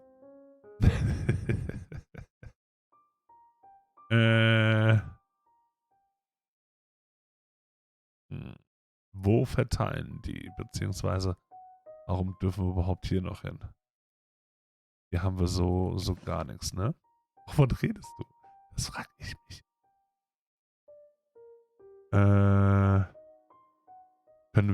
Das können wir doch vielleicht mal machen, den Dude die Sachen, also dem Tingle hier die Sachen zeigen. Die Katzendame von gestern trug Nylons, das hat sie getan, das stimmt. Wir zeigen das mal Tingle. You know who's in this photo? No, he's Boss Cat. And the other person? He's not Boss Cat. Okay. Ja, bin ich bei dir. Wie stehst du zu dem, was wir da hinten gefunden haben? Does this mean anything to you? Does Kitty not know how to read? There are evening classes that can help. Tinkle took online evening class while in shipping crate. Schreib dich nicht ab. Hat er vielleicht Angst vor Gurken? Tinkle, this is Mini Oscar. A tiny vegan bladder. Give here. Tinkle will crash. Nein! No, you monster. No, he's done nothing to you.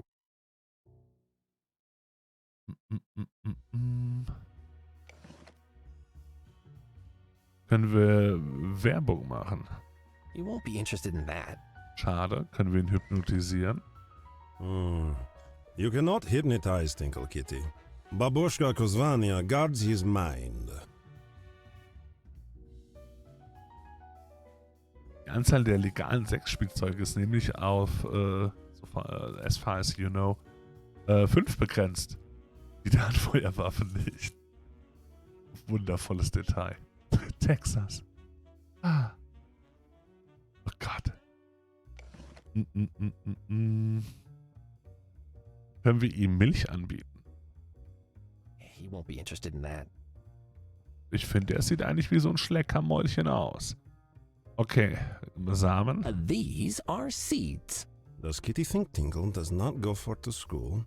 Tinkle has master degree in women's studies from great Northern University. Tinkle knows what for to seed is. Okay. Und kennst du Nip? I bet you see a lot of this around here. No, it's common thing. Good for relax, eh? Relax. Ich glaube, mit dem Haken traue ich mich nicht viel anzufangen. Wie ist denn deine Stimmung? You won't be interested in that. Wer weiß? Das war mein Ziel. Okay, die Peitsche. Check out my whip. Kitty seemed to be a kleptomaniac, taking things that are not his. What else is Kitty? I have to go suddenly, right now, for a real reason too, I promise. Okay, ich glaube, wir haben die Sachen soweit durch. Ah, die Karte noch, doch, die können wir noch probieren. Any idea where this place is? This? You talk to Boss Cat. Das haben wir getan. Dann müssen wir jemand anderes finden, der die vielleicht entsprechend Einfluss nehmen kann, dass wir auch da irgendwie da reinkommen können. Das wäre dann wieder die liebe nette Dame beim La Boule de Poils. Keine Ahnung. Ups, rausgeklickt.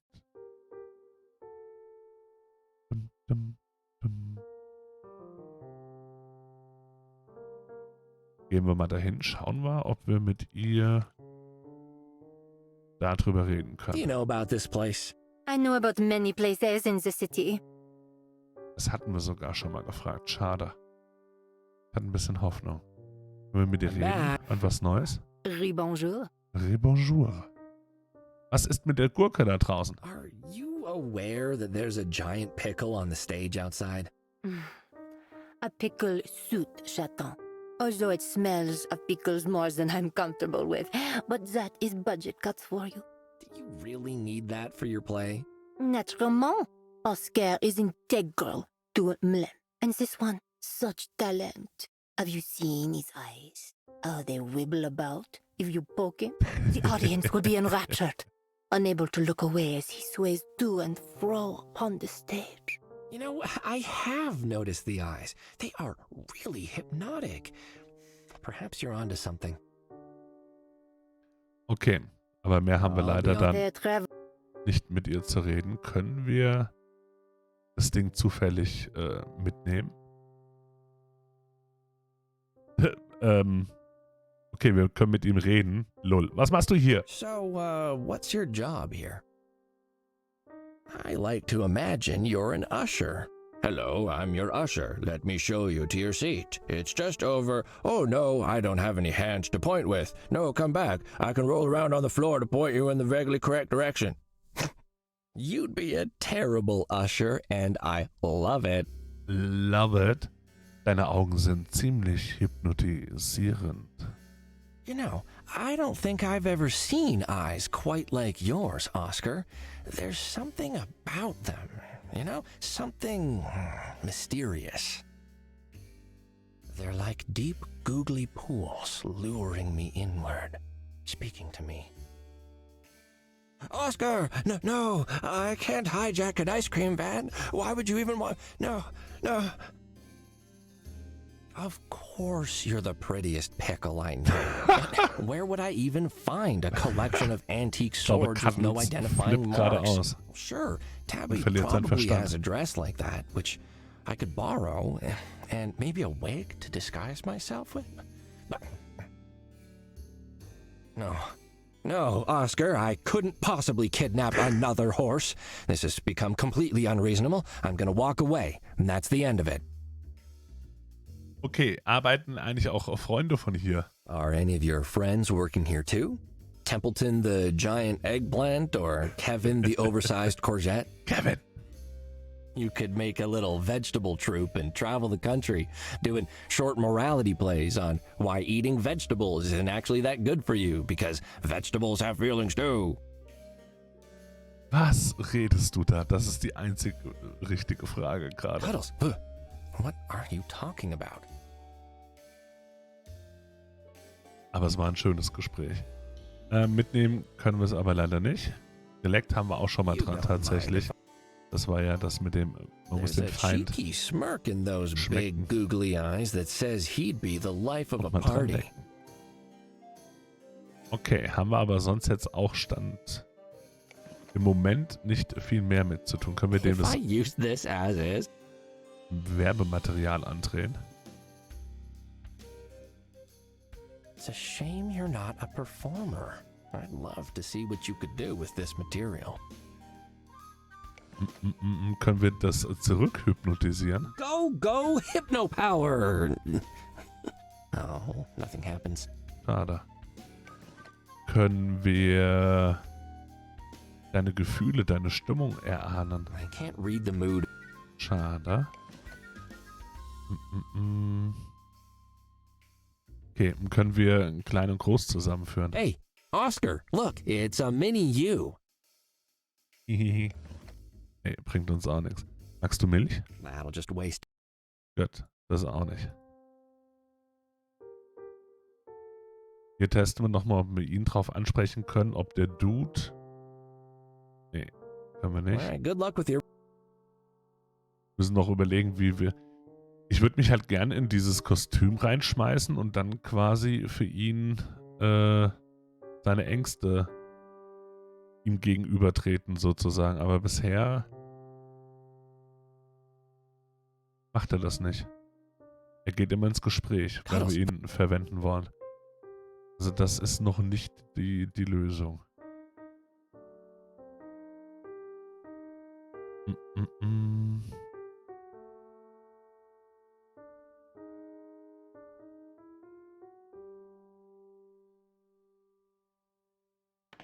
Jetzt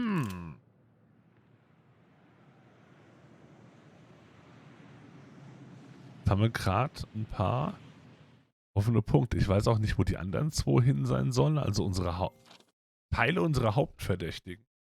Tatsächlich. Sind wir noch nicht viel schlauer weitergekommen.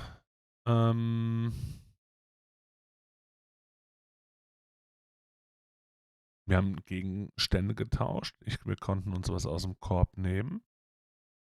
Er hat uns hier rüber geführt, aber wir konnten damit bisher noch nicht viel anfangen. Haben wir ihr alles gezeigt? Okay, das weiß ich jetzt gerade schon nicht mehr sicher. Also, dass wir ihr auch den Samen gezeigt haben und die Drogen gehe ich davon aus. Beim Samen bin ich mir gerade unsicher. Weil das hat uns ja quasi hierher geführt, das Gespräch. Über den, ja, über den Samen, die Dinger. Do you know what these are? Seeds. Aha! So you have seen them before. No. It does not take a genius to identify seeds by sight. Oh, okay, that makes sense. War so einfach.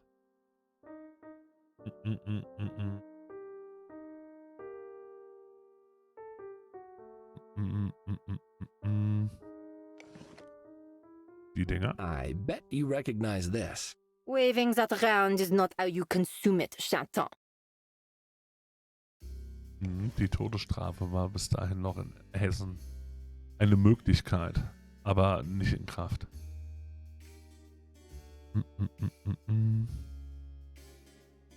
Weil Gesetze dagegen drüber stehen waren und so weiter und so fort.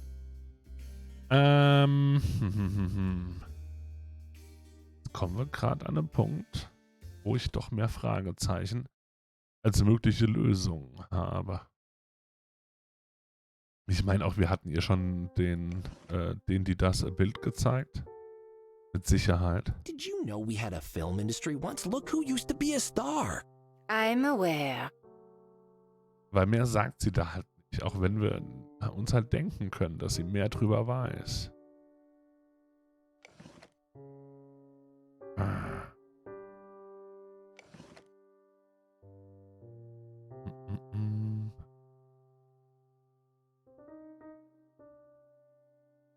Collins, ich bin manchmal hängen geblieben, aber ich glaube eigentlich, wir laufen noch. Achso, aber Collins hängt gerade so ein bisschen. Das ist richtig, ja. Das ist richtig.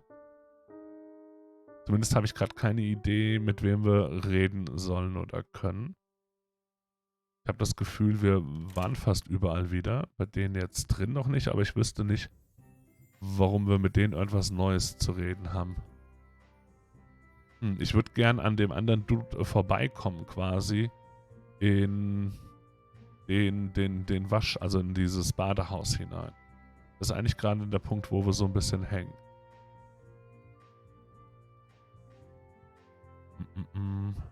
Finally. Ich wollte eigentlich mit dir reden, aber nicht mit uns. Wie ist das mit dir? Werbung und Tauschen, ja. Wo sind die Kunden hin? Hat er uns auch schon mal gesagt, zu diesem Freizeitpark? Oder wissen wir auch nicht mehr? Hat ein Hangover. Ja, das auch. Ah.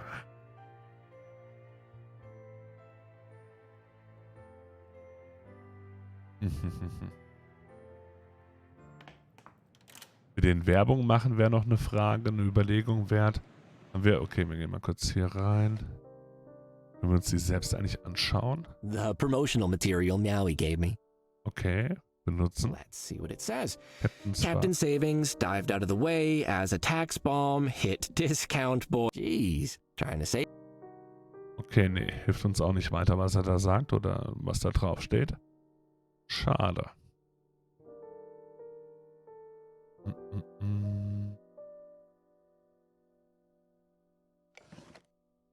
Reden wir nochmal darüber mit ihr, dass wir ihr erzählen, was wir gefunden haben? Nicht wirklich. Bei den anderen Sachen auch nicht.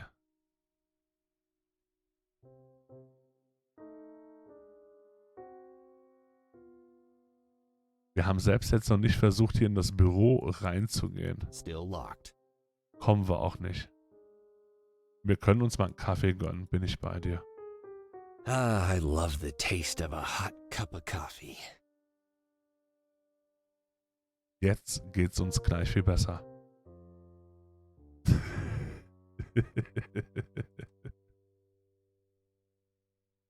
Wir haben Radio.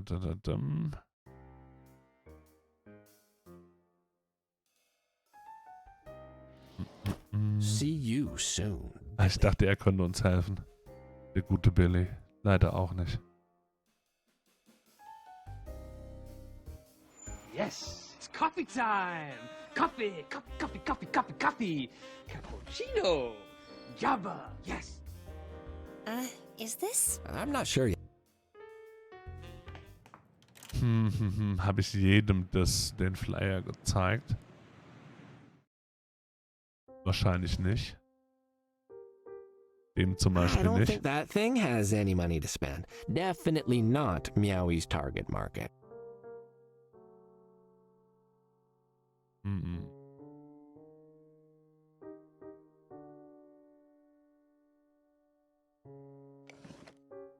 If I Diebold, I've got the opportunity of a lifetime for you. How would you like to become the face of a very up-and-coming local outlet by performing a short one-act play? Okay. Some material to test my mettle before the grand performance. I'm intrigued. Let me see. Captain Savings and his sidekick, Discount Boy, are summoned to the scene of a murder. The victim, high poster prices. The killer, Meowie's Emporium.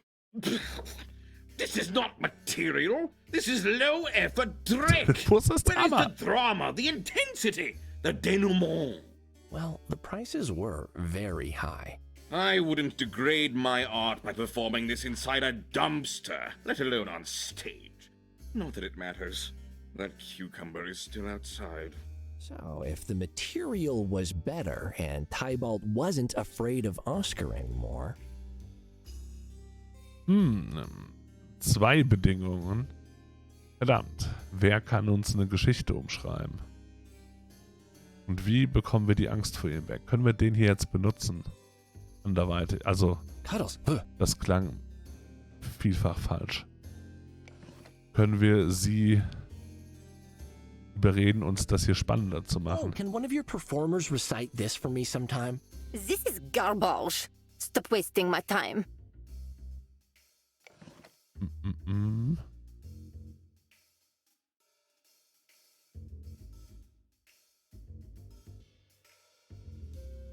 Langsames Rüberschreiten.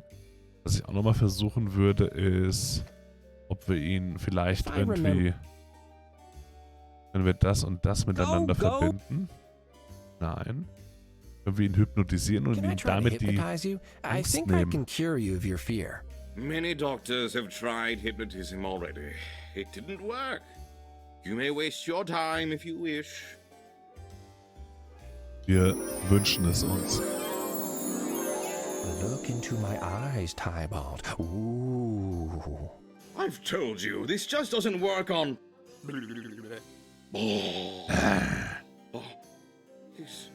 I smell licorice. Well, that did the trick, I think. Okay, irgendwas hat sich verändert. Ich weiß nicht was, aber irgendwas hat sich verändert. Reicht das schon, ihn davon jetzt zu überzeugen? Ja. Okay, können wir ihm jetzt das hier zeigen? How does this make you feel now? Green baby is mean. He doesn't like it, but he's not that scared. I need to push him more. Aha.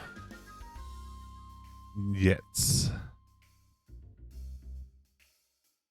Können wir dich jetzt benutzen, endlich. Oscar-Verkleidung anziehen. Hello? Na dann. If anyone cares, I'm just gonna borrow this for medical reasons. Medical I'll bring it reasons. back, I promise. Oh, why does this smell like a pickle? Oh.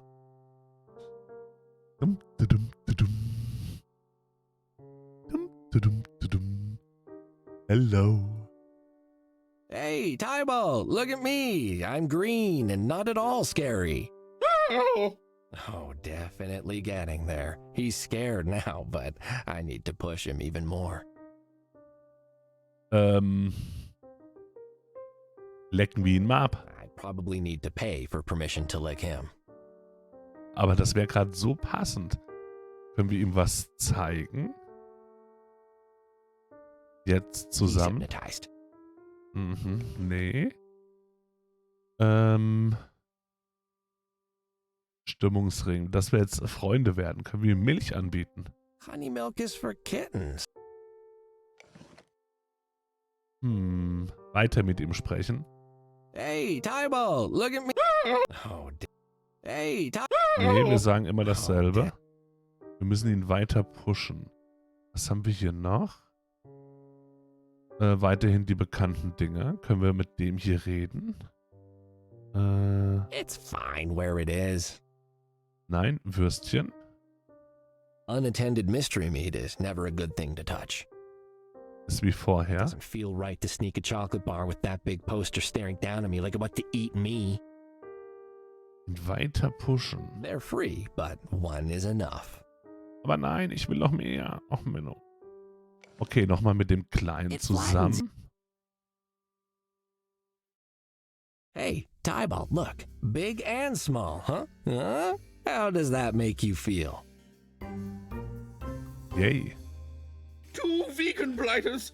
Eek, I'm not a bad kitten. Tybalt will be a good boy. No eaties. He's almost there. I need to break through that last mental barrier. All right. Nee, What was the right thing to say again? Oh. Phlegm. Ja. Phlegm. What? Cuddles? What happened? Why are you dressed as Oscar? Doesn't this suit frighten you, the vegan what's-it thing? Why? No. Ha! Nice. You have no power over me, vegan blighter. Why was I ever afraid of you and your tiny plush minions? Oscar suit, you have fulfilled your sacred duty. Tybalt is cured, and now I need to get out of you because it's actually a lot scratchier in here than I expected. Cool, das hat geklappt. Dann brauchen wir jemanden, der das Ganze umschreibt für uns. Im ersten Moment würde ich da jetzt erstmal an sie denken.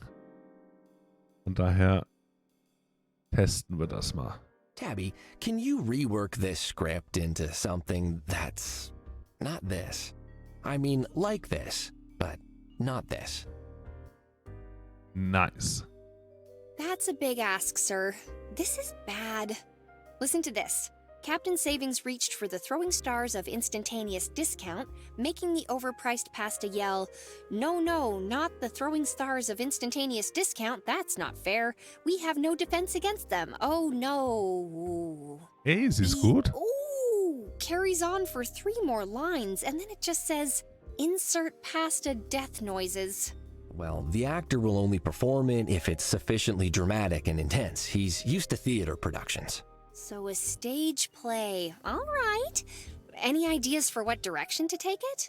Maybe we can set it in space with explosions for drama. Oh, discount explosions. And a surprise reveal for the main character. Like, well, have you ever read the Max Full Power books?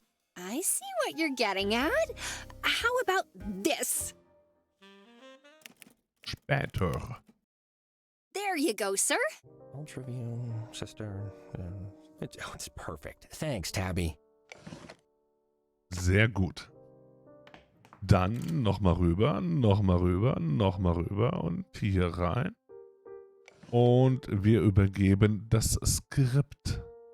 Falscher Knopf. So, an ihn.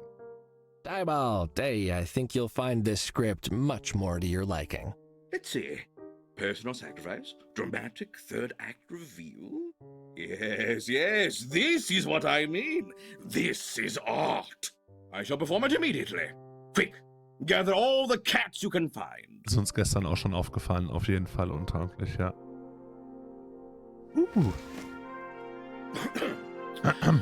Friends, Farringtons, cats of rare taste.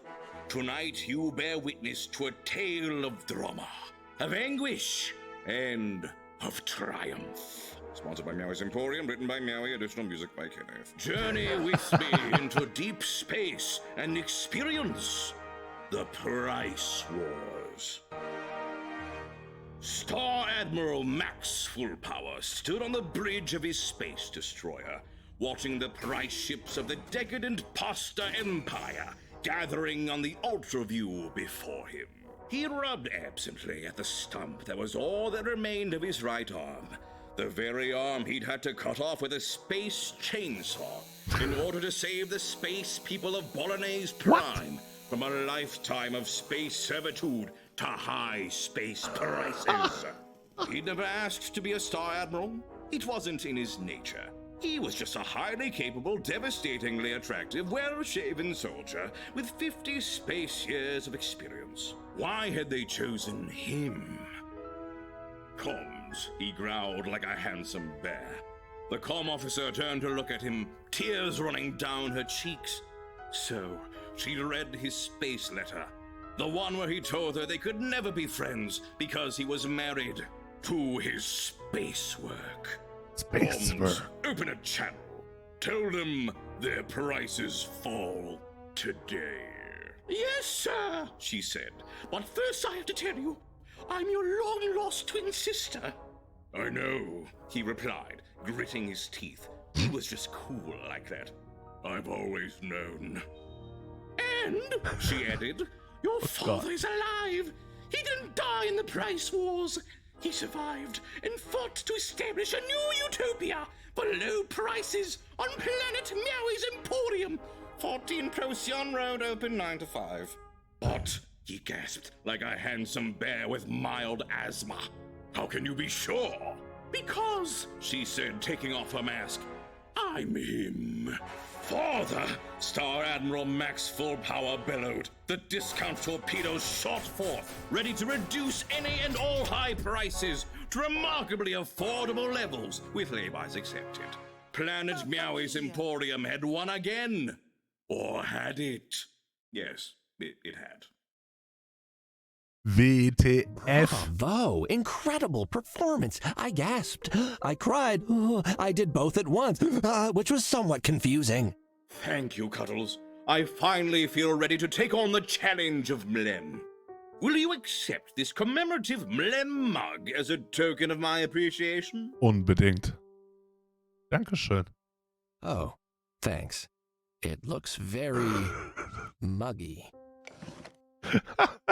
If that doesn't get the word out about Meowie's shop, nothing will. I should go and give him the good news. Ein Zwillingsschwestervater ist neu, selbst bei all den Vatonkeln und Schwettern, die wir schon hatten. True, es ist so wahr. Zwillingsschwestervater. Das ist eine komplett neue Dimension.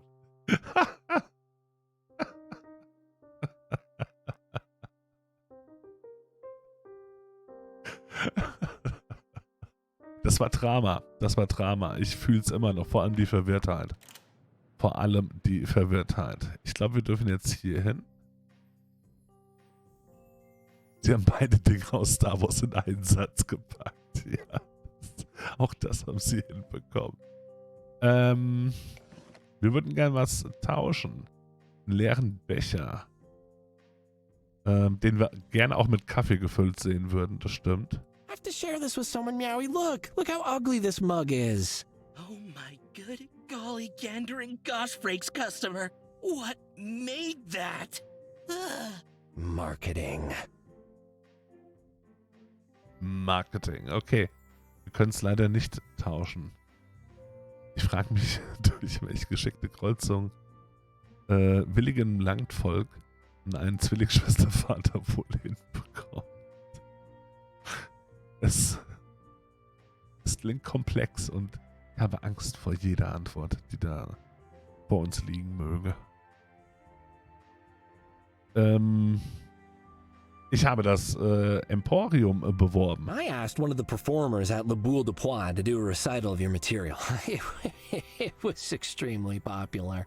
I think you'll start seeing a lot more business very soon. Customer, you are not only correct, but right. Purr! In fact, I have just ushered the final excited consumer back onto the street. Purchases in hand. Meowie's is now almost entirely out of stock, and it is thanks to you. You are more than worthy of this promotional prize, customer. Take it with the blessing of the entire Meowies family. Stimmt. And a Ist mir auch very grad special aufgefallen, thank you Koro, from Meowie himself, nachdem er's gesagt which is hat. me. Brr. The ultra-wrapped gift basket. Oh, hello, wrapping. It is stuffed to the brim with things us cats adore. Fish-flavored hamburgers. Hamburger-flavored fish. Strange balls of lint that someone fished out from under the bed. Milk tart, roast puffin wings, and 200 meters of yarn. Yay. Simply incredible. Meowie, I'm gonna hang on to this until I've got time to properly indulge. Wir gönnen uns so richtig. Wir haben ein Geschenk. Wir wissen noch nicht, was wir damit anstellen werden, aber wir haben ein Geschenk.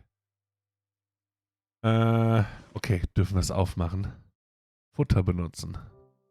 Benutz mal. I really want to claw this open in a frenzy of cellophane scraps and purring right now, but then all the food will fall out. I can open this later when I'm alone.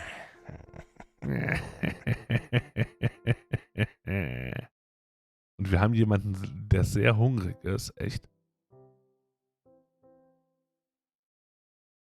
Echt?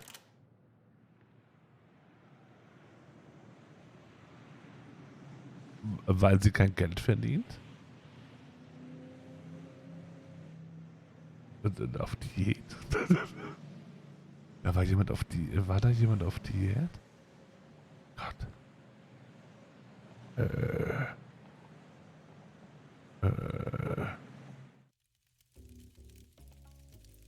Er oben hat Hunger?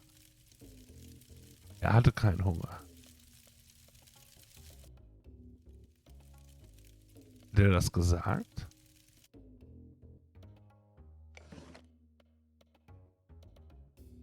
Wow, da habe ich mich echt gerade gar nicht mehr dran erinnert. I happen to be in possession of a basket full of really nice food. I think it's more than enough to make up for the dinner you missed and your diet. Oh, that smell is... But I can't grant you membership just for some food, no matter how delicious it... There's an entire jar of roast puffin wings. Oh, wie Did unfair. you say roast puffin wings? Oh, yeah. The Taste Master ones? The very same, with cherry sauce and melted cheese on top. Oh. All right. All right. Lower the basket and you can have my membership card. But don't tell Celestine that I broke my diet. He even makes you have a membership card? He's a stickler for the rules. I don't mind. It makes him happy, but never mind that now. Just lower the food. Zack. Und hab. Ja, cool. Danke. Auf Wiedersehen. Wieso sollte er teilen?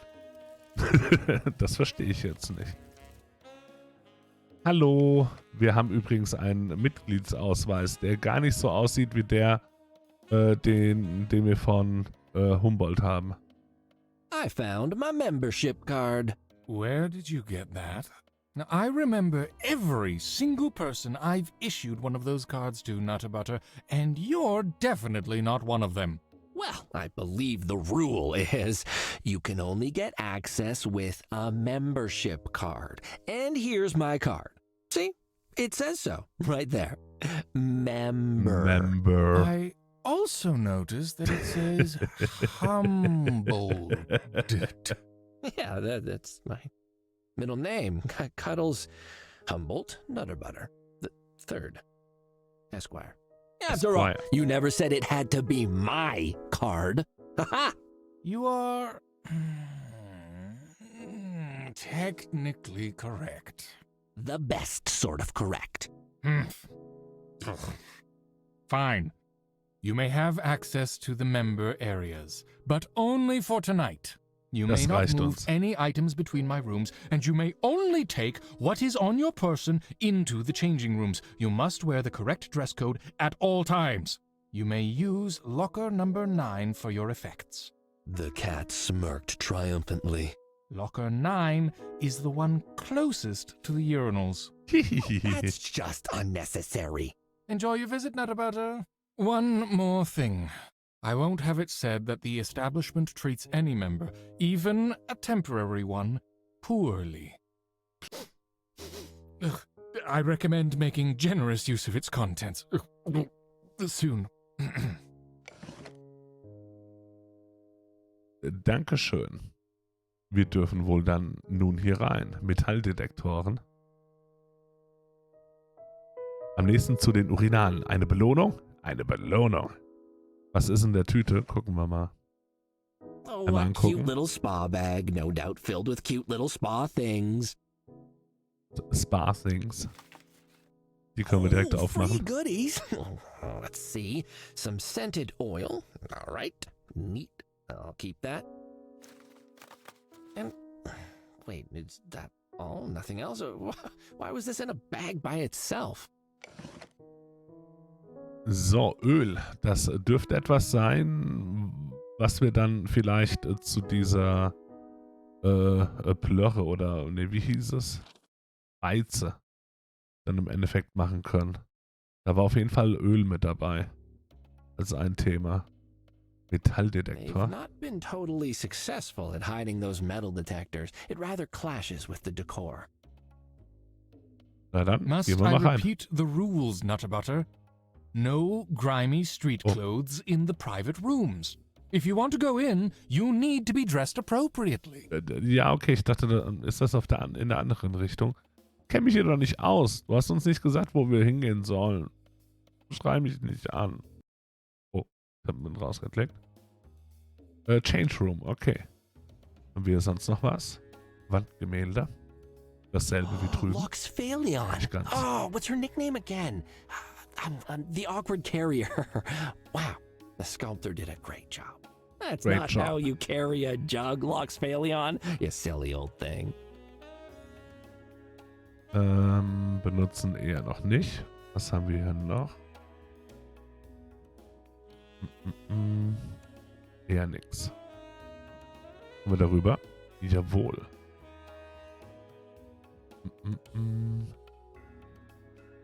Verschlossener Spind. The only locker still locked. This one must be Edgar's. Den Schlüssel dazu haben wir nicht bisher, ne? Da ist aber noch einer. Das ist unserer. I can pack my things in there to keep them safe while I look around. Machen wir das mal. Better pack all my inventory items in here. Was? Und unsere Klamotten selbst? Okay, wir nehmen erst die Sachen hier offensichtlich. I feel ridiculous. Zu Recht. Zu Recht. Die Klamotten lassen wir einfach da liegen. Okay, damit können wir uns dann immer wieder umziehen.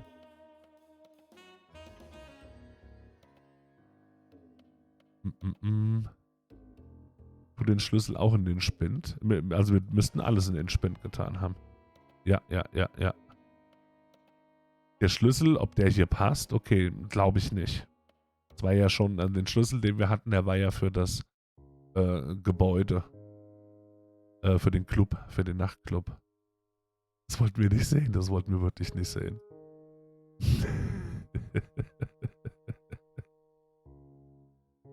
Nicht mal sein Schwanz ist verdeckt. Sieht aus wie eine Leiche. Hey. Na? Haben wir hier noch irgendetwas? Können wir hier sonst noch irgendwo hingehen? Also links und rechts geschaut. Da unten. Oh, das heißt einfach nur wieder rausgehen. Okay. Ah, hallo Humboldt. Schauen wir uns von hier nochmal an. Comfortable in that bath. It's almost enough to make me want to try it. But then again, I'm not water mad.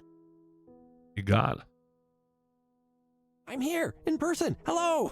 How's your windows? Remember that? Hello, friend. Du hast ein paar interessante Tattoos. I couldn't help but notice your tattoos. Do they mean something? These? Oh, yes. These are my graduation tattoos. Oh, wow. You got all that to celebrate graduation? Not to celebrate, no. As proof of it. I studied overseas for many years training to be a professional basher. When you graduate, instead of a certificate, you receive these tattoos. It lets others know what you can do and to leave you alone. That's really interesting. A basher? I met a crusher the other day, but he wore a suit, so I couldn't see his arms. I wonder if he also has tattoos. Do you mean Tinvankel Yanta? He is a good crusher, but crushing is the path for those without the strength of will to be bashers. True, bashing comes from a place of control and understanding. When you bash, you do not simply hit something. You let it hit you back. You feel it in your soul. Otherwise, you're no better than a smoosher. The community of melee combatants sounds far more complex than I ever imagined. True. Just don't listen to the pro-smooshing propaganda. Smooshers are charlatans. They couldn't smoosh a paper bag. Ich muss an Edgars Spind ran. Thanks for lending me your membership card, but it seems it was for nothing. Edgar's locker is locked, and without the key, not even Celestine can open it apparently. Or is he lying about that? No, he's right. Each member is issued a unique lock and key that is never duplicated. He had no key on his body, though, so either someone took it or he didn't have it on him at the time. Do your clients ever leave their keys here? I'm not going to divulge all of our secrets just because you fed me, friend. Discretion is our motto. Well, if I can't figure out what's in there, your motto might have to change to "We'll beat cats up for food," because your clients will be too busy gunning one another down in the streets to have time to relax here. Yes, you mentioned that possibility earlier. I'm curious, friend. Why so much effort for this kid? Did you know him? I had no idea he existed before the chief pulled me into this case. But the police won't touch things because of who he was, so I feel that I have to. Why? He was just another criminal who paid for his mistakes, was he not? Maybe I'll know for sure when I've unraveled this whole thing. For now, my active investigation is keeping Bartholomew from hunting down anyone he feels is responsible. The city has enough problems. We need to put in the work if we want it to get better. Nobody will do it for us. Interesting. He said a similar thing. Who? Edgar. Last night. Also hast du gestern Abend mit Edgar geredet? You spoke to him when he was here? What did he say? Please, I need to know. Not much. He was in a rush to leave, which I thought was rude since he'd only just arrived. He said he'd lost something and he had to go fetch it, but he would be back. But he asked me to keep something for him. Oh, Was please denn? say it was his key. His key, yes. And that was strange, because if he was just going to fetch something, he should have just taken it with him. But there was something in his expression, so I pressed him a little. He looked really worried, like he was being hunted. But all he told me was that he was just trying to change things in the city, and that nobody else could do it, only him. He forced his key on me and said it was just in case, and left, and never came back. Na dann, wir brauchen diesen Schlüssel unbedingt. Humboldt, I need you to give me that key. I have to know what Edgar put in his locker. Oh, Celestine won't like it if I... Celestine doesn't like anything except maintaining the status quo with all his annoying rules. I'm sorry, I know he's your husband, but he doesn't care what happened to Edgar. But you do, Humboldt. Whatever Edgar was trying to do, he seemed to know it had put him in danger, and he was clearly right. He left that key with you to keep something safe. Whatever it is, I'll bet it's why he was killed. And that means I need to get my paws on it to figure out how to solve this case. I can't just give it to you, friend. We have rules. A trade, then. Like before, I bring you something, and hey, maybe when I get back, I just happen to find the key that Edgar, dropped. Edgar thought he was the only one who could do whatever he was going to do. Well, he's gone. So if anyone else has a chance of doing it, it's me, but only with that key.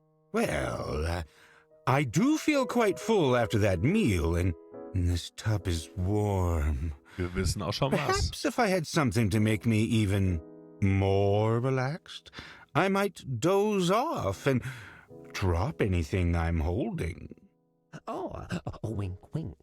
And if someone were to pick up whatever I dropped... Wink, wink. Repeatedly saying wink, wink out loud is rather ruining the effect, friend. Regardless, you're not going to be able to just walk out with it. There are metal detectors on all the doors for security. Okay, wir brauchen diesen Schlüssel und wir werden einen Weg finden, den dann auch hier rauszubekommen. Dafür gibt es ja hier diese Lüftungsschächte vielleicht. Wer weiß, wer weiß. Humboldt, I need you to give me that. What's the deal to get Edgar's key again? Ups. If I was made even more relaxed... Okay, ja, das haben wir verstanden. Dann dürfen wir, glaube ich, erstmal wieder rausgehen.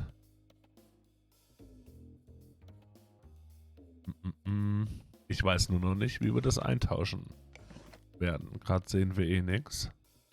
Mitnehmen konnten wir da nichts.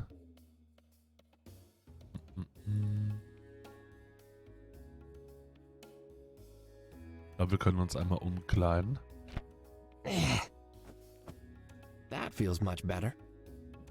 Ah, back again. Briefcase time again.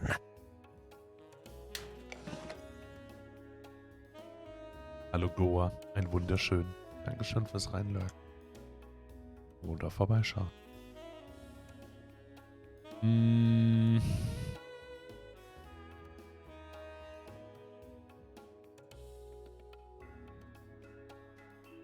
Können wir, wo ist denn das Öl? Da ist das Öl. Können wir dieses Körperöl damit benutzen? A mug full of oil. Yummy. Können wir den Samen da dazu knallen? Cramming a seed into that makes no sense. Schade. Und das Nip? I can't go around putting nip on random things. Auch noch nicht. Okay.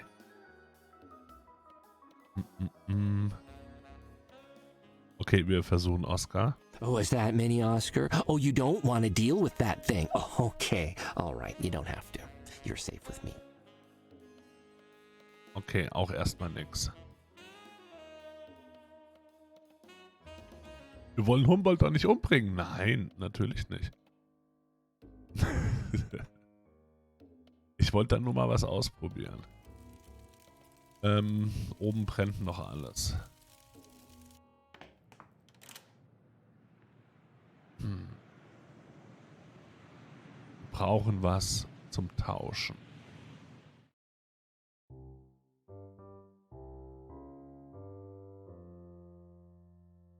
Habe ich die Milch versucht, bei dem zu tauschen? So blöd das klingt. Aber eigentlich will er was mit historischem Bezug haben.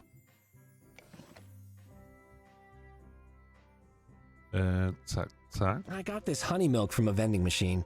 Oh, you shouldn't drink that processed stuff, customer. We have a... Ja, das hatten wir sogar schon. Becher mit Öl interessiert ihn auch noch nicht. Share this with someone, Meowie. Look how ugly this mug is. Oh my good God. Market. Okay. Hatten wir auch schon. Die Gurke selbst wollte auch nicht tauschen. Das Ding haben wir von ihm. Können wir das einfach umtauschen gegen das andere? Have you ever considered hypnotism, Meowie? What for, customer? I'm already a cat in the greatest cat city on First. Sometimes I have to pinch myself to believe it. You know what? Good on you, Meowie. Your unexpected affirmation is a confusing but welcome delight, customer.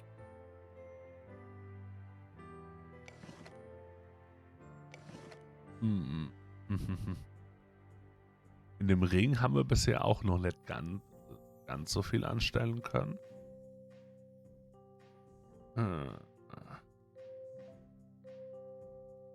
Was haben wir? Aber das Bild, ist das nicht historisch? You know who this is, Meowie? Why, that's Bartholomew Montague, star of some of Meow Meow Furrington's absolute worst Das movies. klingt doch gut. Aber reicht nicht ganz. Schade. Magst du Körperöl? This is some authentic Meow Meow Furrington body oil, and I'm sorry, customer, but body oil is not something we can trade for anymore. We had returns. But try the body oil shop across the street. It's called Oil Garens. The ponies who own it are very pleasant. Schade.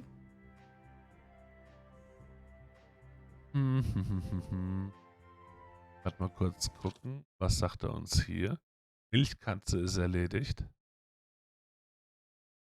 Er würde uns den Schlüssel geben, wenn wir ihm nochmal aushelfen. Wir wissen ja auch schon, wo. Ich frage mich, was ich eigentlich damit machen. Ich sollte den Korb nehmen. Das haben wir auch gemacht. Da sind wir auch erstmal durch. Mit Cosmo sind wir noch nicht wirklich weitergekommen.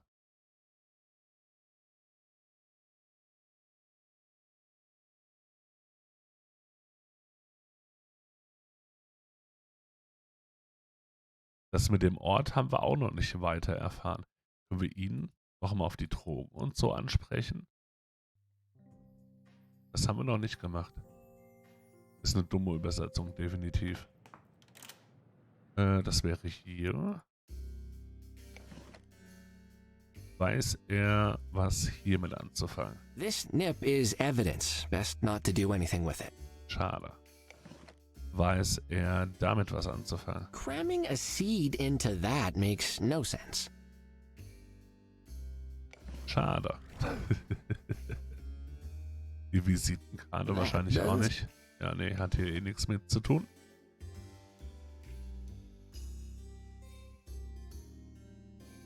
Mehr haben wir da aber auch nicht. Mit innen drin, das hatten wir soweit schon geredet. Stimmungsring brauchen wir da auch nicht. Wie ist eigentlich deine Stimmung? I'm not interested in how he feels. Doch, so ein bisschen schon. Auch das ist uns wichtig. Sehr sogar.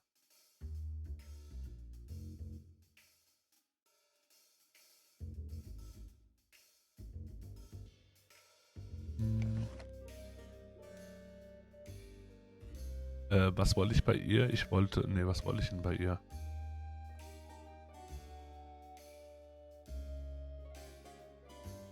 Wow. Habe ich gerade tatsächlich vergessen, was ihr zeigen.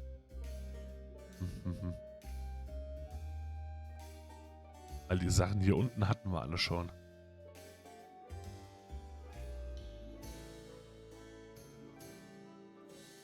Haben wir vergessen.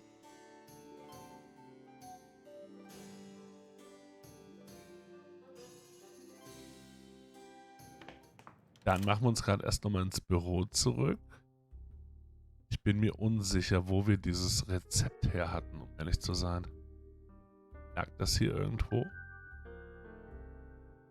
Oder war das hier drin? Ich glaube, hier drin war das, ne? Oh, jetzt nehmen wir es sogar mit. If you... It's written.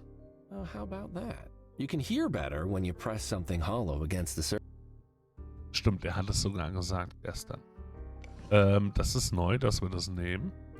Angucken. Grandma Nutterbutter gave me that book when I graduated. I think she just wanted someone else to start making her cocktails. Etwas Süßes. Geben Zutaten in der Reihenfolge in ein Gefäß. Oh, ups. Lassen Sie es stehen. Öliges haben wir schon drin. Okay, dann bräuchten wir jetzt erst etwas Süßes. Bis sich die Dämpfe vollständig aufgelöst haben, wenn die Luft oben noch flimmert. Ist es nicht vollständig. Vermischen Sie es bei leichtem Mondlicht, trinken Sie es und Oder schütten Sie es über die Wunde, die Sie reinigen wollen? Paint Stripper. Okay.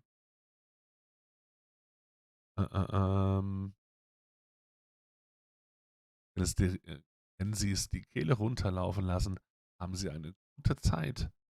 Wenn es auf Ihre Haut schüttet, nehmen Sie sofort medizinische Hilfe in Anspruch. Farblöser. Ja.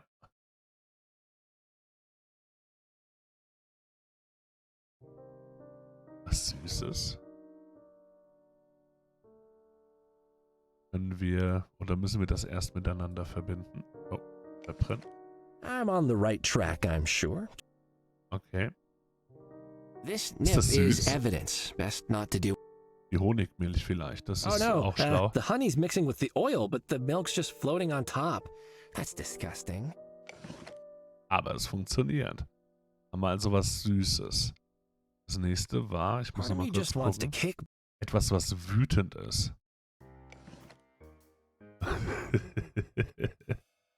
Wütend.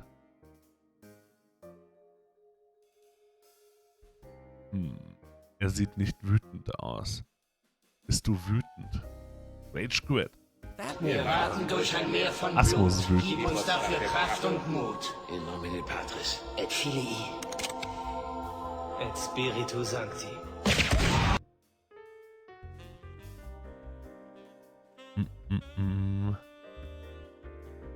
Wie wütend sehe ich hier jetzt, wäre jetzt ein wilder Gas überall.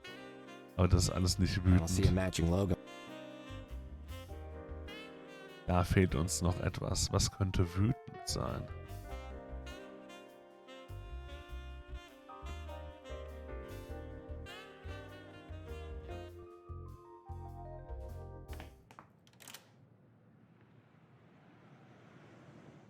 Die Erdnüsse. Der Typ ist wütend. Der ist immer viel wütend.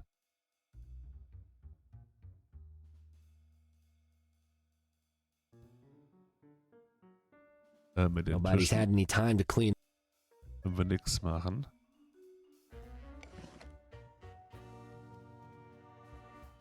Ist Oscar wütend?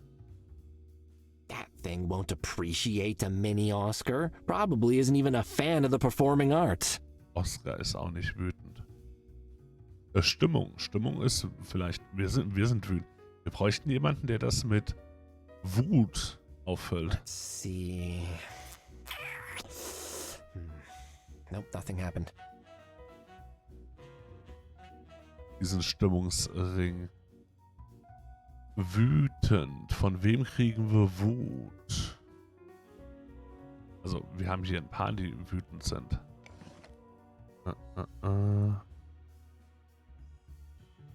He won't be interested in that.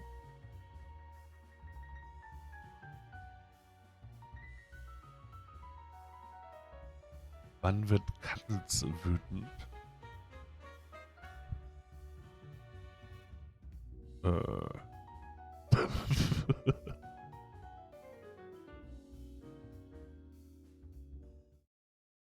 Bei Wasser?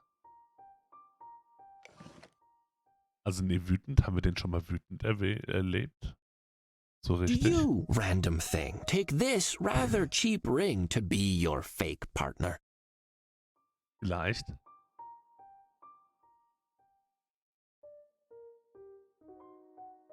Ah. Aha, aha, aha. Fühl ich. Können wir den damit verbinden? Alfonso makes me so mad. Surprised the mood ring doesn't pick it up.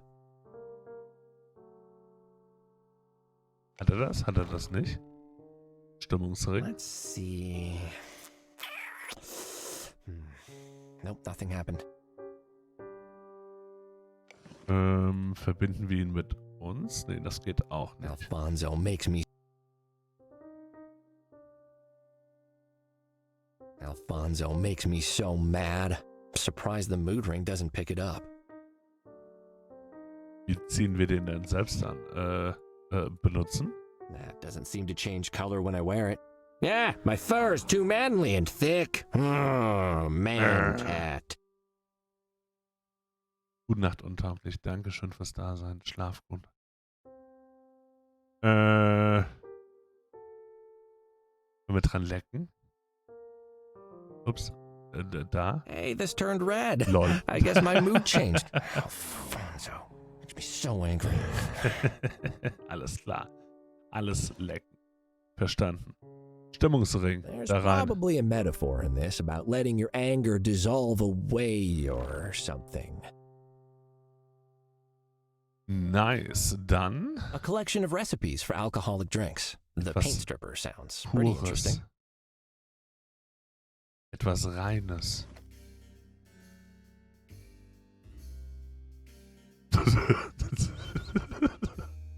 Die Drogen? This nip is... Nein, natürlich nicht. Also, nein. Oh, is that Mini-Oscar ist auch nicht pur und rein.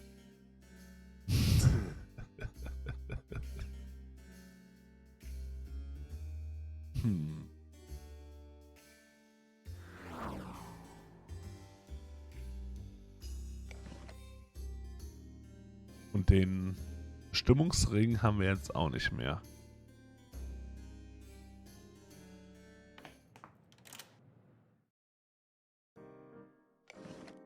Können wir das Ding ihr geben? I'm creating one of the drinks in my recipe book. Ooh, which one? Paint stripper. Ooh, yummy. Yummy. The seeds are evidence. Best not to throw them about.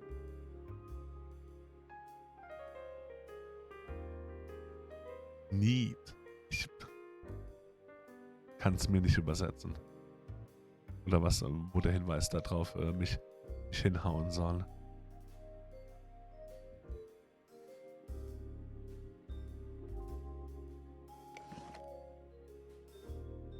The paint stripper sounds really interesting.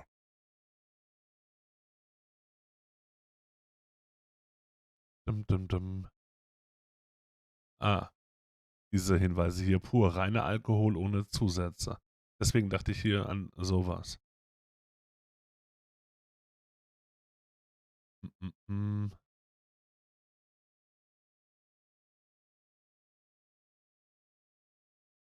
Geben Sie Zutaten in der Reihe in das Gefäß. Jawohl. Etwas Pures. Pur ist reiner Alkohol ohne Zusätze.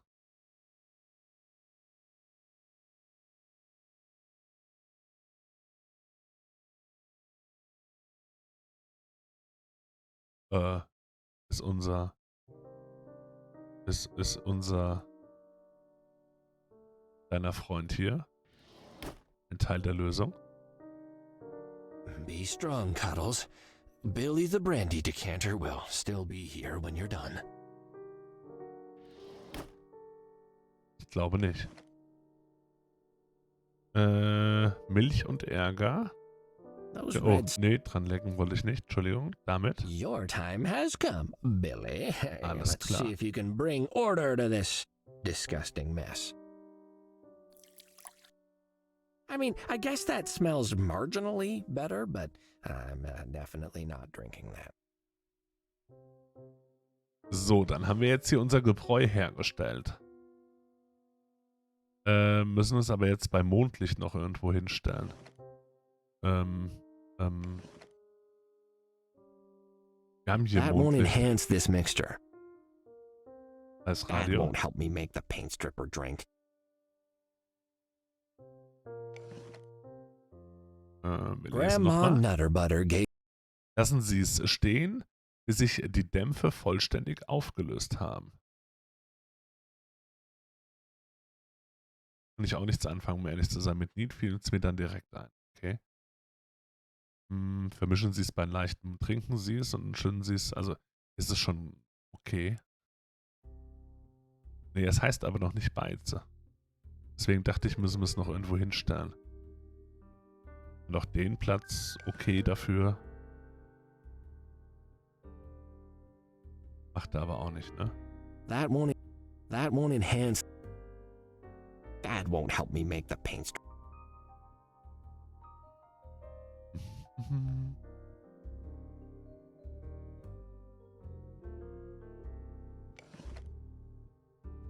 Wo haben wir ein Mondlicht, dass wir es hinstellen können? Oder halt, dass es draußen ist. Würde mir jetzt eigentlich draußen nur hier wieder einfallen. Und hier ist auch Mondlicht. Doch, hier ist auch das Mondlicht. Das könnte hinhauen. Zack. The mixture changed color, darkening from a loud but only tipsy red to a deep sloshed and smashing a bottle open on the bar purple. And now it smells like a truck stop. I guess the moral of the story is, if you're offered a drink in Karsten, turn it down. Nice. Okay. Jetzt haben wir Beize, mit der wir auch irgendwas anstellen können. Können Farbe abmachen. Wo hat uns denn bisher Farbe gestört?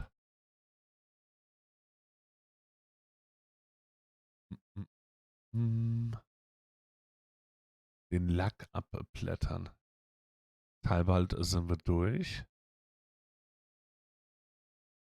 Aber das wollen wir ihm ja nicht da reinschütten. Also also bei Humboldt. Das fände ich jetzt auch nicht so gut.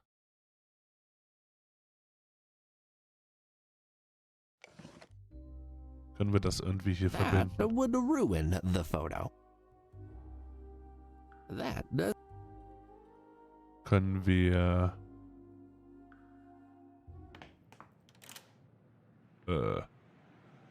Sekunde, wenn das auf Foto bedeutet.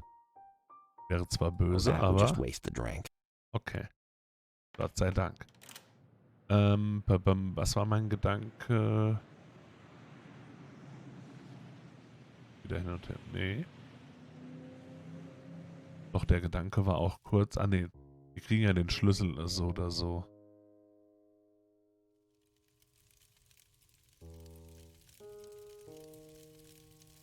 Jetzt musst du nur das Richtige finden. Ja. Ich überlege scharf, was uns da helfen würde.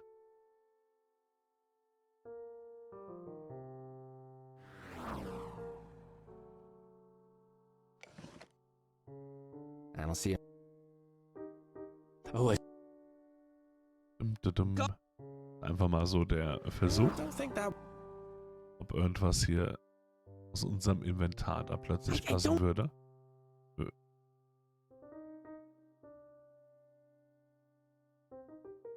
Wir hatten hier drin die Bilder, aber wüsste ich jetzt auch nicht, was sie uns bringen sollen. Was das uns bringt, weiß ich auch nicht. Throw it in his real face. Das stimmt wohl. Nee, fühle ich irgendwie gerade noch nicht. Der hier draußen, das Ding muss weg. Vielleicht. Weiß nicht warum, aber vielleicht muss das ja weg. Paint stripper, huh? Time to put that to the test.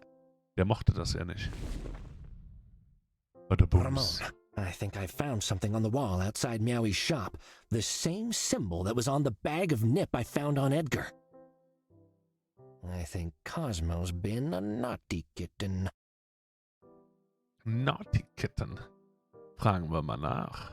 Cosmo? I don't suppose you know anything about the Oricatos on the wall outside.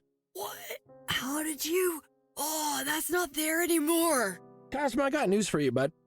Slapping a poster over something doesn't make it vanish, especially a symbol used to subtly advertise drug sales. Which makes me think, gosh, if I was selling illegal drugs, I might put a symbol like that outside to let people know where they could buy some. No way. I'm out of that life, I swear. Deswegen waren die Leute immer I hier. told him. Told whom? Cosmo, you're not the only one afraid of criminal cats. I've got Bartholomew Montemue on my back. I see you know the name. Whoa. Bartholomew sent you? Please don't kill me. Please don't kill me. Please don't kill me. Customer? Cosmo? Everything all right over there? Ja, klar. Sure is, Meowie. What's that, Cosmo? You got the city's widest selection of cat kiss medallions at prices so low they're doing the limbo? Wow, I'm thrilled. Just tell me more, but in a much calmer and lower tone of voice, all right, Cosmo? Thanks. Oh, please, I don't want to die. I'm not here to hurt you, Cosmo. If you tell me what you know, I promise I won't tell anyone that we spoke. I want the truth, but I want all of it. Hallo Kaya, wunderschön. Okay. Danke fürs Reinschauen. Warum hast du Angst vor den Montamues? I assume you've also had a run-in with the Montamues. A cat came in one night months ago and Meowie wasn't here, okay? I thought he was a customer, but then he started talking. He said his name was Edgar Montamu. The way he spoke, the look in his eyes, he scared me, guy. I was really frightened of him and his eyes. I've met his father. I think I understand. He was so angry. Said that I sold his friend some nip that killed him. Said that if I didn't stop, he'd make sure nobody ever saw me again. Did you sell nip to his friend? I mean... Yeah, but like you can't die from nip, guy. Must have been something else he took. I don't know. Which you also sold him, I'm assuming. I wasn't his boss, all right? I just sold him what he asked for, a little nip, little cash. It's all right. And I stopped after Edgar's business. Business? I stopped after Edgar's visit, I swear. I covered up the avocados. I told everyone to stop coming here. I said, you guys, stop it. Stop coming here. And I never sold another bag of nothing to no one, man. Warum bist du erschrocken, als ich dir die Samen gezeigt habe? You practically shut down when I showed you the seeds. Why?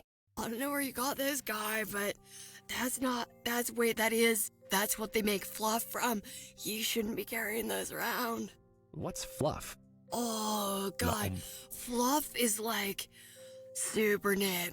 Kinda, not really, but like kinda, but like way more addictive, much more, way bigger high. But man, it does bad stuff to you. It does bad stuff to you. True. Oh, but you sold it anyway, right? Because that's not your problem. I'm sorry that I had to do bad things to make a living, guy. Fluff sells for a lot more than nip, and I needed it to make food and rent, pay for my cable bill that I have. Next time, I'll just starve on the streets. How about that? Wie hängt das mit dem La Boule de Polz zusammen? Okay, so but why would any of this lead to you ending up in a small, dark room in La Boule de Poix? I went there. It's just some uptight performers.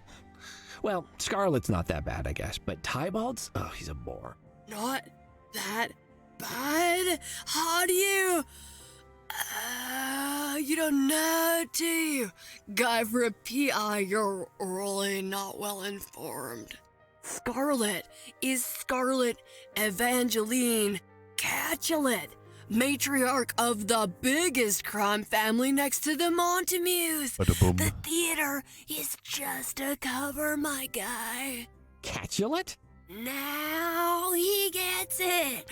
You've been living in a box, guy. The Capulets control nip in this city. Nobody sells without their approval. Cross them and like... Ja, das stimmt. Throat cut yours open, dead cat. Edgar acted like he was pretty sure the Capulets would listen to him if he went to them and tattled on me. I wasn't gonna take the chance, okay? Hattest du etwa keine Erlaubnis dafür, hier das Nap zu verkaufen? You presumably had Capulet approval to sell if they have as tight a grip on the drug trade as you claim. Why were you still scared of Edgar telling on you? The nip wasn't the problem, guys. It's the fluff. It's not theirs. I don't know who makes it, but I doubt the Capulets appreciate the competition. It was a risk, but the money Ich hab was wieder gerülpst. Warum rülpsen die alle? If the fluff wasn't supplied by the Capulets, where'd you get it? I knew a guy who knew a guy. He got me hooked up with passwords and drop locations and a great discount on groceries. But just before I quit selling, he disappeared.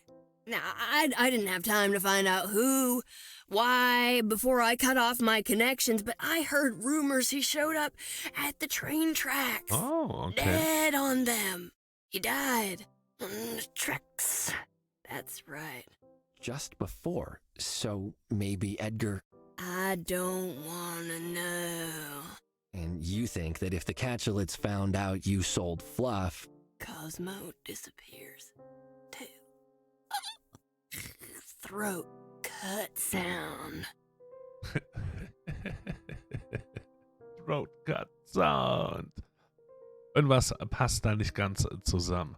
Edgar had nip and fluff seeds on him when he died, yet he threatened you about selling both? I don't know, guy. All I know is if you're gonna be taking on the Catulets and you want to keep your claws, don't mention fluff. Claws? What have you heard? Do the Catulets have declawing technology? Tell me everything you know. What? I don't know. I just turned phrase, guy. Cucumbers. This is such a mess. My nerves. I'm out, man. I'm done. I'm capiche. I'm kaput. And whatever the words, I'm zilch. Kaput. I'm nil. I just hit myself in the face. What are you gonna do? Move, man. Far away from the Catulets and the Montemues. Oh, man, no, God, this disguise is getting really itchy anyway. I got so much itch. Here, you don't want this headpiece? You take this headpiece. I hate this headpiece. It doesn't look good on me. It makes my head look fat anyway. Du bist geil. Schade, dass wohl jetzt geht. Maui? Maui? Ah, quit. Maui, I quit. Quit. Quit. Goodbye, cat I've never seen before. Hey, wir haben was Neues. Können wir das Stück Perücke mit dir tauschen? Meowie, I've brought this for your historical exchange program. Ja. Oh, customer, you pull my whiskers and tweak my tail with that assertion. This is no artifact. It is Cosmo's colorful headwear. With hair included, apparently. Odd. He'll be wanting that back. Cosmo! We've found your hideous headwear. Cosmo? Now where is he gotten to? But, you see, Cosmo is not who you think he is. Oh, he's not a cat? What? Well, obviously, he's a cat. Meowie, we're all... never mind. Never mind. I mean that he is actually a prince. A prince? I am intrigued, customer. A prince of where? Of here. Meow Meow Furrington. He's the secret heir to King Leopold. Do you mean to tell me that Leopold's only son, the weeks-old kitten Llewellyn Leopold, somehow survived the siege of Old Furrington by the 9 Lions 400 years ago? Despite the many corroborating accounts confirming his demise, including a painting gruesomely titled Dead Royal Kitten with Tulips, and escaped to found a secret royal dynasty that has remained hidden until this very day? Genau das. Yes? Remarkable! How did Llewellyn escape, customer? I must know! Oh, wasps! They picked him up and... Whoa! Right? Stunning! And thus returned the Leopolds in the form of Cosmo. Oh, a hitherto unknown and awkward employee of Maui's Emporium. Now revealed to be our one true king. Yes, all of that! And now our prince has left to find a castle, yes, and where he can put on the Leopold crown and become our new cat king. Skronk. I am astounded, customer. Cosmo, royalty in hiding? All this time? I would have sworn he was nothing but a disinterested assistant. Purr.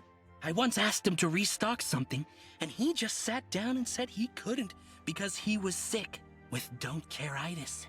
He is indeed a masterful actor, as are all the royals. This absolutely deserves the self-foaming fur cleaner from the exchange bin, customer. Ja, nice. Sehr gut. Sehr gut. GZ. Man sich gar nicht darüber lustig, dass Immigranten meist mehr über Geschichte wissen als die Einheimischen. Offensichtlich, ja. Jetzt, wo du schreibst, ja. Guess you're mine now. If I ever go crazy and start enjoying baths.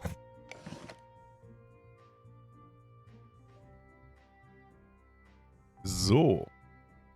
Teilweise haben wir, was wir wollten. Schauen wir mal. Können wir damit auch schon was anfangen?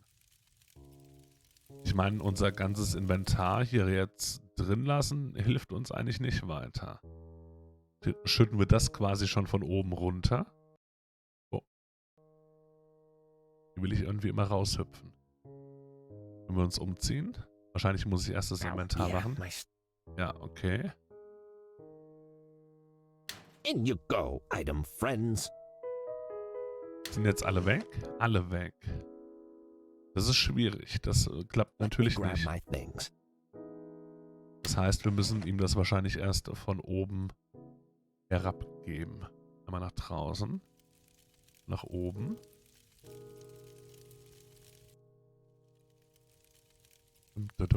Richtung Fenster.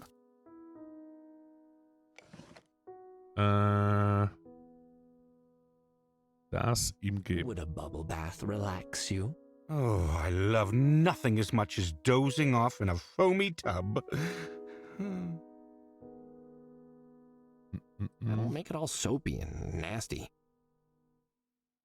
Okay, also er würde sich drüber freuen.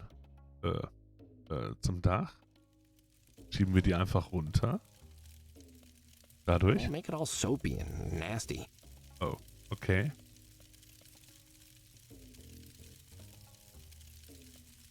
Ins Wasser. Können wir direkt das Wasser erwischen? Badezuber. Da redet... Oh, ja, hä? Es war dasselbe Gespräch und alles. Oh. Zu pingelig.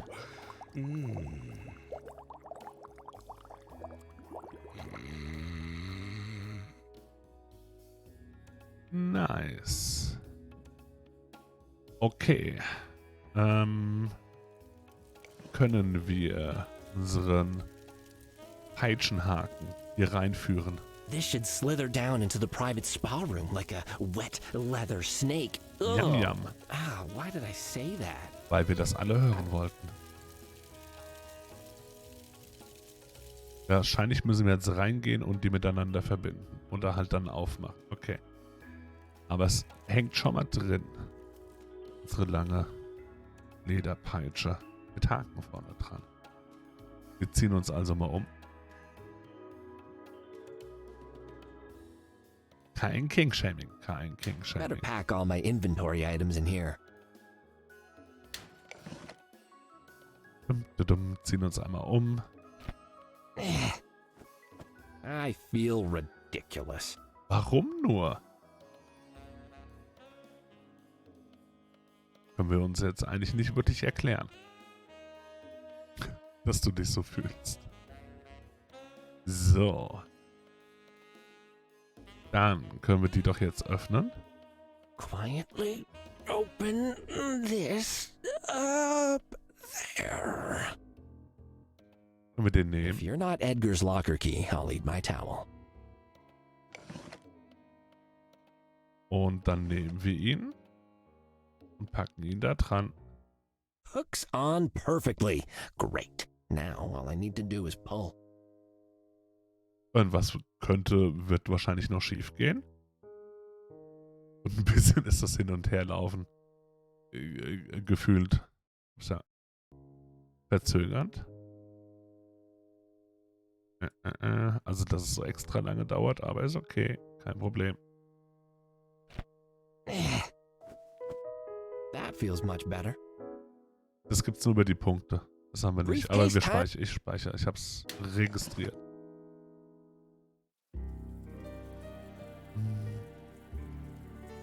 Hat er gespeichert? Hat er gespeichert.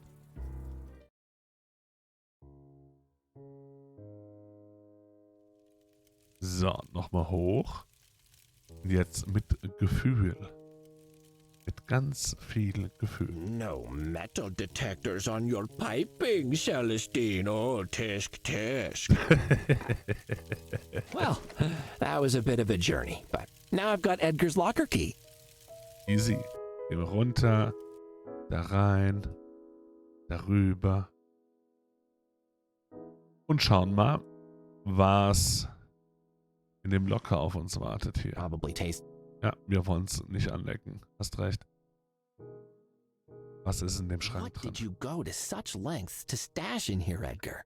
A photograph of... Oh, cucumbers. Is that Mousezilla? Dealing drugs? Lol. It can't be. Oh, Pepe was right. I don't believe it. Edgar thought this was important enough to hide here and then died. Was someone looking for this? Why? Yet another piece of evidence tying Edgar to the drug underworld, though.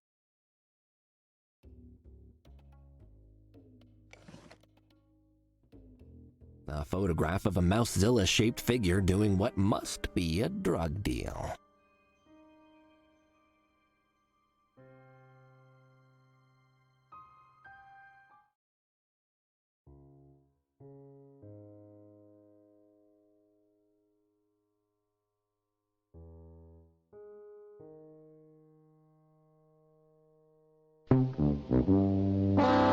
Dankeschön.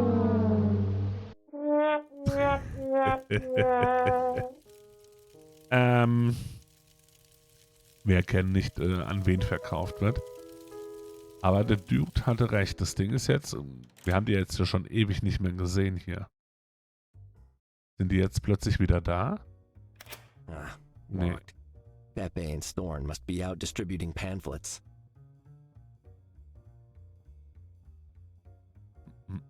Edgar ist nicht der Drogendealer, nee. Das wissen wir jetzt schon mal. Und wir haben natürlich neue Informationen über jemanden. Bei diesen... Nee. Hab ich nicht. Bis dato.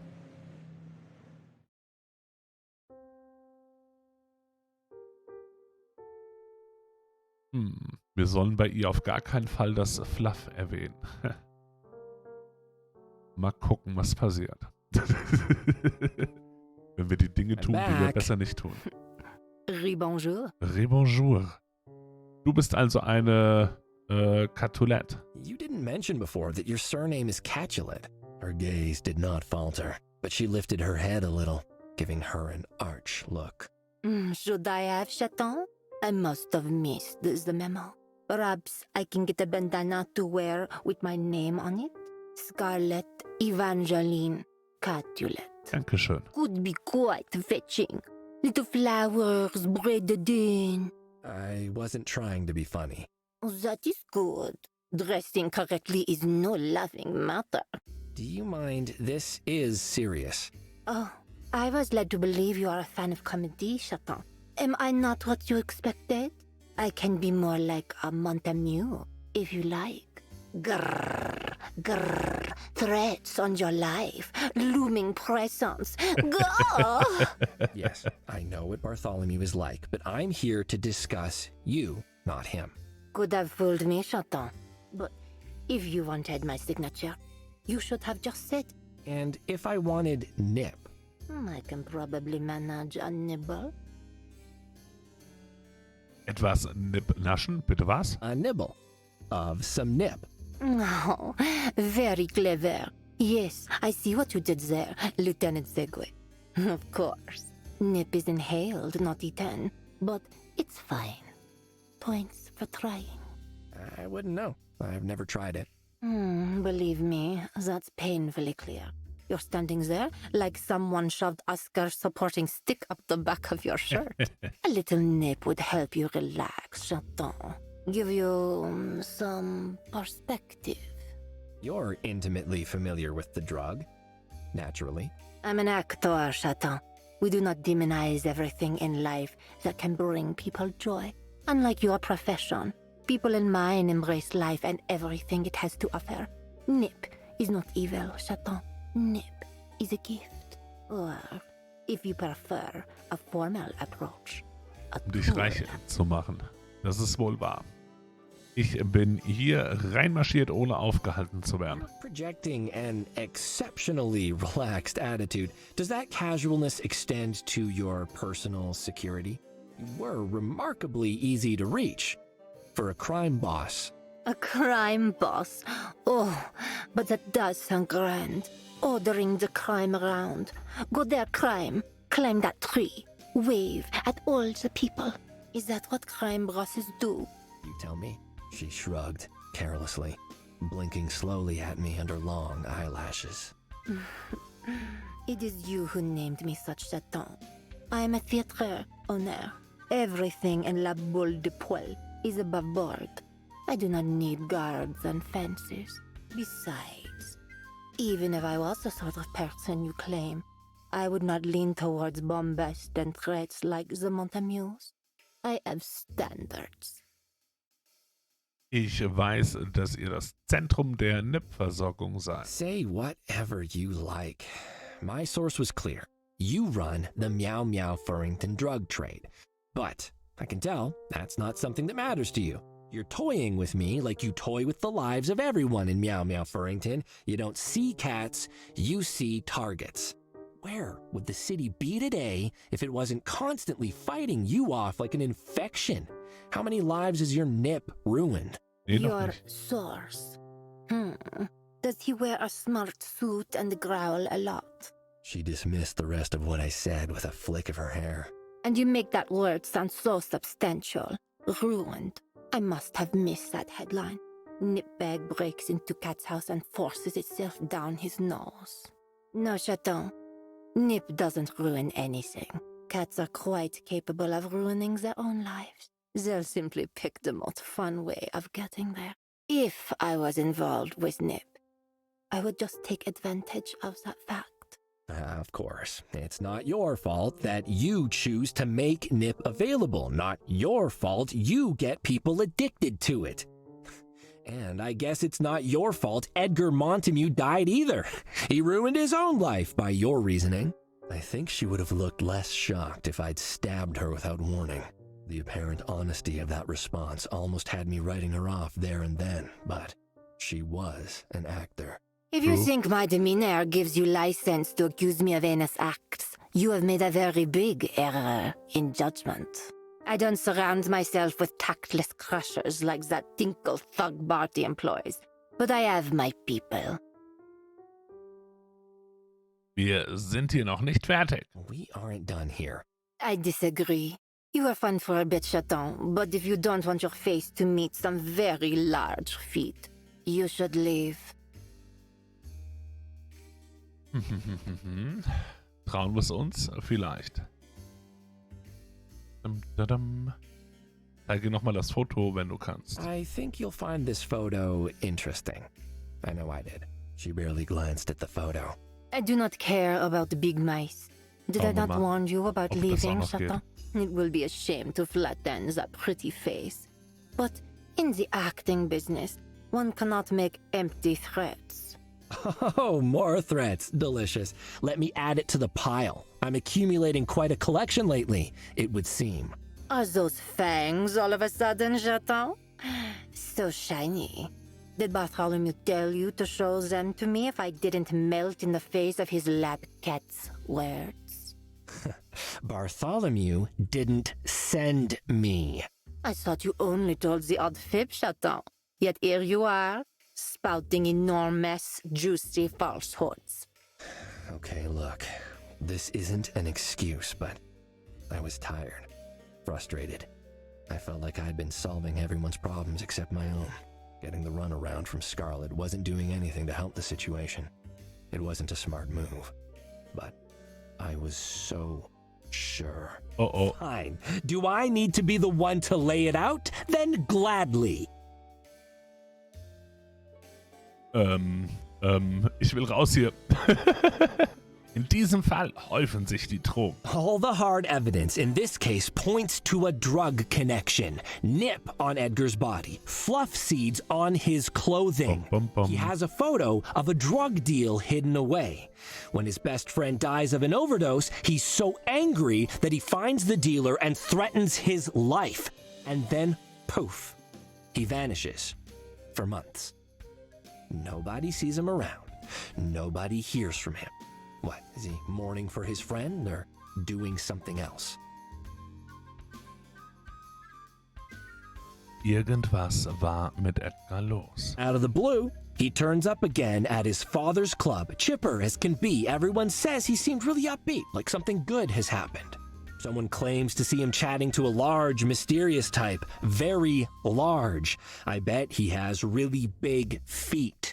Edgar doesn't stay long at the Nitty Kitty. He leaves, and he goes to the establishment for the first time ever. Wir erzählen She hier looked gerade alles. shocked. I felt sure I had her and pressed my advantage. Hat Treffen auf neutralem Boden geplant für Gangsterfamilien. He tells Celestine he has a meeting, but he leaves almost as soon as he arrives, leaving only this photo in his secure locker. One of the safest locations in the city, as I'm sure he knew. He goes back to the Nitty Kitty, apparently accompanied by the big cat from earlier, arguing. What about? Well, a few hours later, he's dead, with a nip bag in his paw. So probably not about which flavor of tea is best. Ich denke, sie können den Vorhang fallen lassen. Okay, here's what I think, Scarlet. Edgar was upset and angry about what Nip did to his friend, except he finds out his friend was off Nip by then and had moved to Fluff. But nobody knows who's making that, right? Well, Edgar did. He had Fluff seeds on his body, not Fluff itself. Those months he vanished, I think he used them to trace the people making Fluff. I think he found out where it's being made, and I don't think you could let that information get out. I think the nip on his body was just a bold red herring from you. You see, Scarlet, I think Fluff is yours. Bin ich noch nicht ganz bei ihm, aber vielleicht hilft sie uns weiter, nachdem wir ihr das mal vorgeworfen haben. Wer wäre besser, um neue Drogengeschäfte anzufangen? What do marketing people call it? Marketing segmentation. Nip is entry level, right? And Fluff, that's the upgrade. Keep supply low and make it seem exclusive. Charge 10 times the price. You don't tolerate competition, naturally, except from yourself. Who was Edgar going to meet at the establishment? I wonder. Someone with the power to take you down, if they had the truth? Was that your thug at the Nitty Kitty that night? Trying to convince him not to do something stupid? And when he didn't listen, you rolled out the big guns. Monopolisierung. Zilla. Was? Ja, war's. The photo is the key. Mousezilla selling drugs in a secret location. Mousezilla who doesn't exist, who can't exist unless he does. You made him in a lab. Just like Pepe said, you are the thems, and he is the terrible enforcer of your monstrous whims. He sells your fluff and silences anyone that tries to stop you. When you found out that Edgar had exposed you, Mousezilla killed him for you, J'accuse! I paused, panting a little, but satisfied. I was more certain of everything I'd just said than I'd been of anything in my life. She was silent as death for a moment, which was enough time for my brain to remind me that I'd just accused a crime lord of murder, with nothing but 4 walls and a die recorder to witness what might happen next. These accusations, the biggest pile of cucumber slices I've heard in my life. And you, the craven insult. He sent a buffoon, a clown, to mock me. Does he think I do not see? Does he imagine this will go unanswered? What? Who? Bartholomew! You and he have met many times since the murder. I know. You speak in his voice. Le Fantoche. He pulls your strings, and you lie on command. You're his errant cat now, sent to deliver an ultimatum, and it does not matter what I say, because he has already judged me. Her response caught me off balance, I won't lie. She was ignoring everything I'd said and focusing on Bartholomew. She could have been deflecting, but there was an honesty to her passion that was undeniable. even if she was totally wrong. I told you I don't work for him. Lies. You stink of him. Collect your cards, Poupette, and scuttle home. Tell that despicable cat that it is time for him to pay for what he did and what he made me do. There's no longer room for both of us in the Miami of Farrington. Le griffe de la carte sans sortie. I don't speak Epsilon, but the fury in her voice made the intent clear. Hey, now, hang on. Okay, just wait. Nobody needs to start any wars over this. I'm not here on behalf of Bartholomew, all right? We didn't meet. He forced his way into my office and he threatened me, and I stood up to him, I'll have you know, despite the declawing machine. More lies. He manipulates and uses. He thinks I killed Edgar, and he sent you to... He doesn't. What? He refused to believe it. He didn't even entertain the option that you did it. But I'm not blinded by whatever history you two share. I think the evidence speaks for itself, and I think it implicates you. You truly think I make fluff? I loathe fluff, Chaton. It is bad for business, bad for cats, and bad for the city. Yes, the real addicts will buy anything they can get their hands on at any price. But that is not sustainable. There's too few of them. I want the tired house cats, the busy executives, the cats who just want something to make a day a little shorter. They're not addicts. They just need a pick-me-up sometimes when the coffee isn't working anymore. What could be more normal? Those are the sort of cats that will get scared and stop buying if they hear there's something that's hurting people. And word is starting to spread. Das ist ein gutes Argument. Da bin ich bei dir, Kuro. Ja, ja. Das klang auch sehr aufrichtig. Nur Worte. Na, nur Worte. That's not enough to make me believe you or trust you. I do not trust you either, Chaton. You are unknown. You can be manipulated, and I do not trust Bartholomew. He is a manipulator. He will make you believe what he wants. I know he will, and I think he already has. And yet, the evidence is stacked against you, not him. The evidence you have. What does that mean? Edgar was supposed to meet me at the establishment on the night he died. He said he had something to show me, but he never arrived. Or so I thought. You were in contact with Edgar for how long? Did Bartholomew know? Why? I mean, you could have mentioned this sooner. Do you now believe that I did not kill him? Vielleicht. Well, ja, schon. You realize I can't just take you at your word. And yet, your word is sufficient to indict me? We have a problem, Chaton. Mutual distrust. You think I'm involved in this? And I don't trust that you're not working for Barte. An impasse. But I have the solution. Bartholomew inadvertently has proof of my innocence in the safe in his office. Go and find it. In seinen Safe soll ich also einbrechen. Einfach mal so. Easy peasy. Oh, in his safe. Yeah, you want me to break into Bartholomew's office? The one in his club? Yeah. Don't be ridiculous, Scarlet. I'm not a criminal. Oh, you have been busy, Chaton. My people have asked around the places you have been. You aren't nearly as subtle as you may think. Arson at the establishment? Bitte was? That wasn't arson. The blanket lied to me. It said inflammable. Cake fraud? It's not fraud if you're helping a friend. Poisoning a police officer? Okay, look, you'll be fine. I needed to get Fuzzball away from the body, and honestly, if you knew Krakowski, you'd probably agree that what I did was... Stealing evidence? Lying about historical artifacts? Licking things? Actually, licking things isn't a crime. I checked. Regardless, I know how your kind operates, Chaton. You draw a line in the sand and say, oh, this is us. And that is you. Good and bad. And when the water comes and washes the line away, you redraw it. But closer this time. Again and again. And by the end, we stand face to face. But you still claim that you are not us. I don't break rules just to make money and gather power. I do it to help people. I am not like you. And I am not who you say I am. You have no idea what you're saying. And I will not let you soil my name with these lies. Go to Bartholomew's office. Take a careful look at the items you will find in his safe. That will prove my innocence. Oh, if I'm really working with Bartholomew, couldn't he just tell me what's in there? Never. The items in there are his most treasured possessions, the last artifacts of his old life. He would never tell anyone what they are, let alone allow you to touch them. Convenient.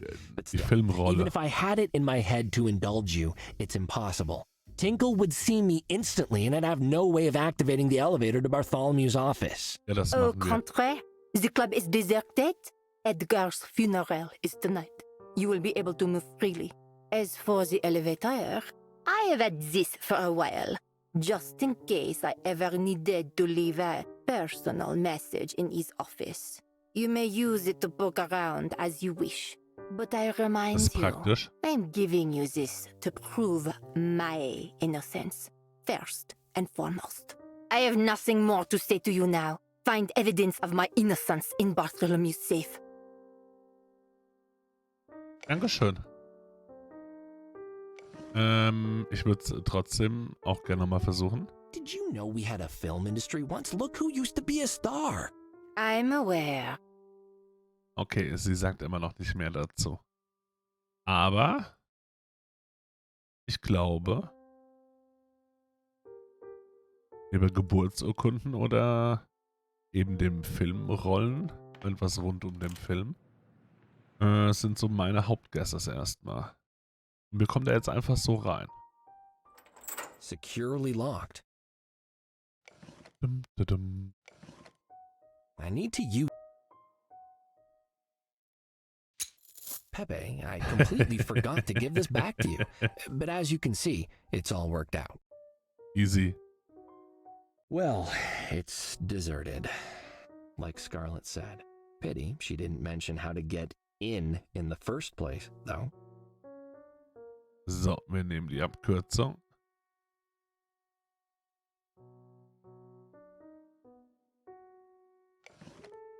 Nehmen auch hier schon mal die Karte in die Hand. Aufzug. Einmal nach oben, bitte. Yeah, that did it.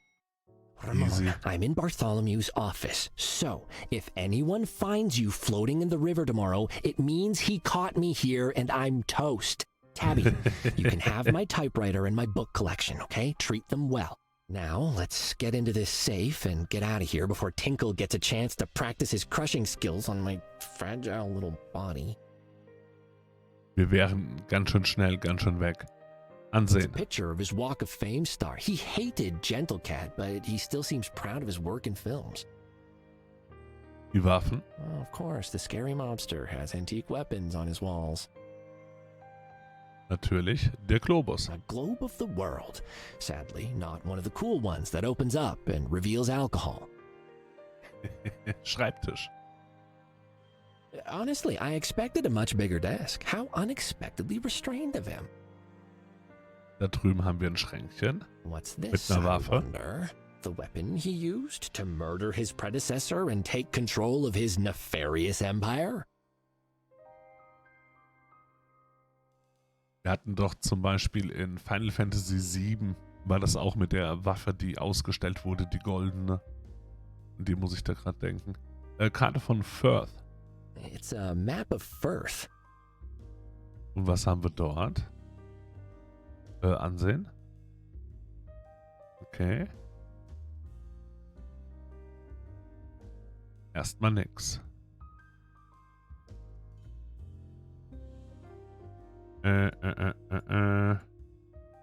Dann krabbeln wir mal an. Probably not a good... Let's be realistic here, okay? The only Klappt nicht. person I'd injure carrying one of those around would be myself. The Krabbeln wir mal world den an. spins at my command. Den Schreibtisch. If I dig through the drawers, he'll know someone was here, and I'm already on his maybe murder list. Maybe Murder List. It's Haben wir locked, das hier? and I feel like stealing a valuable gun from a mobster is probably one of the last things you do. Warum? Das Should really do some traveling when this case is wrapped up. It might even be required if Bartholomew comes after me. Können wir das wegheben? Ist hier irgendwas zum Anklicksen? Nicht direkt.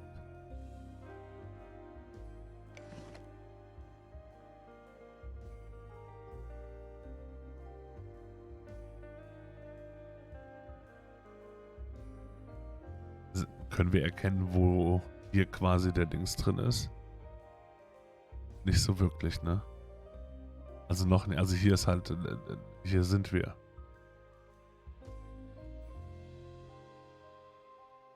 Okay, wir haben ein Riesenporträt. Dahinter ist dann wahrscheinlich der riesige Tresor. For a giant painting of a Montague. Nicht? Wo ist der sonst? Die Beule. Wir haben ja auch eine Beule. There's something under the carpet there. Na gut. Oh, there's something under here. Not terribly well hidden, Bartholomew. Tisk, tisk. Though I guess he's not exactly expecting nosy visitors. Schauen wir uns den doch mal an. This must be Bartholomew's safe. Whiskers, a paw print lock. Scarlet didn't mention that either. Das ist noch einfach, aber das mit dem Code wird dann schwierig. Würde ich vermuten. Nothing happened.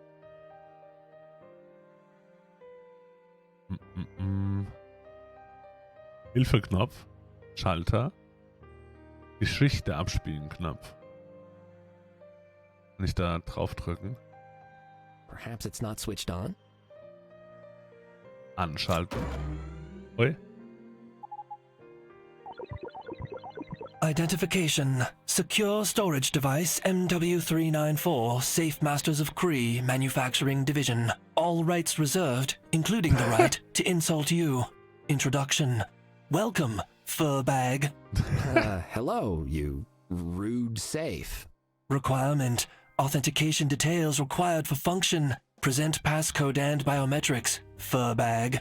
Rude and chatty. Aren't you fun? Is this how you address all cats? Explanation. Safe Master protocols dictate all clients be treated equally. Loophole. Protocols do not dictate specific treatment level. Execution. Contemptuous mockery. Furbag. Requirement. Authentication details required for function. Present passcode and biometrics. Furbag. Das eine haben wir.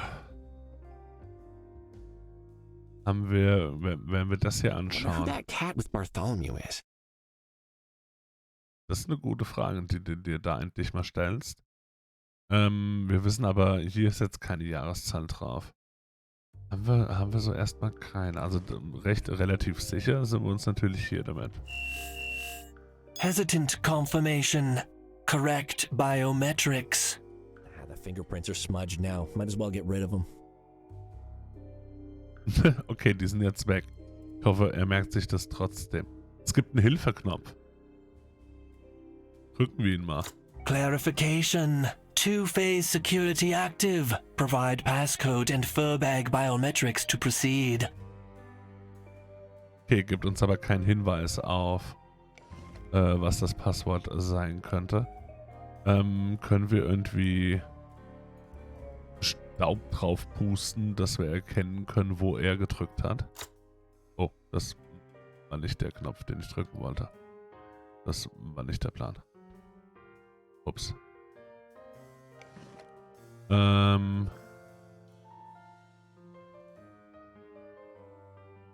Gucken gerade nochmal weg. Sehen wir hier irgendwas? Gucken wir uns doch nochmal hier die Karte an. There's the archipelago Meow Meow Furrington is situated on. It's part of the continent of Sheer. Mm-mm.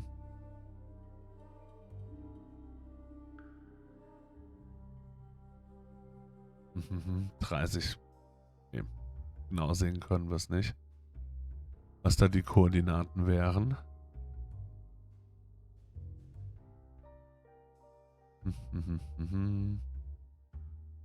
Sehen auch sonst erstmal nichts. Was hat er hier gesagt? Oh, actually, I think it's an Einfach nur Pistole. Hat sonst nichts gesehen.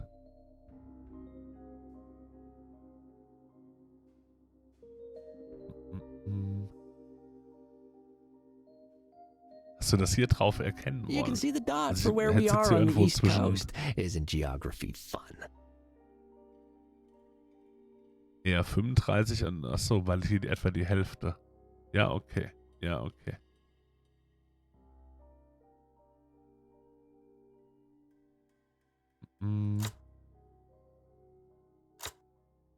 Oh, tatsächlich. OS und LOL. Können wir das nochmal rückgängig machen? Smugness. 3, 5, 1, 5. Reluctant confirmation. Correct passcode entry. Yes! Nachdem man hier was eingibt, dass man die hier aussieht, war das dann doch ein guter Hinweis. Disinterested confirmation. Passcode and biometrics provided. Grudging admiration.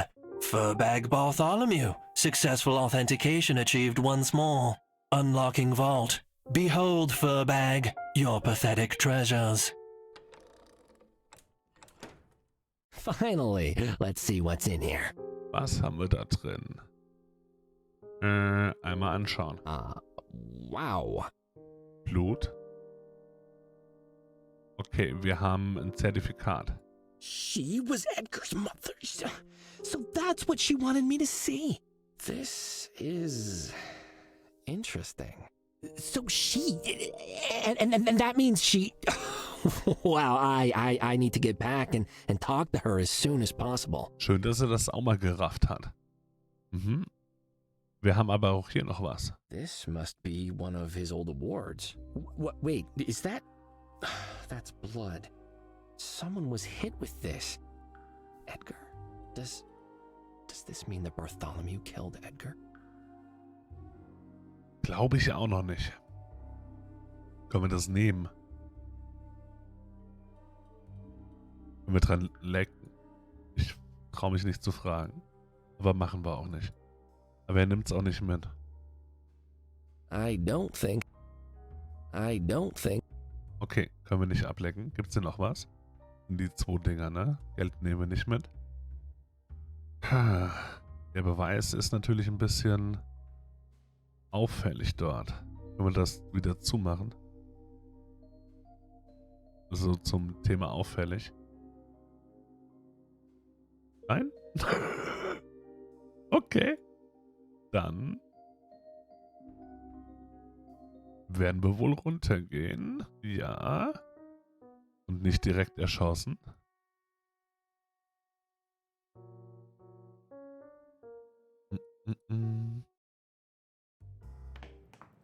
Das ist schon mal gut.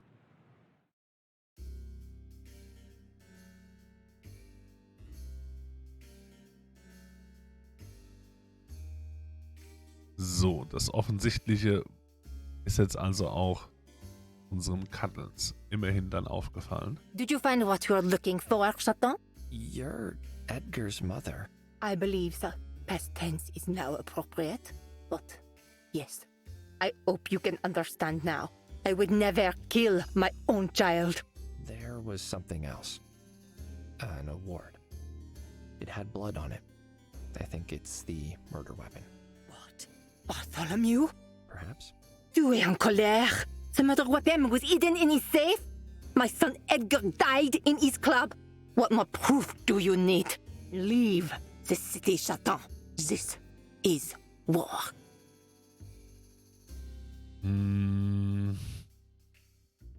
Du hattest grundsätzlich ja schon auch Zugang zu seinem Büro. You had access to his office too. You may have been Edgar's mother, but you've not been part of his life for, what, 30 years? If you wanted to frame someone... The tall cat spat on me. Do you know what your words have cost me? You casually accuse me of murdering my own son because I was not with him when he grew up. Do you think I did not want to be? Do you think I did? I do not love him with all my being. Bartholomew is a monster. Sweet words around the dark heart. I knew it was true, even when I was with him, but I was afraid. He was making new friends, and they were dangerous. I made plans to escape, but then I became pregnant with Edgar, and then I was no longer afraid. I was terrified. If I left with his son, Edgar would never have been safe. I had my own ambitions, and I knew I would eventually butt heads with Bartholomew again. The only way to keep Edgar safe, properly safe, forever, was to... Leave? She paused, struggling for words. and the rawness of the emotions that fought for control of her face made me look away. I left after he was born, told that beast. I didn't care. I lied. It was my only option. I loved Edgar so much. He was so small, so beautiful. His life. He was my son. I had to protect him. If Bartholomew thought he meant nothing to me, he would be safe. Safer. Bartholomew would think he had to protect him from me. But Edgar would never be in danger from me. He could live in safety, grow up, be his own cat. So as long as Bartholomew or anyone else thinks I'm cold-hearted and uncaring, I have power and space to act. I can find out who killed him while everyone suspects me, and I can make the real murderer pay. If Bartholomew did this, then he is already finished. Nee, das war schon fein, Krumer. Hat ja schon deswegen auch quasi da auf das Bild geschaut oder auf die Karte, wegen dem ähnlichen Gedanken. Ich fand sie nur so komplett außer Platz, sag ich mal. Dadurch, dass du konkrete Zahlen hingeschrieben hast und ich mir gedacht habe, okay, kann man sich dann jetzt nochmal genauer angucken, war dann eine neue Motivation. Aber der Gedanke war auch schon mal da. Ich tippe, spätestens wenn wir einfach nochmal wahllos was versucht hätten, mit dem zweiten Eingabe haben wir ja dann auch diese Gradzahlen quasi gesehen. Spätestens dann hätte ich es auch mit genauer angeschaut. Das war schon ein angenehmer Sprung und Abkürzung. Warum hast du dich mit Edgar getroffen? Why was Edgar meeting with you? Did he know you were his mother? No, he never knew. I didn't want to break what we had. He was happy. He had purpose. I didn't want to force him to split his priorities. And what was his priority? He was an amazing cat. Despite his father, he becomes someone I could be proud of at the end. He came to me with a proposal, a unification of the families. He would become the head of the Montemues in time, and he wanted me to agree to work with him. Montemues and Catulets united. Oh, a single crime family to control everything. A single organization to bring stability to the city. But it doesn't matter now. That hope has ended with his death. Ich habe wohl ein paar falsche Annahmen getroffen. I was so sure I was right. And yet, you are wrong. I was mistaken. That doesn't mean the evidence I found isn't still relevant. You said Edgar was going to meet you at the establishment, right? The photo must have been the thing he was going to give you. Did he give you any indication about what the relevance was of the thing he was going to give you? None. He only said he would let us discover who was selling fluff. That pretty much confirms the mouse is selling fluff then. Das muss so nicht so laufen, dass ihr jetzt euch anfangt zu bekriegen, weil das wäre echt schade für den Staat, um ehrlich zu sein. Please, I want justice for Edgar. I promised that to Bartholomew, and I'm promising it to you too. Then you promise justice to the very cat who will pay for murdering my son. Appropriate. Wait, please, I don't think it was him when we spoke. His pain was clear. He was in agony. Scoured by guilt. I really don't think so, Scarlet. I don't think he did this. Or you. There's a third party involved here. Please, don't challenge him yet. Give me another chance to put the pieces together. You say Edgar wanted to make things better? Well, you and Bartholomew fighting it out on the streets, it's not going to achieve that. I can tell you this. I have seen a building like the one in that photo. There is a memorial garden in the south of the city. It has metal work in that pattern. All right. That's something. Okay, thank you. But I will not wait forever. 2 days, Chaton. And then I will not be stopped by anyone.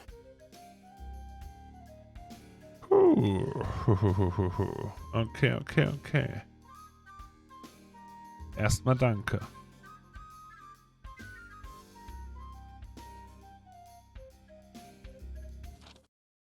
Was sagte sie?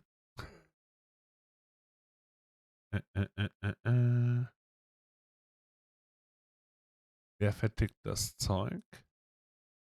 Er ist echt und er dealt mit Drogen. Mauszilla, jawohl. Taiwan, das ist immer noch was offen. Ich dachte, diese Angst hätten wir bei ihm auch schon erledigt.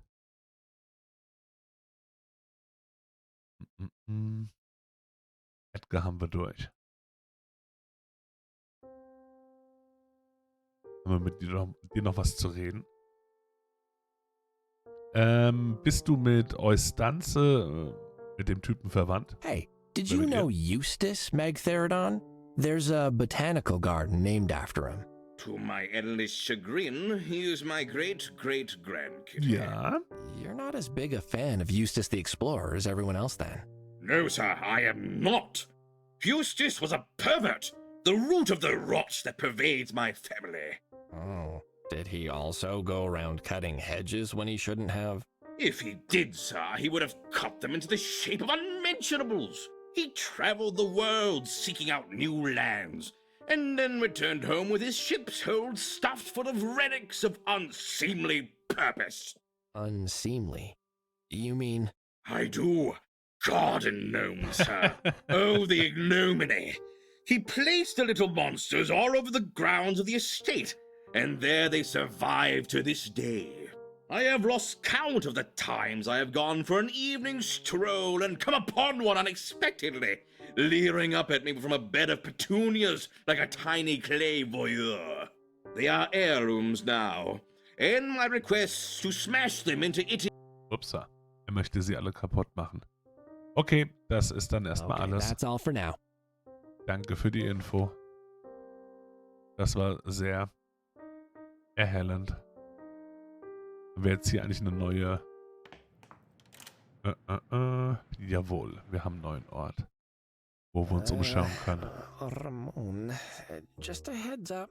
I'm in a garden at night, and it's kind of spooky. If, something comes at me, I might throw you at it, okay?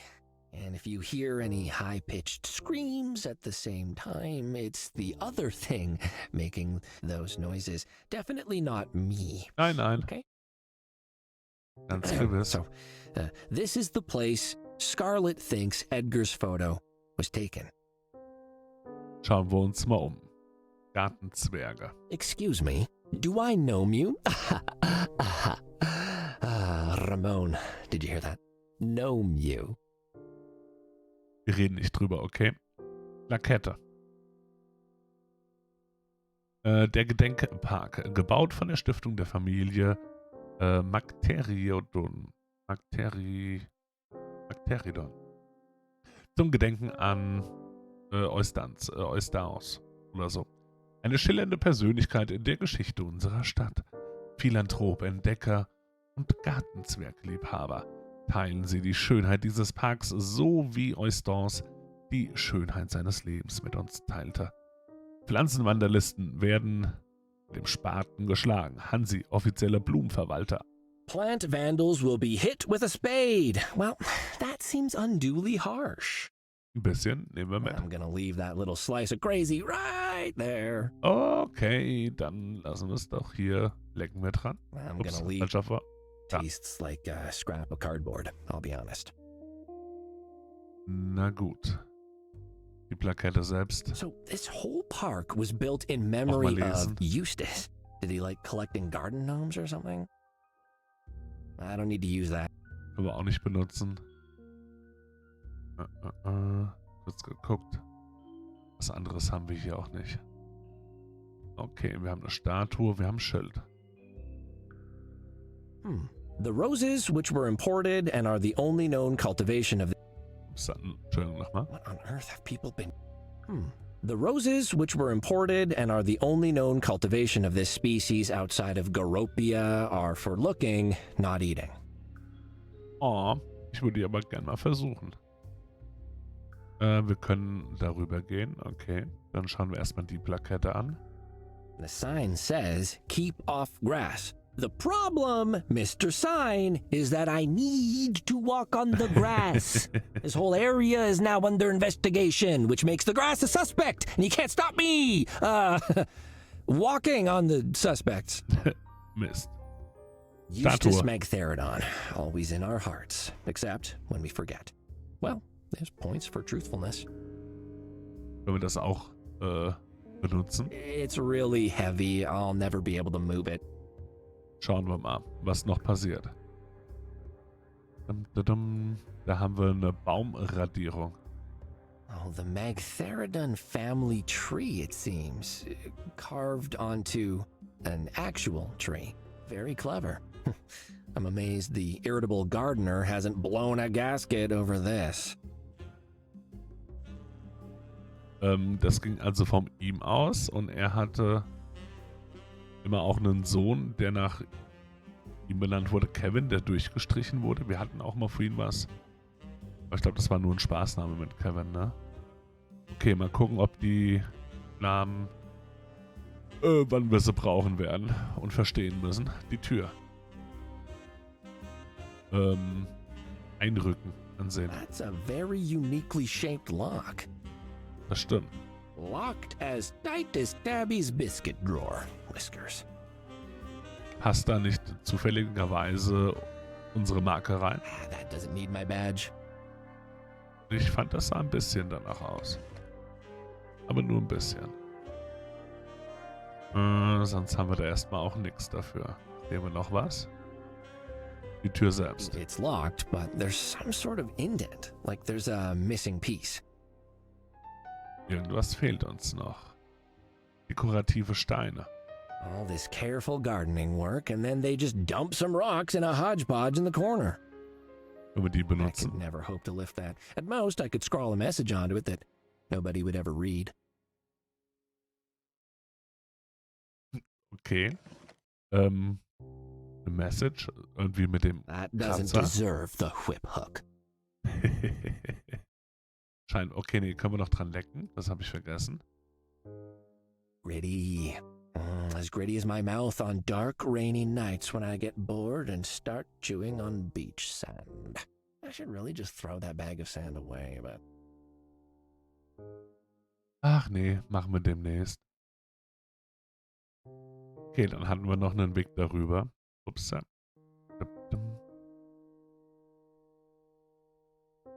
Schauen wir uns da auch mal um. What is that? Hoch. Is that a vegan bladder? That looks nasty. I think I prefer the Oscar version. Toll. Was steht da drauf? Eustace was familiar with vegan bladders from a young age. He always said it was one of the main reasons he chose to spend his life exploring lands as distant as possible from his home. May this statue inspire others as it clearly inspired him. Und hier schön mit der Vorrichtung inklusive wird wahrscheinlich Flammen dann gleich werden, demnächst, unter Looks like Umständen. something might fit inside here. Reparieren? Wir sind super in Reparieren. Was haben wir da? It moves a little if I press it. I think something is supposed to be placed on it. Okay, können wir die Dinger, können wir aber nicht nehmen, oder wie? Oder die Druckplatte, die wir benutzen können. Okay, aber haben noch nichts, was wir drauflegen wollen müssen. Dürfen unbedingt. Gucken wir uns noch ein bisschen um. Opferständer. Someone, probably the crazy gardener, was selling something here. What could it have been? Egg Sacrifice. Ich habe eine Vermutung. Mini Oscar is small, but he doesn't quite fit through the mouth. Nicht? Schade. Auch nicht, wenn wir schon reingucken. Mini Oscar would just lie on top awkwardly. That's a spot for a particular item of some kind. Schade. Fand ich irgendwie passend. Wir haben ein seltsames Symbol. What's this? Graffiti? Is this part of whatever ritual that statue is intended for? You know, if I stare at it long enough, it feels like it starts to pull me in and swirl endlessly. Weird. Sehr weird. Haben wir hier noch was? Den Zylinder selbst. Okay, mal anschauen. The statue is hooked up to a supply of flammable fuel. Why? So this gardener fellow has a little side business, it seems. Putting things into the vegan blighter statue to make it light up and look all scary. I wonder how that works. Okay, ja, das ist die I shouldn't Frage. mess with that. Och, warum nicht? Mundhöhle, den Vagabund selbst, können wir den auch nochmal anlecken. Das Prinzip. I feel like licking that will make my tongue permanently uglier. Okay, die Beize, einfach nur, weil es eben das Gesicht hat. Do I want to Ich dachte, das könnte der hier verkauft haben. Natürlich auch Blumen. Immer. Gibt es hier noch irgendwas, was wir uns nicht angeschaut haben? Bisher nicht. Können wir den benutzen There's irgendwie? nothing to take. Schade. Whatever was for sale here is sold out now. What was it?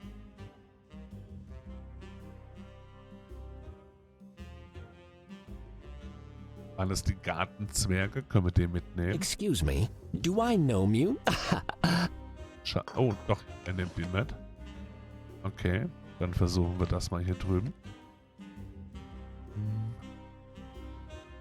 The garden gnome fits perfectly on the plate inside. That's clearly meant to go in there. Let's go. Dann mal reingucken. So, so. I can't just... That... Passt. Und so. Hey, this fits. So, the gnomes were the sacrifices? Tybalt would be delighted. Whoa! Whoa! Well, goodbye, little gnome.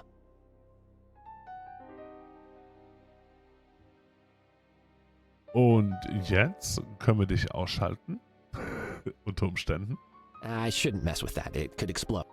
Okay, nee, anscheinend noch nicht. Haben wir ein Feuerchen gemacht. Ja, gut.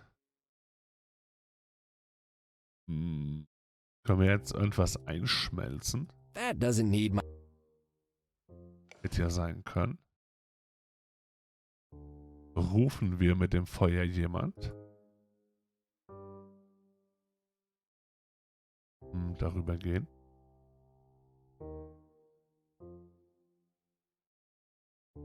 Erstmal wohl nicht.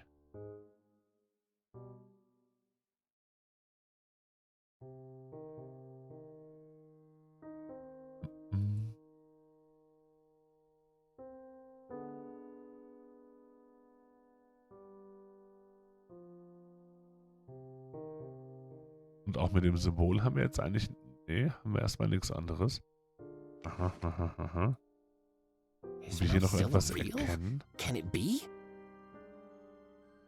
Nee, nicht wirklich. Wenn wir uns das jetzt angucken. Fire, we meet again.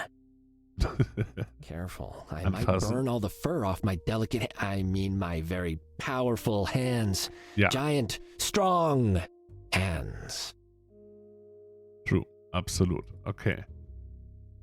Ist neu da, können wir aber erstmal so nichts machen. Wollen wir irgendwas verbrennen? Glaube ich eigentlich nicht.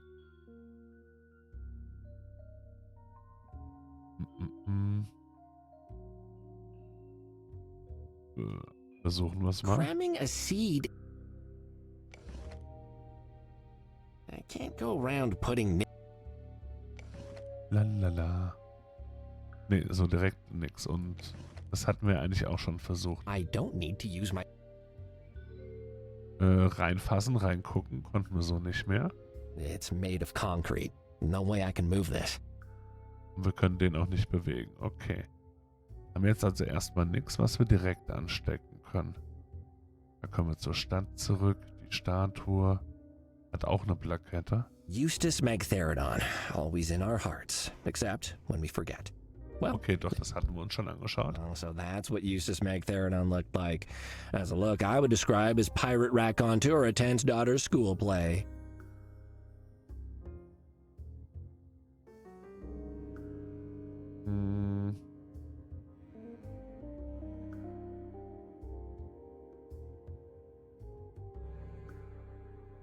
So, irgendwie bin ich noch bei den Steinen auch. Definitiv hängen geblieben. Können wir da tatsächlich nichts rausnehmen? Oder nochmal reingucken? The ground around this is trampled flat. The gardener will throw a fit when he sees this.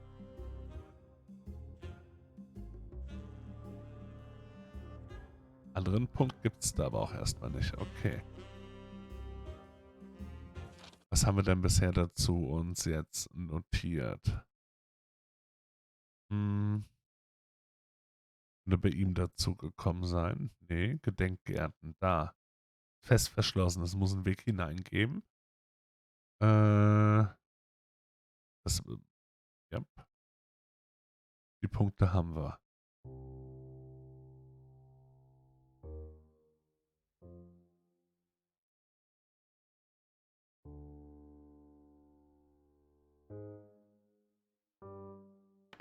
Wir dürfen ja bestimmt nochmal hin und her, heißt. Ich würde gerne nochmal bei ihm nachfragen. Hat der irgendwas, was da passen könnte? So direkt ersichtlich nicht. Das Mausoleum sieht abgeschlossen aus. Is Eustace really buried in the mausoleum in his park? Oh yes, alongside spoils of his misadventures. I need to get in there. Do you know how to unlock it? Into his mausoleum? Why? I think a mouse that can't exist is dealing drugs inside. If you don't want to tell me the truth, just say so. The door is sealed with a lock that only our family crest can open. Oh, I see. Sanctity of the family heritage and all. Oh no, I couldn't care less. For your help with my vegan blighter problem, you may have it. Feel free to smash any garden gnomes you find in there while you're at it. I certainly shall. Haben wir schon angefangen damit. Tatsächlich. Okay. Er gibt es uns einfach. Na gut, das war zu einfach.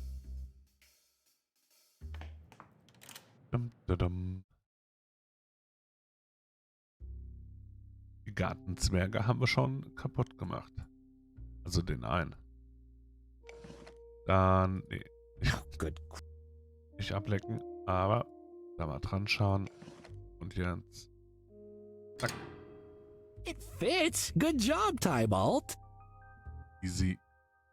Einmal bitte rein. Ramon, I take back what I said about the garden being spooky.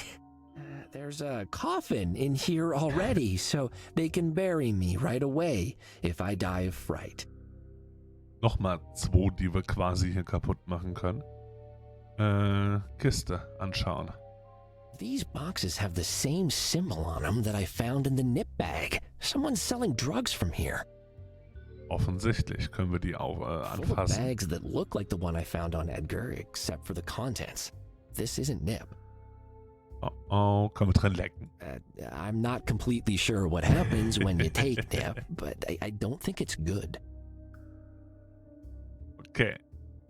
Da haben wir eine Särge. Lol. Den können wir... Oh, doch, eine dunkle Stelle gibt's da noch. Just an eerie, silent, unilluminated area inside a mausoleum. At night, next to a sarcophagus. Nothing to worry about. Nein, gar nichts. Alles ganz normal. Ramon, this place is so old and dusty and dark. There's probably like 1 trillion spider webs in there. Spider webs make me feel jittery. So, I'm gonna just not go in there. Problem solved.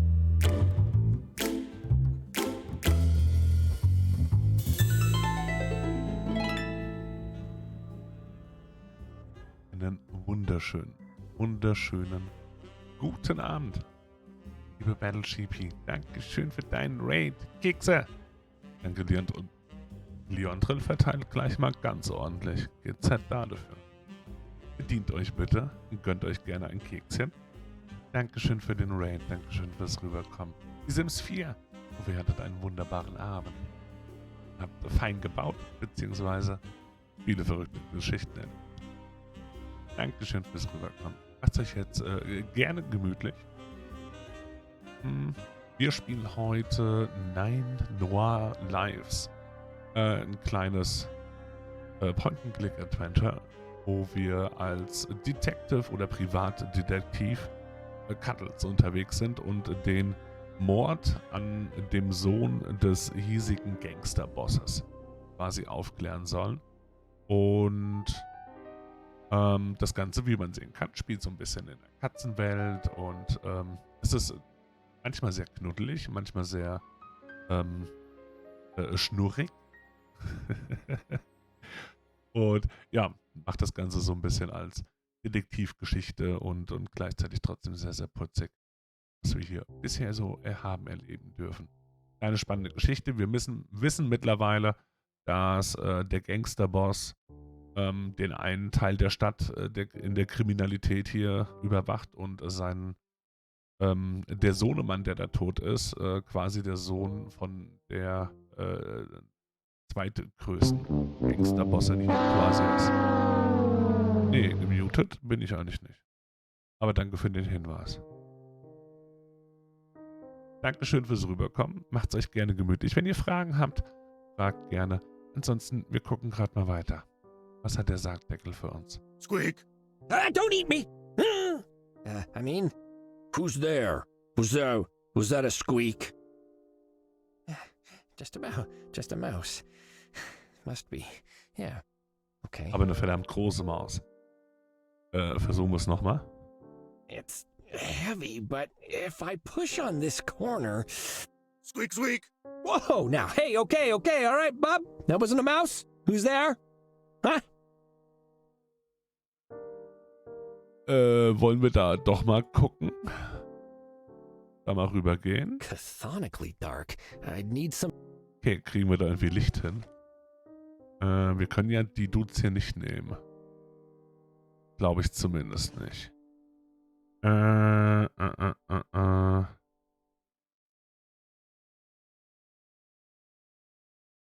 wir unsere Peitsche da verwenden? Und am Sargdeckel? Nein, auch nicht. Was ist, wenn wir in der dunklen Ecke Stelle lecken? Licking the darkness does sound very poetic. You can tell because it makes no sense when you think about it. Den Sargdeckel? It's actually quite clean. Did somebody wipe this down recently?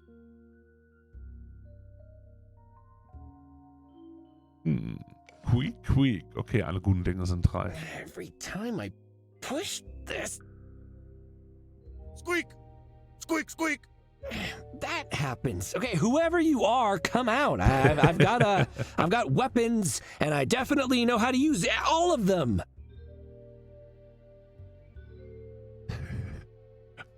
Wie können wir den rauslocken? Können wir hier irgendwie die Hüte hinlegen? Budget.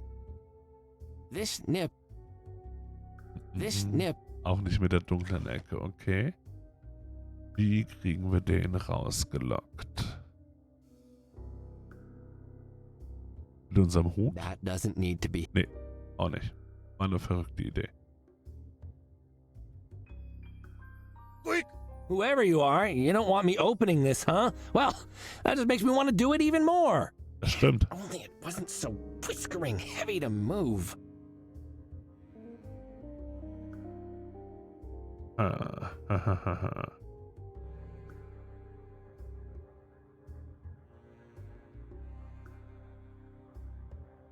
Die Person rausbekommen, die Person dazu bekommen, dass sie uns quasi was verkaufen möchte. Wäre ja auch eine Möglichkeit. Uns als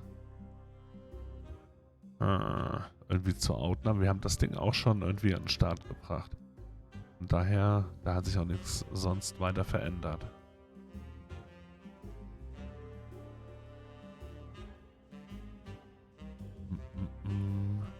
The Magtheridon family tree. I guess they don't have plan. Können wir hier etwas mit dem Haken noch weiter einritzen?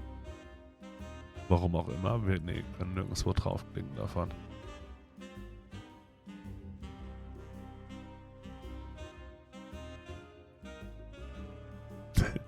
Noch 10-mal draufklicken, kriege ich ein Licht da drüben.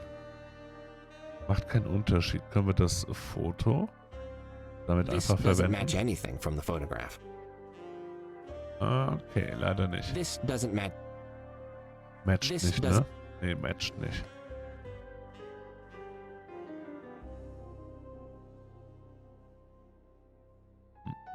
Sehen wir erstmal nichts. Merken wir hier oder haben wir hier was notiert? Fragen wir einfach nochmal blöd beim anderen Dude nach. Hier drin ist etwas. Jemand oder etwas bei mir. Es versteckt sich im Dunkeln und kommt nicht heraus. Jedes Mal, wenn ich den Sack berühre, regt es sich. Was ist das?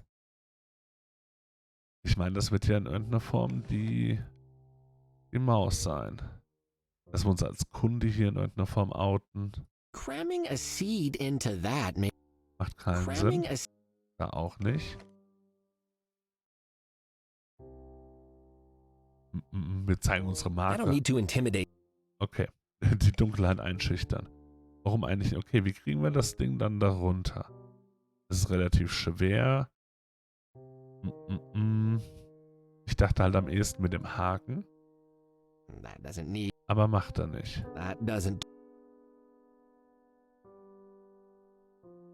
Mit die Kisten irgendwie benutzen. Nee. Wollen wir auch nicht. Haben wir hier sonst noch was? Hat den Sargdeckel. Okay, wir können oben und unten. Must be Eustace's sarcophagus. Kriegen wir da nochmal drauf? So, in there, right now, is his skeleton. That's fine. Not weird at all. I'm not creeped out. Nope. Überhaupt nicht. Alles ganz normal. That weighs a ton. Guess it keeps the zombies where they belong. Oh, why did I say that? Auch nix. Kann That's gotta lecken. be risky for my health, right? Sure.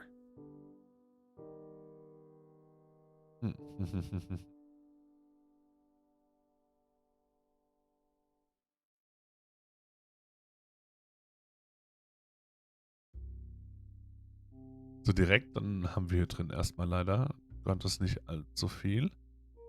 Mit der wir kriegen halt nichts, irgendwie noch kein Licht in die Dunkelheit rein.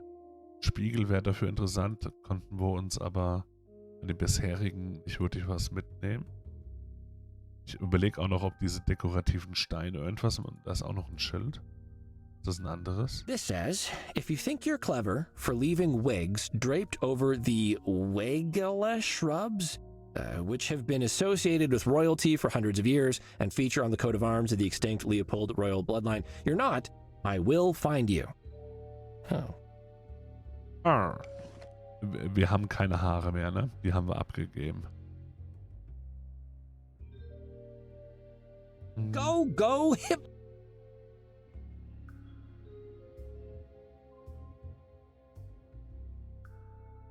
So, und auch hier vorne, die Sachen hatten wir uns soweit angeschaut.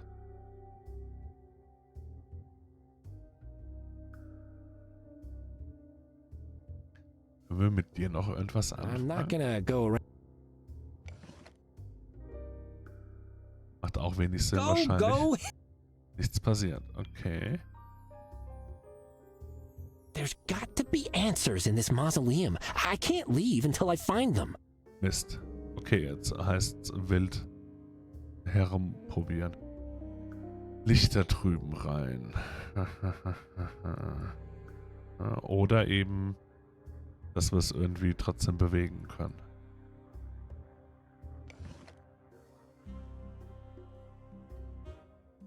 Feels soft.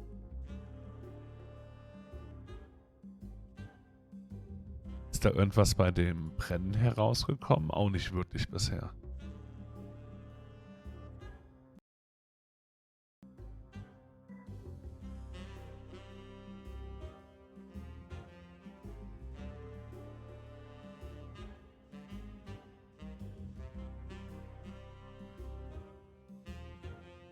Wir können es uns ja anschauen. Aber rausnehmen können wir wahrscheinlich erstmal nichts. I might burn all the fur off my delicate, I mean my very powerful hands.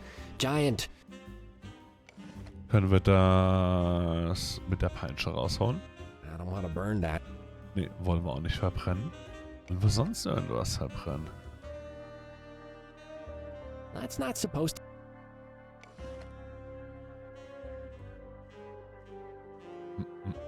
Dass wir eine Fackel oder so hätten dadurch? I'll burn my gigant. Offensichtlich auch nicht. Können wir das irgendwie verbinden? Oh, das können wir verbinden. Wow, you really absorbed that oil, Mini Oscar. Soaked it straight in there.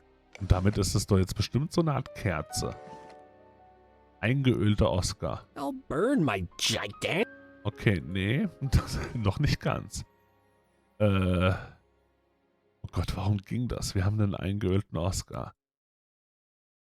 Mit dem Samen? Nein. Da beißt sie nicht. Mit unserem Haken auch nicht. Hilft der uns so schon drüben? Der eingeölte Oscar. Damit das leichter zum Verschieben ist.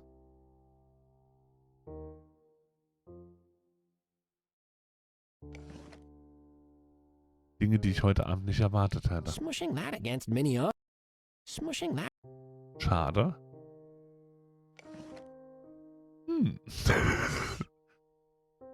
Okay. Wenn wir uns den anschauen, was sagst du da? Mini Oscar way better than I expected. He's gone all squishy.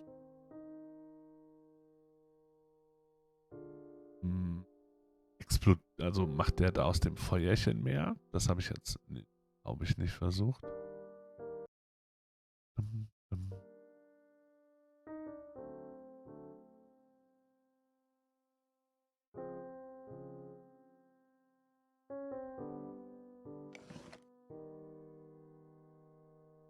I'll burn my gigantic hands if I stick this. Hatten wir versucht. Haben wir einen Stock, wo wir es draufstecken können? So direkt noch nicht. Was können wir denn? Können wir da draußen die Steine mit dem Öl irgendwie? Wobei ich nicht mehr wüsste, für was wir die jetzt gerade noch bräuchten. Ich dachte erst, dass da irgendwie das Ding versteckt wäre, der Schlüssel für den Eingang, aber das ist ja eher nicht der Fall. Wo wollen wir ihn dagegen hauen? There's a sign here. Keep off grass. 4 exclamation marks. Come on. Someone needs to stand up to this floral dictator. It's gonna be me. I'm a grass maverick. Take that, Mr. Sign, and Mr. Sign Writer, whoever you are, as if the grass needs to be protected. Get real. Get real. Oh no, another sign. I'm so scared. What does this one say? My signs are not a joke. Feel my watery wrath. What the? What?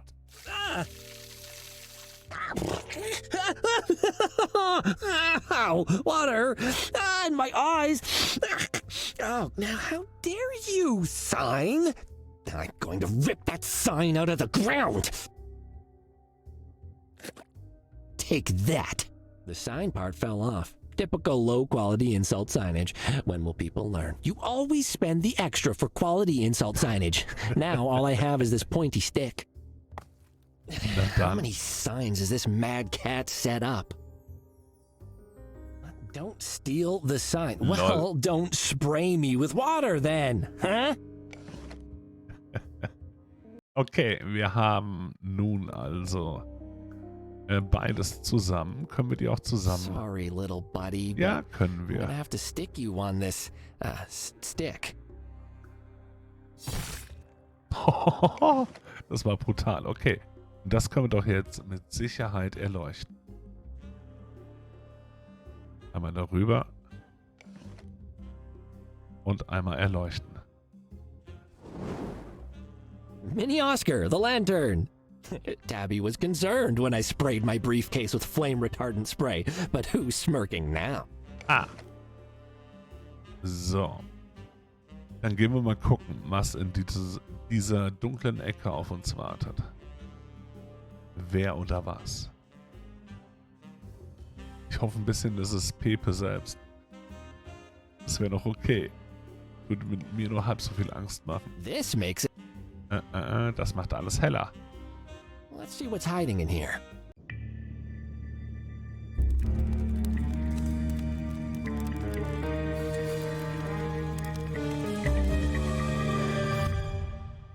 Whoa! What? Was that a giant mouse? Mousezilla? What's going on? Ah, whiskers. He got away, and I damaged my mini Oscar in the process. I could get another, but I got really attached to this specific one. Ist wirklich so. Ich bin ein bisschen traurig. Wir gehen ihm wohl nach. Bees Costume Shop. Hahaha. Bees Costume Shop. That's a label. That was a suit, a giant mouse suit. It wasn't an evil mouse skeleton ghost after all. This tore off the mouse when he escaped. It's not a giant mouse at all. It's a suit. Haben wir? Oh Gott, er sieht ja komplett zerstört aus. Verbranntes Oscar-Plüschtier. Nein. Okay, Gebeine. The remains of Eustace Magtheridon. Noch mehr Gebeine, Gebeine, Gebeine. Können wir die auch nehmen? I'll probably get some horrible Magtheridon curse if I take any of these. Plus, how would I explain it to Tabby? Können wir es ablecken? I will never live down licking the bones of a dead cat. Natürlich nicht. Nein, nein, nein. Können wir in das Loch reingehen? Oh, a secret passageway! They're real! I knew they didn't just exist in stories. I have to see where this goes. Let's go. This must be how that sneaky mouse gets in and out. Very clever. Nobody else can get in to rob him, and he can trade safely through the grating. Okay, wir kommen hier aber jetzt auch, doch, da kommen wir durch.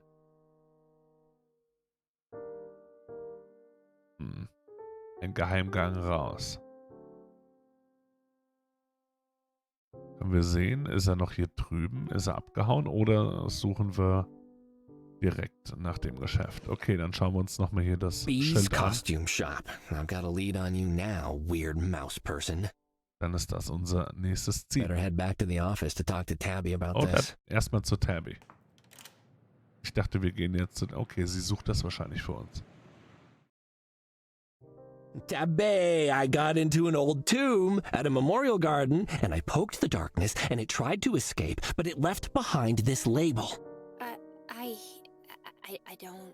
There was a big mouse hiding there, Tabby! Mousezilla is real, but he's not a giant rodent. He's just a guy in a suit.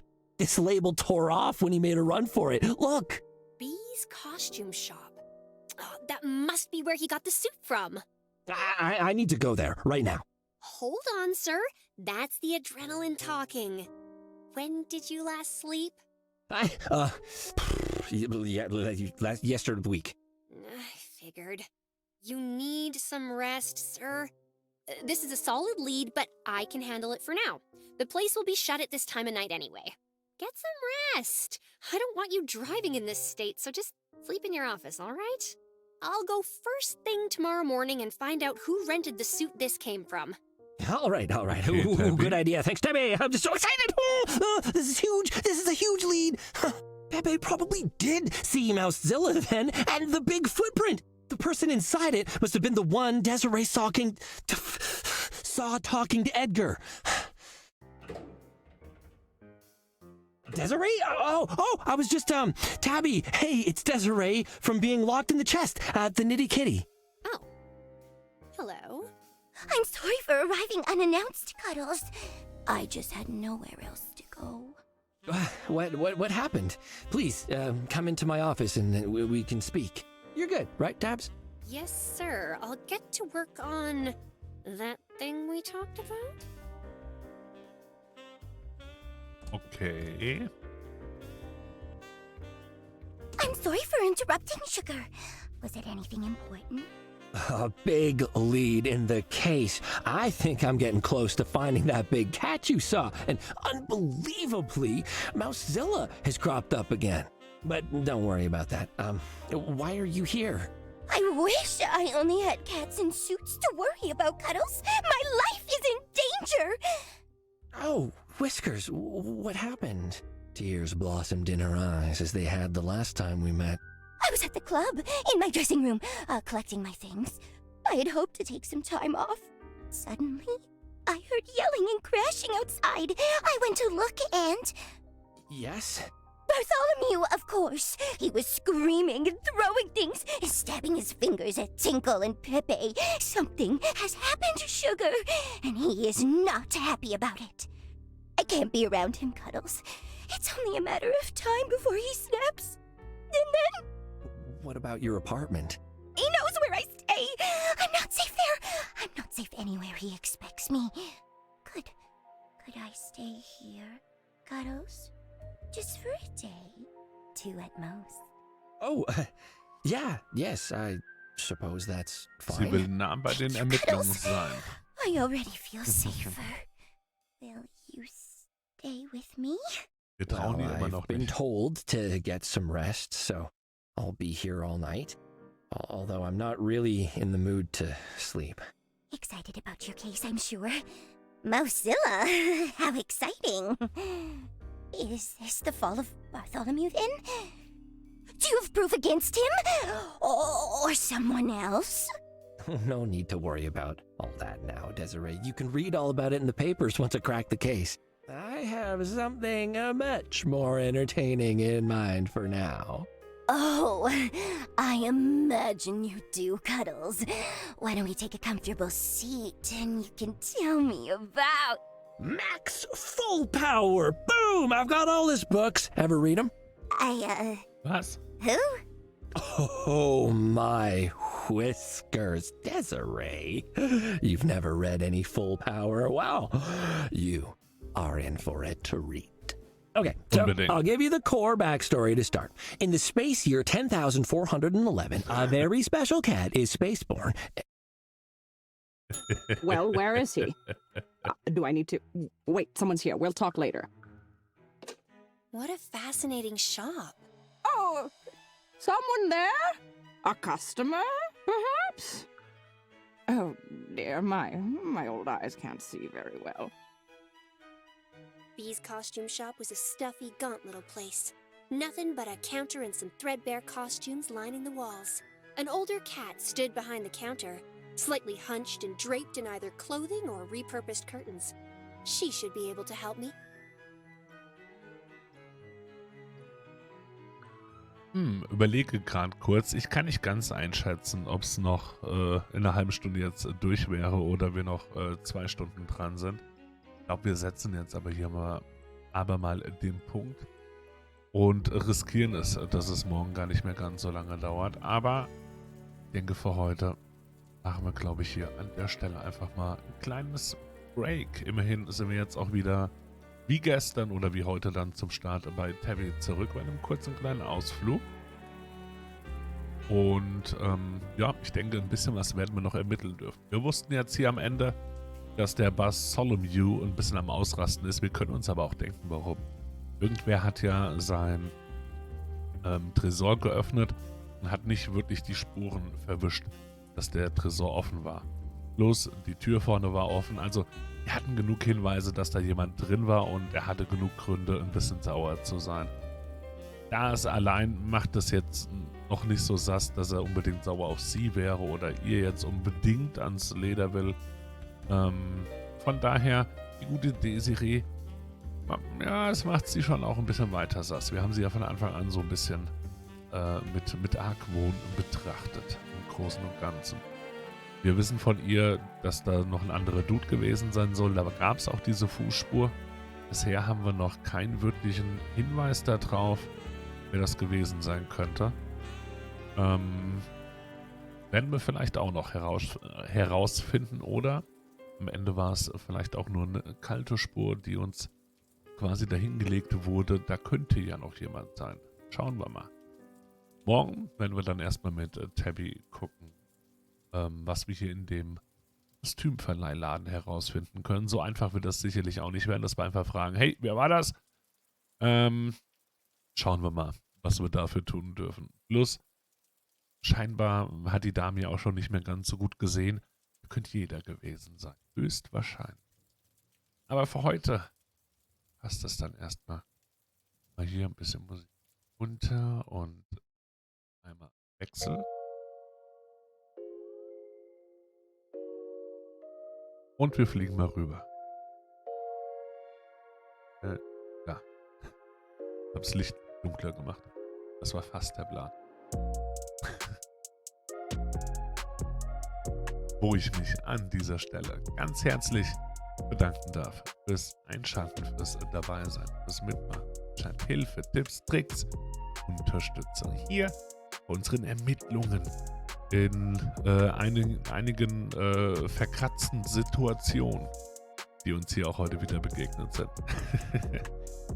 Unterm Strich relativ happy mit dem, wie wir vorangekommen sind. Bisschen auch mit Unterstützung, dass wir es gemeinsam dann irgendwo geschafft haben. Haben uns jetzt gerade ganz gut durch das Mausoleum durchgeraten und es war purer Zufall, dass wir da einfach mal ja, ein vollgeöltes Plüschtier mit Stock durch und dann als Fackel genommen. Das war genau die Lösung, auf die wir da quasi kommen durften. Danke dafür. Sehr schön. Wir gucken morgen auf jeden Fall weiter, wie es hier ausgehen wird. Ich gehe fest davon aus, wir werden es dann morgen auch relativ zügig durchspielen. Und ja, bin gespannt, was noch alles hinter der ganzen Sache stecken wird. Dankeschön, darf ich an der Stelle noch ganz herzlich sagen, für den Raid, der rübergekommen ist. Dankeschön, Battle Sheepy. Vielen Dank fürs Rüberkommen. Danke auch für an den lieben Koss fürs Verknuddeln. Uro. Wir haben heute ein bisschen länger gemacht als sonst. Wer ist denn noch so wach? Wer mag denn noch?